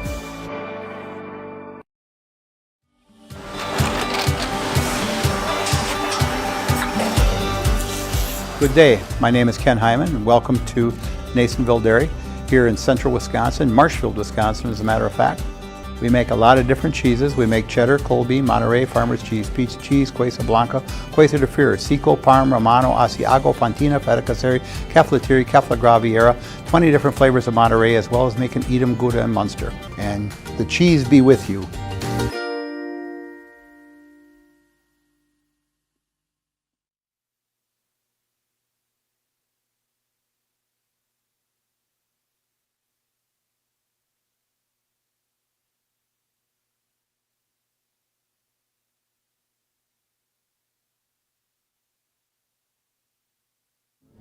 All right, we move to the bottom of the 5th inning, tied at 2, top of the order for McGill-Toolen. It'll be Ethan Hilpert, Christopher Tover, and Joseph Huff, 1, 2, and 3. Yellow Jackets, shortstop, number 1. Hilpert in this game, pair of flyouts to Price Stevens in right field, 1st and 3rd inning. Same place, same bat channel, same bat result. And takes this one off his chest.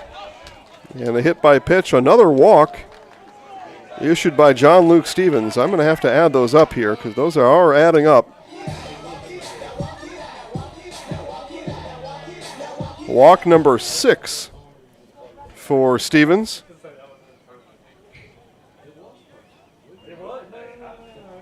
Four strikeouts, 6 walks, and puts the pressure on the defense. Any base runner puts the pressure on the defense, but the free ones, sometimes you lean into it a little bit more, right? You want to help your pitcher out, so let's go get it, and sometimes that's where the mistakes end up happening. Here's Christopher Tover and the throw over. Before the pitch to Tover, Hilpert is back.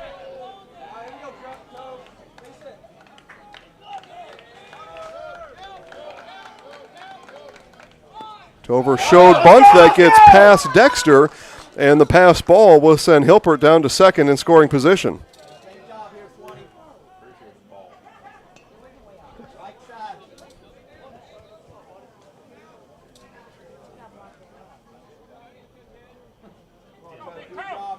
So Hilpert gets hit by pitch, pass ball on the first pitch of the next batter, and he stands on second with very little effort.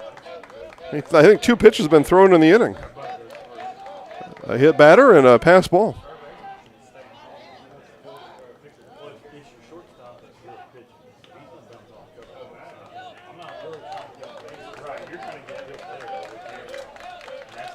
Here's the pitch to Tover. And up and away. 2 balls and no strikes now.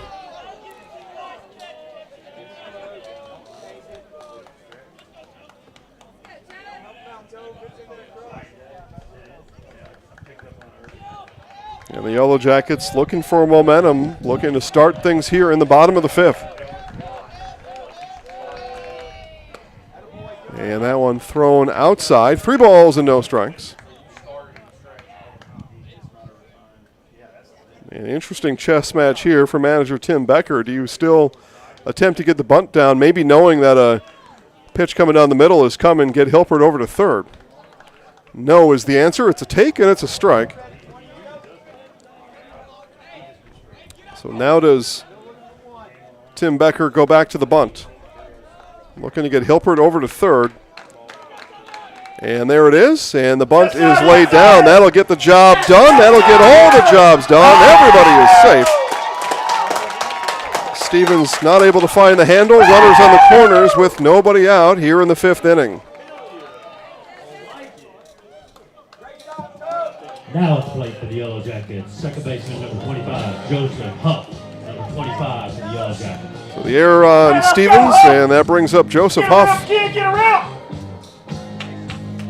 And a big chance here for McGill-Toolen. Nobody out, runners on the corners, and the 3-hitter is up now in the second baseman, Joseph Huff.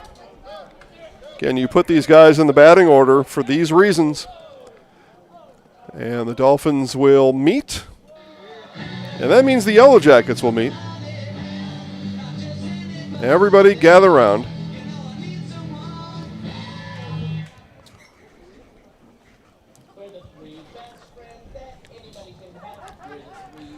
Again, here, bottom of the 5th inning, tied at 2. At some point, something's going to give, and McGill-Toolen looking for it to be right now.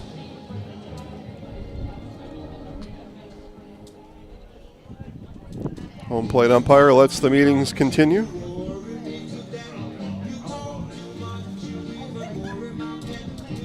And now begins to stroll towards the mound. Base umpire is actually going to break up that meeting from the back of the mound.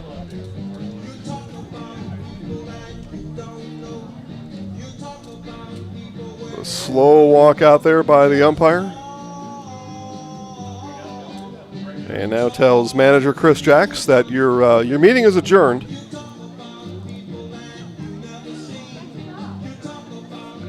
And so that Congress breaks up. McGill-Toolen meeting has ended. Come on, Hub, get a rip, babe. All right, now we'll get a pitch to Joseph Huff. Again, nobody out. Runners on the corners. Big moment here for both teams.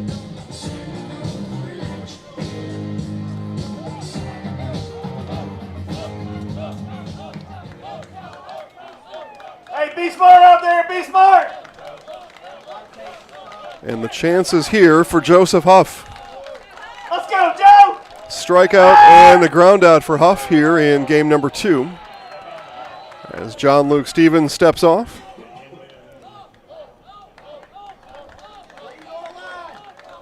Now comes back set. Attaboy, attaboy. Bender misses low. Looking for your pitch to rip.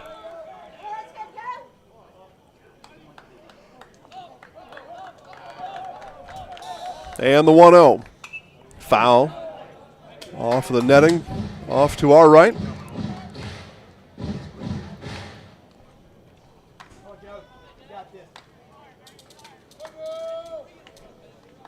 John Luke Stevens and the Dolphins in a jam here, bottom of the 5th inning. Strike called at the knees. 1 ball and 2 strikes. Things would loosen up a bit with a strikeout here of Huff. 4 strikeouts here in this one from John Luke Stevens. Here's the 1-2. Chopper foul.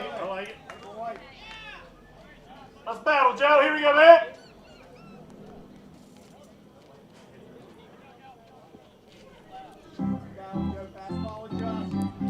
Colin Patrick, cleanup hitter, awaits on deck. Let's go, Huff. 1 ball and 2 strikes again from Stevens. This one into center field. That's going to get down, and the Yellow Jackets take the lead. RBI base hit from Joseph Huff scores Hilpert easily from third, and it's 3-2 McGill-Toolen. Over to second goes Tover. Plate for the Yellow Jackets, designated hitter number 16, Cullen Patrick. And here is the DH, Cullen Patrick.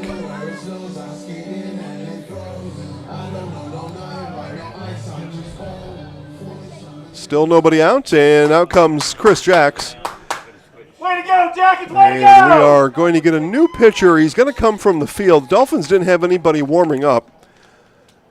Stevens heads off, flips the ball to Chris Jacks, and manager Chris Jacks pulls his pitcher back out to just talk to him a little bit here. We will have a pitching change right after this on Zaleski Sports.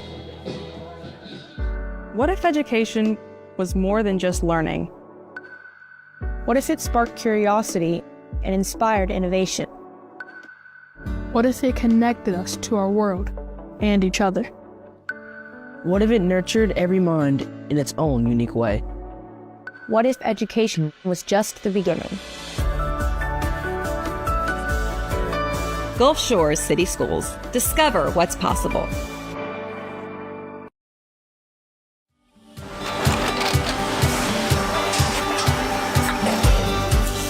Good day. My name is Ken Hyman, and welcome to Nasonville Dairy here in central Wisconsin, Marshfield, Wisconsin, as a matter of fact. We make a lot of different cheeses. We make cheddar, Colby, Monterey, Farmer's Cheese, Pizza Cheese, Quesa Blanca, Quesa de Freer, Seco, Parm, Romano, Asiago, Fontina, Feta Caseri, Caflatiri, Cafla Graviera, 20 different flavors of Monterey, as well as making Edam, Gouda, and Munster. And the cheese be with you. Get more sales, more customers, more employees, more community support. Let Zaleski Sports help you today. Our advertising rates are less than what you have in your pocket now. People just like you watching this broadcast are your next customer or team member. Plus, you'll have the satisfaction of making sure that our light continues to shine on these student athletes. Use the phone in your hand. Email us now.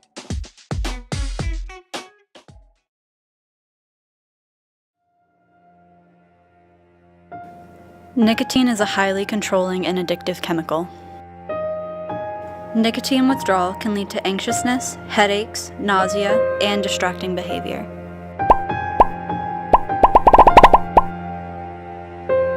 Be smart, don't start.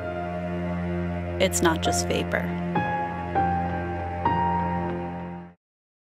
Alabama has a hands-free driving law, and that means you can't hold your mobile phone while making a call.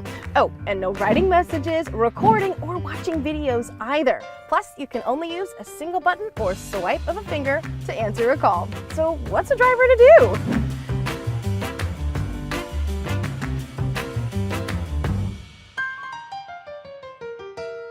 Alabama's hands-free driving law is in effect. Follow it.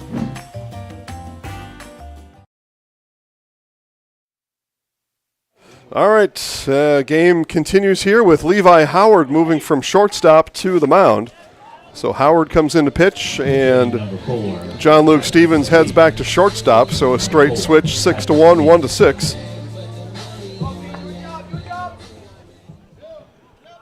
And this is Patrick Weems coming into bat. He bats for Patrick, and Stevens still all kinds of energy out there. He was warming up as Howard was warming up, and he was getting rid of anger thrown over to first.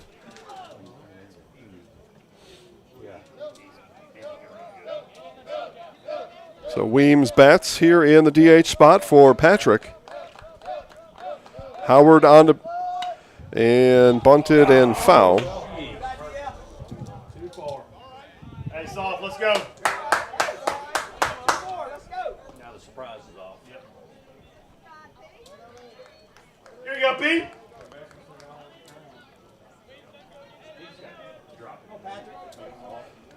Again, runners on first and second, nobody out. One run across here in the inning. That's what chased Stevens out of this one.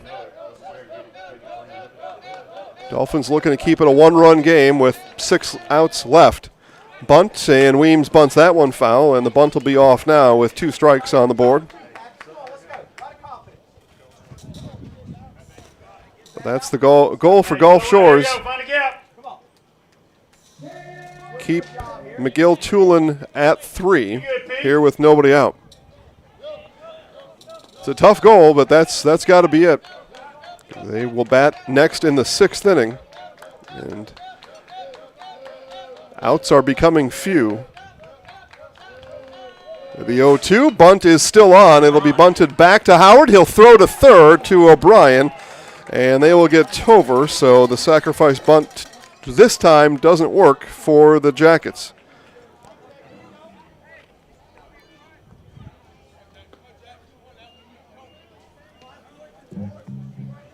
So fielder's choice leaves puts Weems at first. Huff moves to second. And 1 out in the inning. Here is the left fielder, Jack Lenahan. And for McGill-Toolen, the idea here is let's get another one. Get one more. Hey, maybe 2. There's only 1 out. Strike called to Lenahan.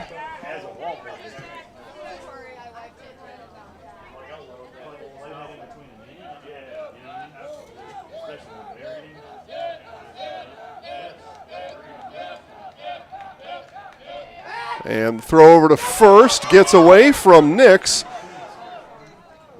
And the Dolphins throwing the ball around the infield. This goes into left field. 1 run is in as Huff scores. Over to third goes Weems. And it is 4-2 McGill-Toolen.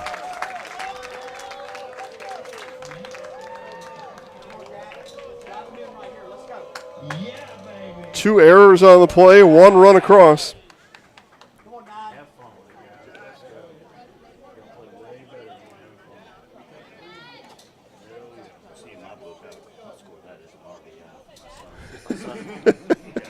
He's at bat. Just because he's at the plate. Yeah, it's an RBI. They're scared of the bat at that 1 second. It's no balls and 1 strike after all that. Curveball doesn't drop. That's what I said earlier. In high school sports, high school baseball, you keep your own score. There's no official score, at least not until you get to a state game probably. But usually there's no designated official score, so you can kind of score it however you want. Hey, now team swing. Who's going to question it? Yeah. 1 ball and 2 strikes to Jack Lenahan. Runner on third, RBI chance here for Lenahan. Infield drawn in for the Dolphins. Outside for ball 2.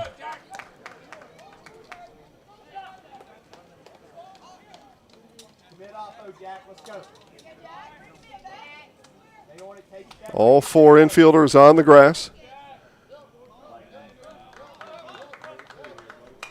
And this one fouled back off the screen. 2 balls and 2 strikes.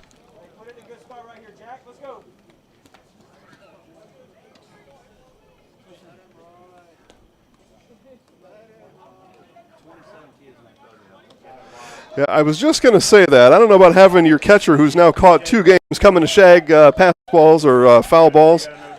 Yeah, all right, 2-2. And that'll be hit into left field. Diving attempt is not made. The throw comes in, it comes home, and no tag is there. Is the ball not caught by Dexter? It is 5-2 Jackets. Hustling all the way was Lenahan. He lands on second with the RBI. Second RBI for Jack Lenahan here today.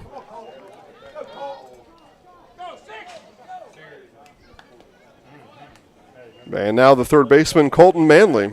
At the plate for the Yellow Jackets, third baseman, number 6, Colton Manley. Number 6. Here we go, Colton. Here we go, man.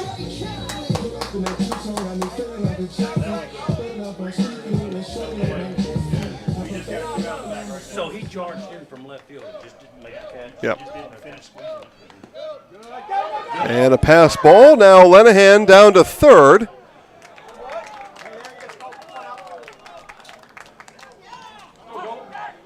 And just like for McGill-Toolen in Game 1, 4th inning, the train keeps moving here in this 5th inning, here in Game 2. The base runners continue to advance. Dolphins continue to scuffle from the field. Upstairs for ball 2.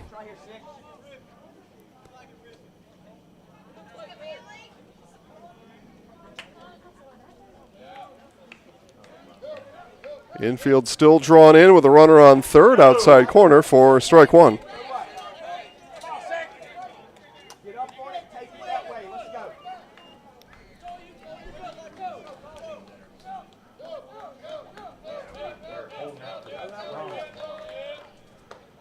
And again, outside third, strike 2. All right, hey, team approach. Let's go.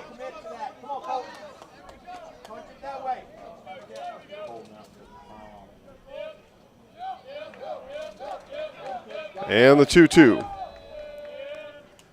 Swung on a miss. Howard fans Manley for this inning's second out.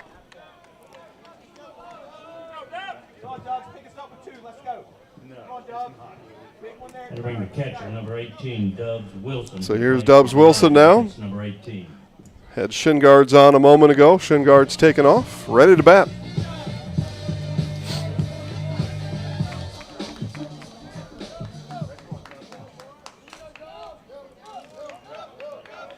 Levi Howard on to pitch here in this 5th inning, coming in for John Luke Stevens.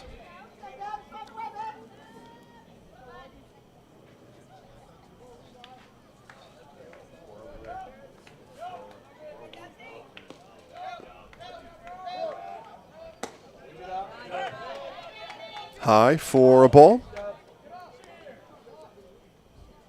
2 balls and no strikes to the catcher Wilson.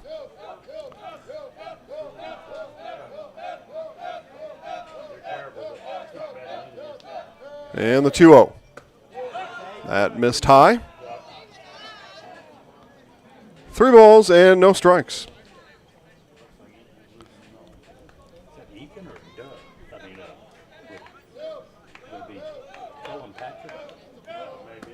Outside and a 4-pitch walk with 2 outs given to the catcher, Dubs Wilson. And again, the train keeps moving for these Yellow Jackets. Coming to the plate for the Yellow Jackets. So here's Barrett Porter. Porter, number 2. Porter walked back in the 2nd inning. Ground out in the 4th. And we'll have a courtesy runner.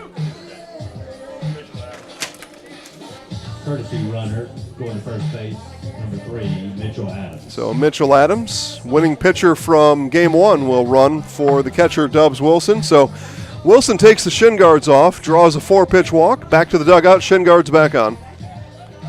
That's the job there. Here we go, Ben. Stay hot, stay hot. And Porter, first pitch swinging off the screen, or did that got out of play, I think. Yeah. Please bring those foul balls back to the field. It may have glanced just off the top of the screen.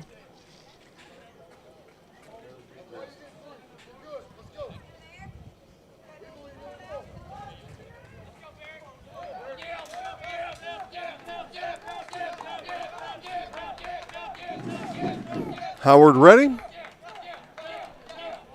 And the 0-1 coming to Porter. Swung on and missed.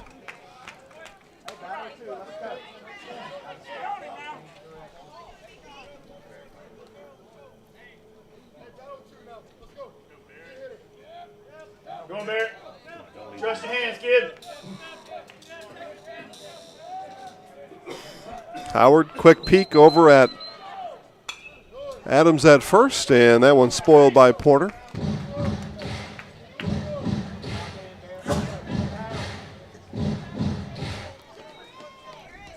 And Adams at first, Lenahan still on the bag at third.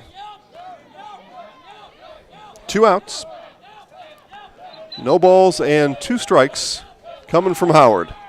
Howard took a little bit off of it, and this one just in front of home plate. Dexter with it and brings it in for the 3rd out of the inning. But 3 runs across for the Yellow Jackets. Here in the 5th inning, they take a 5-2 lead as we head to the top of the 6th on Zaleski Sports.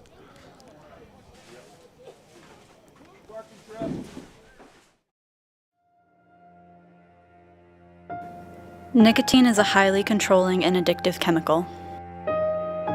Nicotine withdrawal can lead to anxiousness, headaches, nausea, and distracting behavior.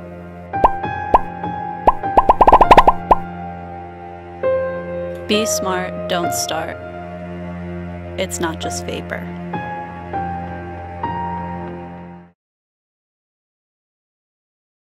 Alabama has a hands-free driving law, and that means you can't hold your mobile phone while making a call.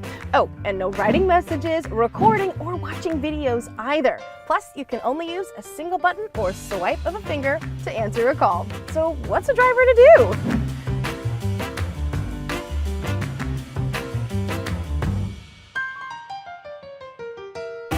Alabama's hands-free driving law is in effect. Follow it.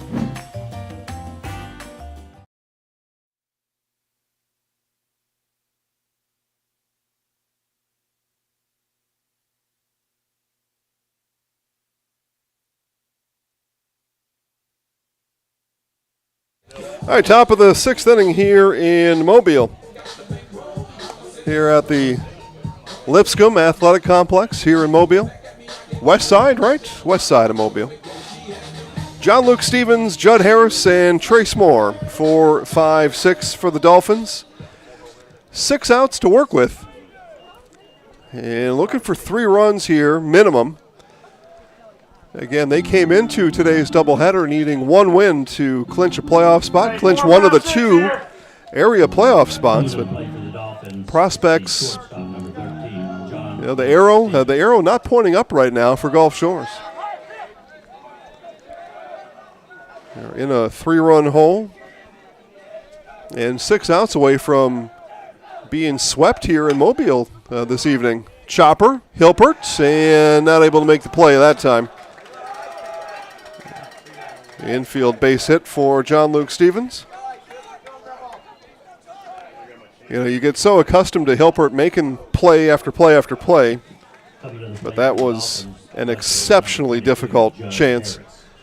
So here's the left fielder, Judd Harris. Fly out to center field, pop out to first base in the second and third innings. Third plate appearance here in this game for Harris. Runner on for the Dolphins. Will they get aggressive with Stevens on the base paths? Not yet. Ball outside.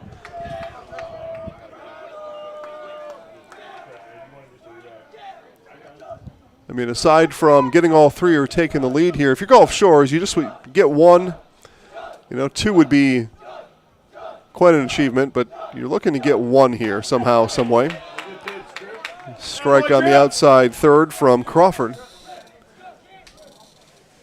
It's kind of playing the whole thing out. It'll be McGill-Toolen 9-1-2 in the order in the bottom of the sixth inning.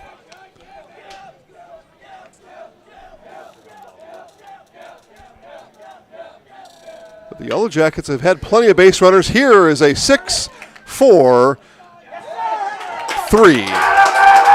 Hilpert, Huff, Gonzalez, and there are two away as they turn two here in the top of the sixth inning.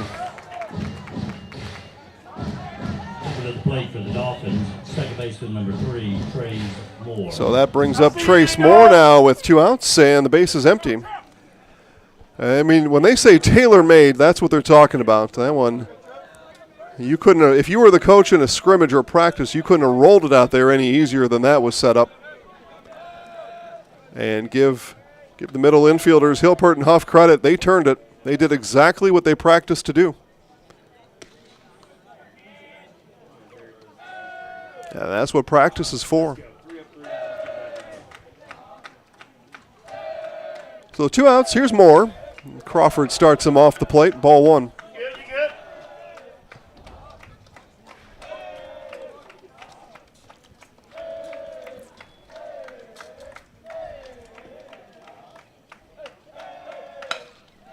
Here's Roller that gets under the glove at third. On the hard hit ball to Manley, it'll be an error on the third baseman and a runner for the Dolphins. And now the DH, Trendon Beebe. Let's go. So what? So a little bit of life here for the Dolphins in the sixth inning, but again, that goal I talked about to start here, trying to get one, scratch one across. Difficult now with 2 outs.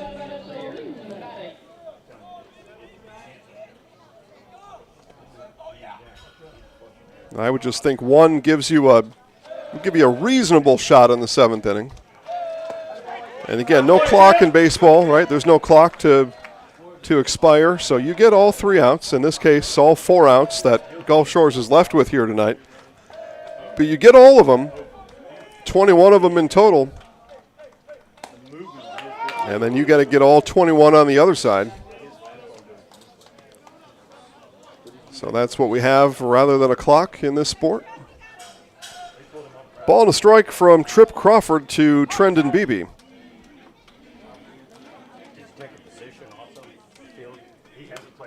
And that one fouled into the Dolphins on deck circle. A ball and 2 strikes to Beebe.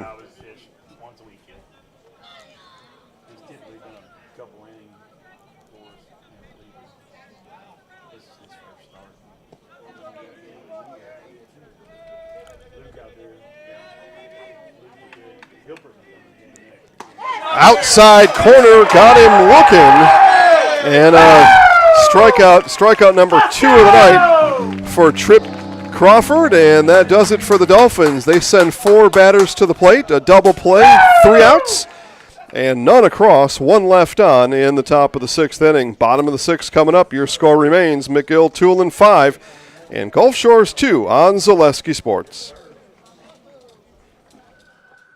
What if education was more than just learning? What if it sparked curiosity and inspired innovation? What if it connected us to our world and each other? What if it nurtured every mind in its own unique way? What if education was just the beginning? Gulf Shores City Schools. Discover what's possible.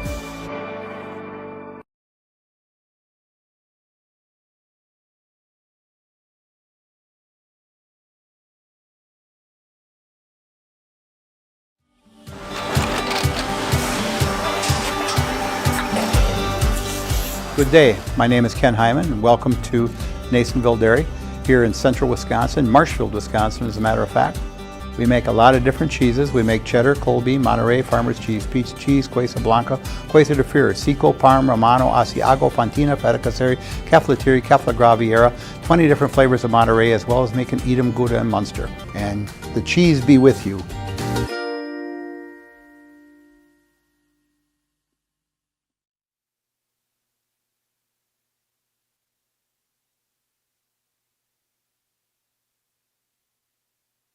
All right, here we are in the bottom of the sixth inning. 9-1-2 for the Jackets. Jay Gonzalez now, then Ethan Hilpert, followed by Christopher Tover. First baseman, number 14, Jay Gonzalez at the plate for the Yellow Jackets, number 14. Swap out to the other bat. And, yeah, I missed what happened there, but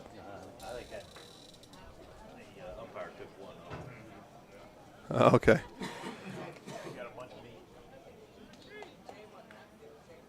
So let the umpire shake that one off. Come on, Gonzo. Here you go, man. Line drive rip. And Gonzalez steps back in. It's Levi Howard on here in the sixth inning. And swung on and missed.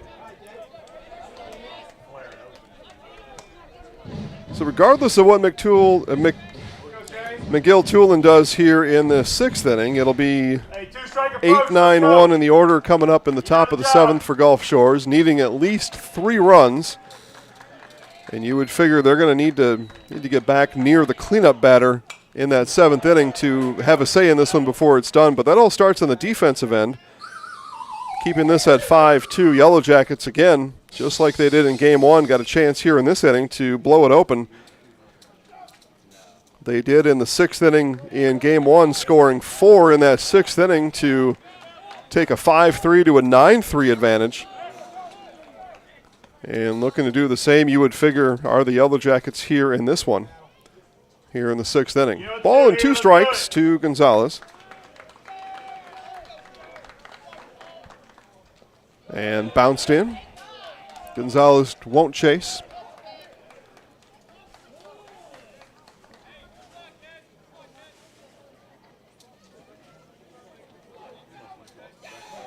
So count even at 2 apiece. Howard and the 2-2. Strike 3 called. Second strikeout for Levi Howard. Hey, we got to be better, though. And 1 up, 1 down. Shortstop number 1, Ethan Hilpert, number 1. So back to the leadoff spot in Ethan Hilpert. Hilpert had fun around the bases an inning ago. Hit by pitch, pass ball, and then worked his way station to station before being driven in by Joseph Huff. And gets a strike called on this trip to the plate.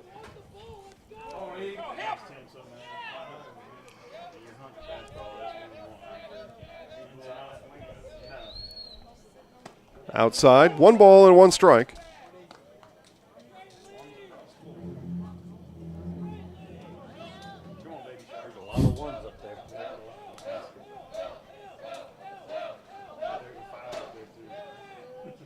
Howard steps off. And the 1-1. Off-speed pitch, floats in for strike 2.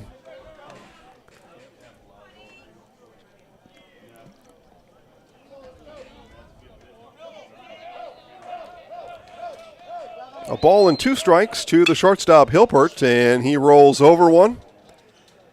And the throw across to Nix is in time for the out. Trace Moore gathered it up and threw a strike to Nix for the second out. Coming to the plate for McGill, number 8, Luke Langen. So here's Luke Langen now with 2 outs. And again, if you're the Dolphins, what you're looking for is just a quick inning here somehow, some way.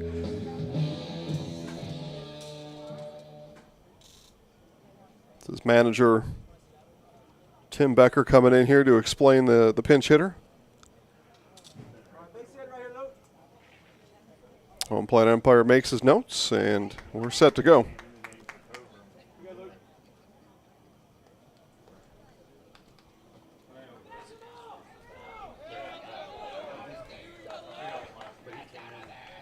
And Langen sees that one bounce in for ball one.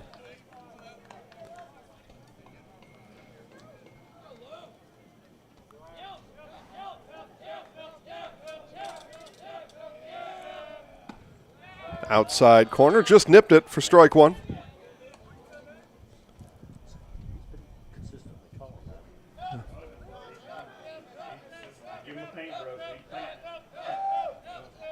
And Langen swinging.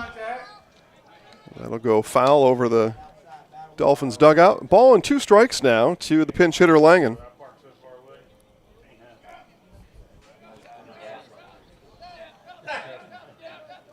Howard ready, and the 1-2. Off-speed pitch had Langen out in front. Drop third strike, throw down to Nix, and the strikeout is complete. Strikeout number 3 for Levi Howard. And the Dolphins, last call, it'll be the top of the 7th. Needing 3 right after this on Zaleski Sports. Get more sales, more customers, more employees, more community support. Let Zaleski Sports help you today. Our advertising rates are less than what you have in your pocket now. People just like you watching this broadcast are your next customer or team member. Plus, you'll have the satisfaction of making sure that our light continues to shine on these student athletes. Use the phone in your hand. Email us now.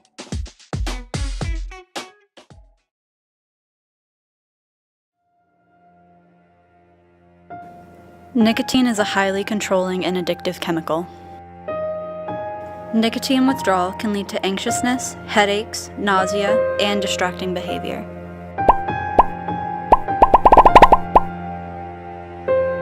Be smart, don't start. It's not just vapor.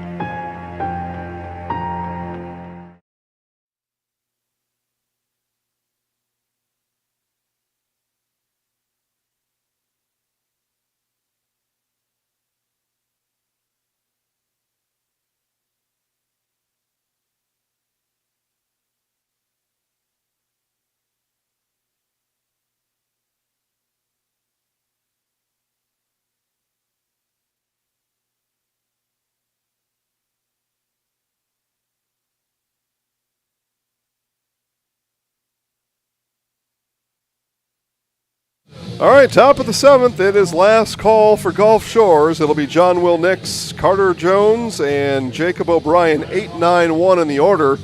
And on for the save for McGill-Toolen is Ethan Hilpert. Hilpert moves from short to the pitcher's mound, looking to lock this one up here tonight and sweep this doubleheader and leave the Gulf Shores Dolphins begging for a playoff spot. Again, they needed 1 win tonight to clinch a spot in the area playoffs, and they are 3 runs away from not obtaining that goal here tonight. And then a tough 3 games against Spanish Fort coming up next week. But for now, it is Ethan Hilpert on for the save for the Yellow Jackets. John Will Nix steps in, and the 7th inning is underway, and a big fastball from Hilpert. Behind on it was Nix. Keep shoving, brother. First baseman number 12, John Will Nix at the plate.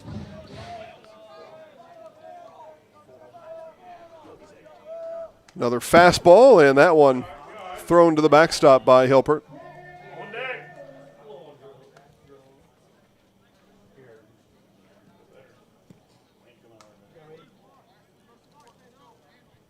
The ball and a strike. Hilpert to Nix. Fill it up, Hilp. Here we go, man.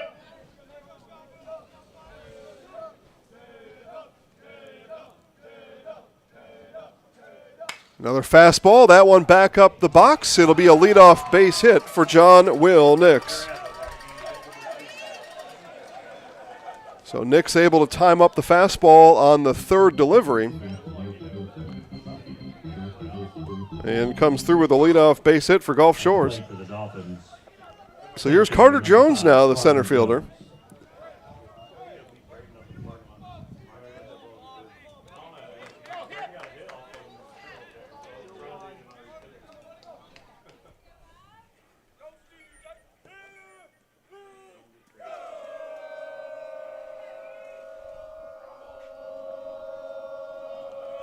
Hilpert ready and delivers a strike to Jones. So just like the game prior, Dolphins need base runners here, down by 3. The tying run, though, is on deck. They were not able to bring the tying run to the plate and didn't really get close in that first game. Swing and a miss from Jones in that 7th inning. Had a couple runners on, but down by 6. Not able to mount a comeback in game 1. But a runner on does have the tying run on deck for the time being. The 0-2 from Hilpert is low for ball 1.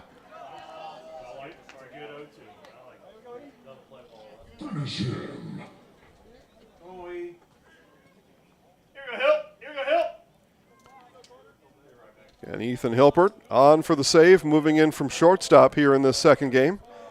And the 1-2. This one is fouled. Right in front of the Jackets dugout.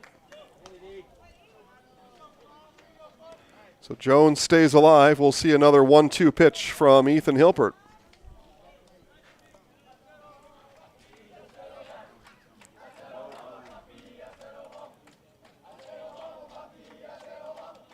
One ball, 2 strikes. Another one spoiled by Jones.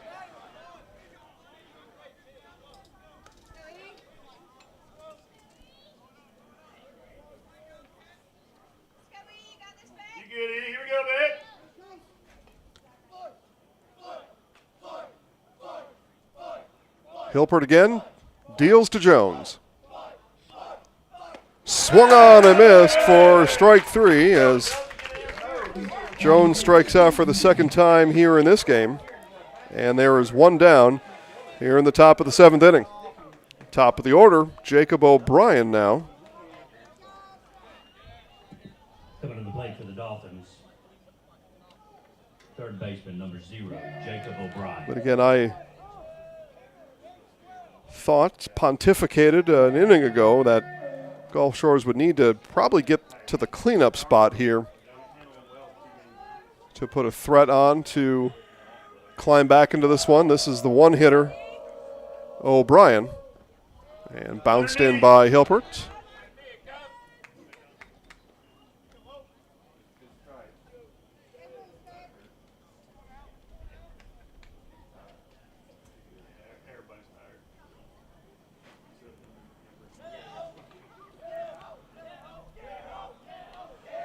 Hilpert looks at Nix.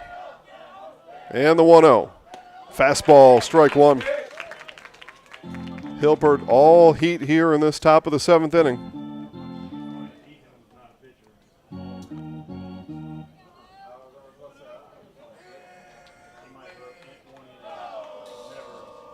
Again, another quick check on Nix. And the 1-1. 1-1 hit into right field. And hauled in there for out number 2. And Luke Langen brings it in. And the Dolphins down to their final out here tonight. Pitcher number 4, Levi Howard. So here's Levi Howard. Hey, big infield here, everybody getting dirty. With their Dolphins with their backs against the wall. Staring down the barrel of a sweep here in Mobile. Left-handed batting Howard. Does have a base hit here in this game, but first time seeing Ethan Hilpert. And Hilpert misses low and inside.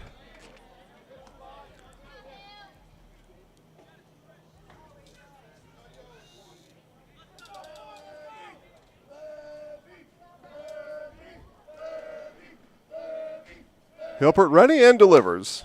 Outside corner, strike 1. And all heat, all fastballs from Hilpert.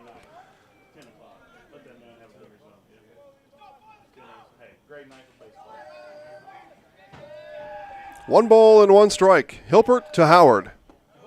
And the bender missed outside.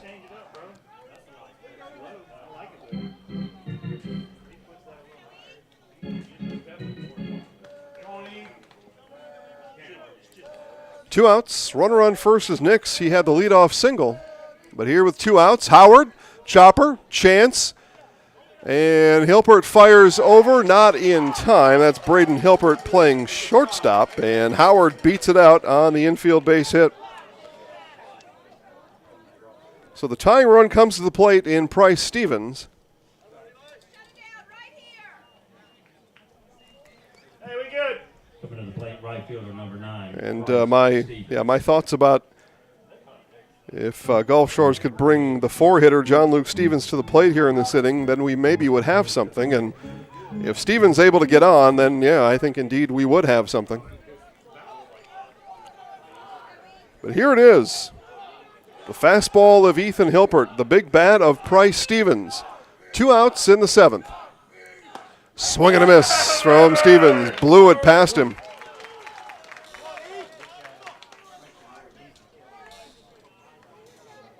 And Stevens here tonight 0 for 6 in this doubleheader. Another fastball, another swing and a miss, and the Dolphins down to their final out here tonight. Area series is 1 strike away from going to the McGill-Toolen Yellow Jackets. No balls, 2 strikes. Hilpert comes set. And the 0-2. And this one lifted, right field, foul territory, will land in the Dolphins bullpen. And Stevens will see another 0-2 pitch from Ethan Hilpert.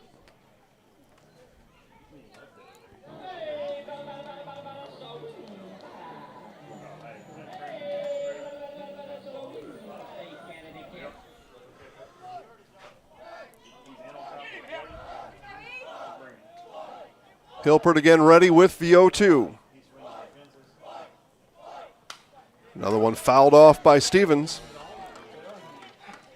Price still late, though, on the fastball from Hilpert. Hilpert in charge here. No balls and 2 strikes. Stevens is the tying run at home plate.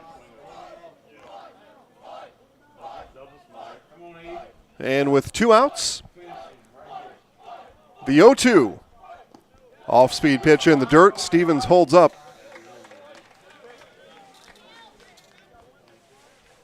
I would look to Hilpert to come back with the fastball here on the 1-2. Shut the door right here. Here we go, man. Yellow Jackets looking for the sweep. Here it is. High for ball 2.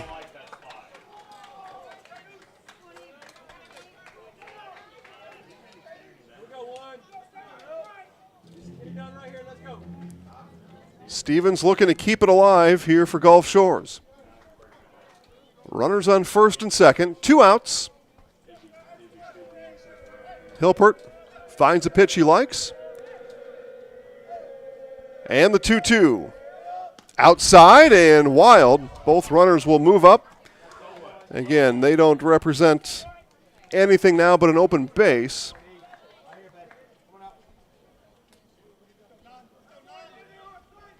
And the tying run is Stevens at the plate. So not a lot of harm done there. Hilpert tried to blow it past Stevens again to end it. But overshot the mark. Strike 3 right here. You got it. You got it. And Dubs Wilson got to rearrange his equipment. Get it tightened up for what he figures may be a post-game celebration here on this next pitch. Don't want your shin guards flying around while you're jumping around. The full count from Hilpert. Stevens fouls another one off. Coach, please bring those foul balls back to the field. What a battle here between Hilpert and Stevens.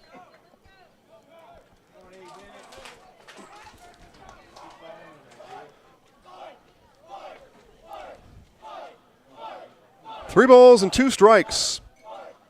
Hilpert to Stevens. Inside, and he walked him.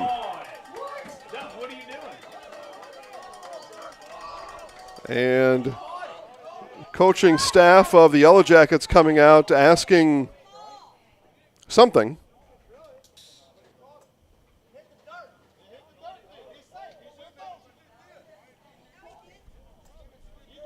Umpire talking to the coaching staff.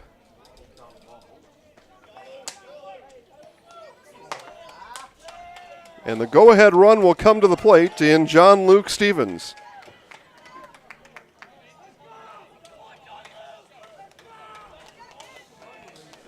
Bases full of Dolphins. And I know I said it last inning, but here we are. And it was Stevens who was chased out of this game from the pitching mound back in the 5th inning. And manager, actually I couldn't quite tell who that was walking out there, but they will talk with Ethan Hilpert and go through the scenarios here with the bases loaded. The Yellow Jackets just need 1 out. 1 out of any kind in the next at-bat of John Luke Stevens. Doesn't matter what it is or where it is. Still with a 3-run cushion, but the go-ahead run is at the plate and with the bat of John Luke Stevens. Stevens a double in the 3rd inning. Base hit in the 4th. And again, Hilpert has been 95% fastballs here in the 7th inning.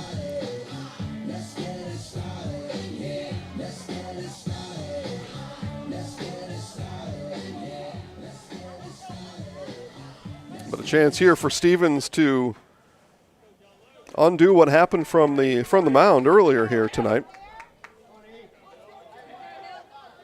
6 walks. 6 walks and 5 runs. So here we go. Bases loaded. 2 outs. And strike on the inside corner to Stevens.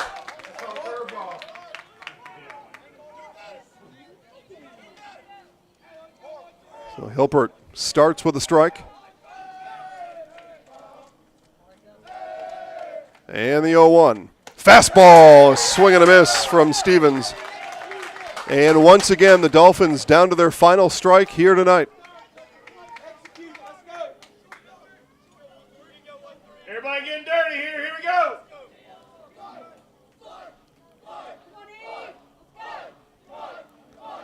Long look in from Hilpert. Yellow Jackets looking for the sweep. Here's the 0-2. Outside for a ball.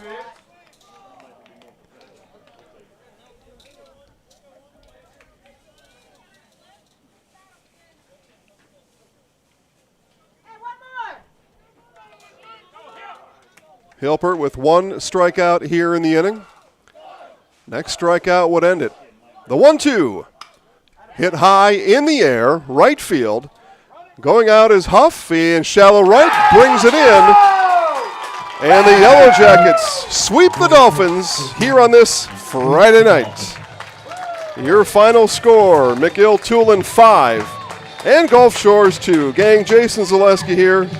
Thank you for watching, and thank you for enjoying our broadcast here during this baseball season. Once again, your final score for Mobile, McGill-Toolen 5 and Gulf Shores 2. And Jason Zaleski signing off, telling you all to have a good night.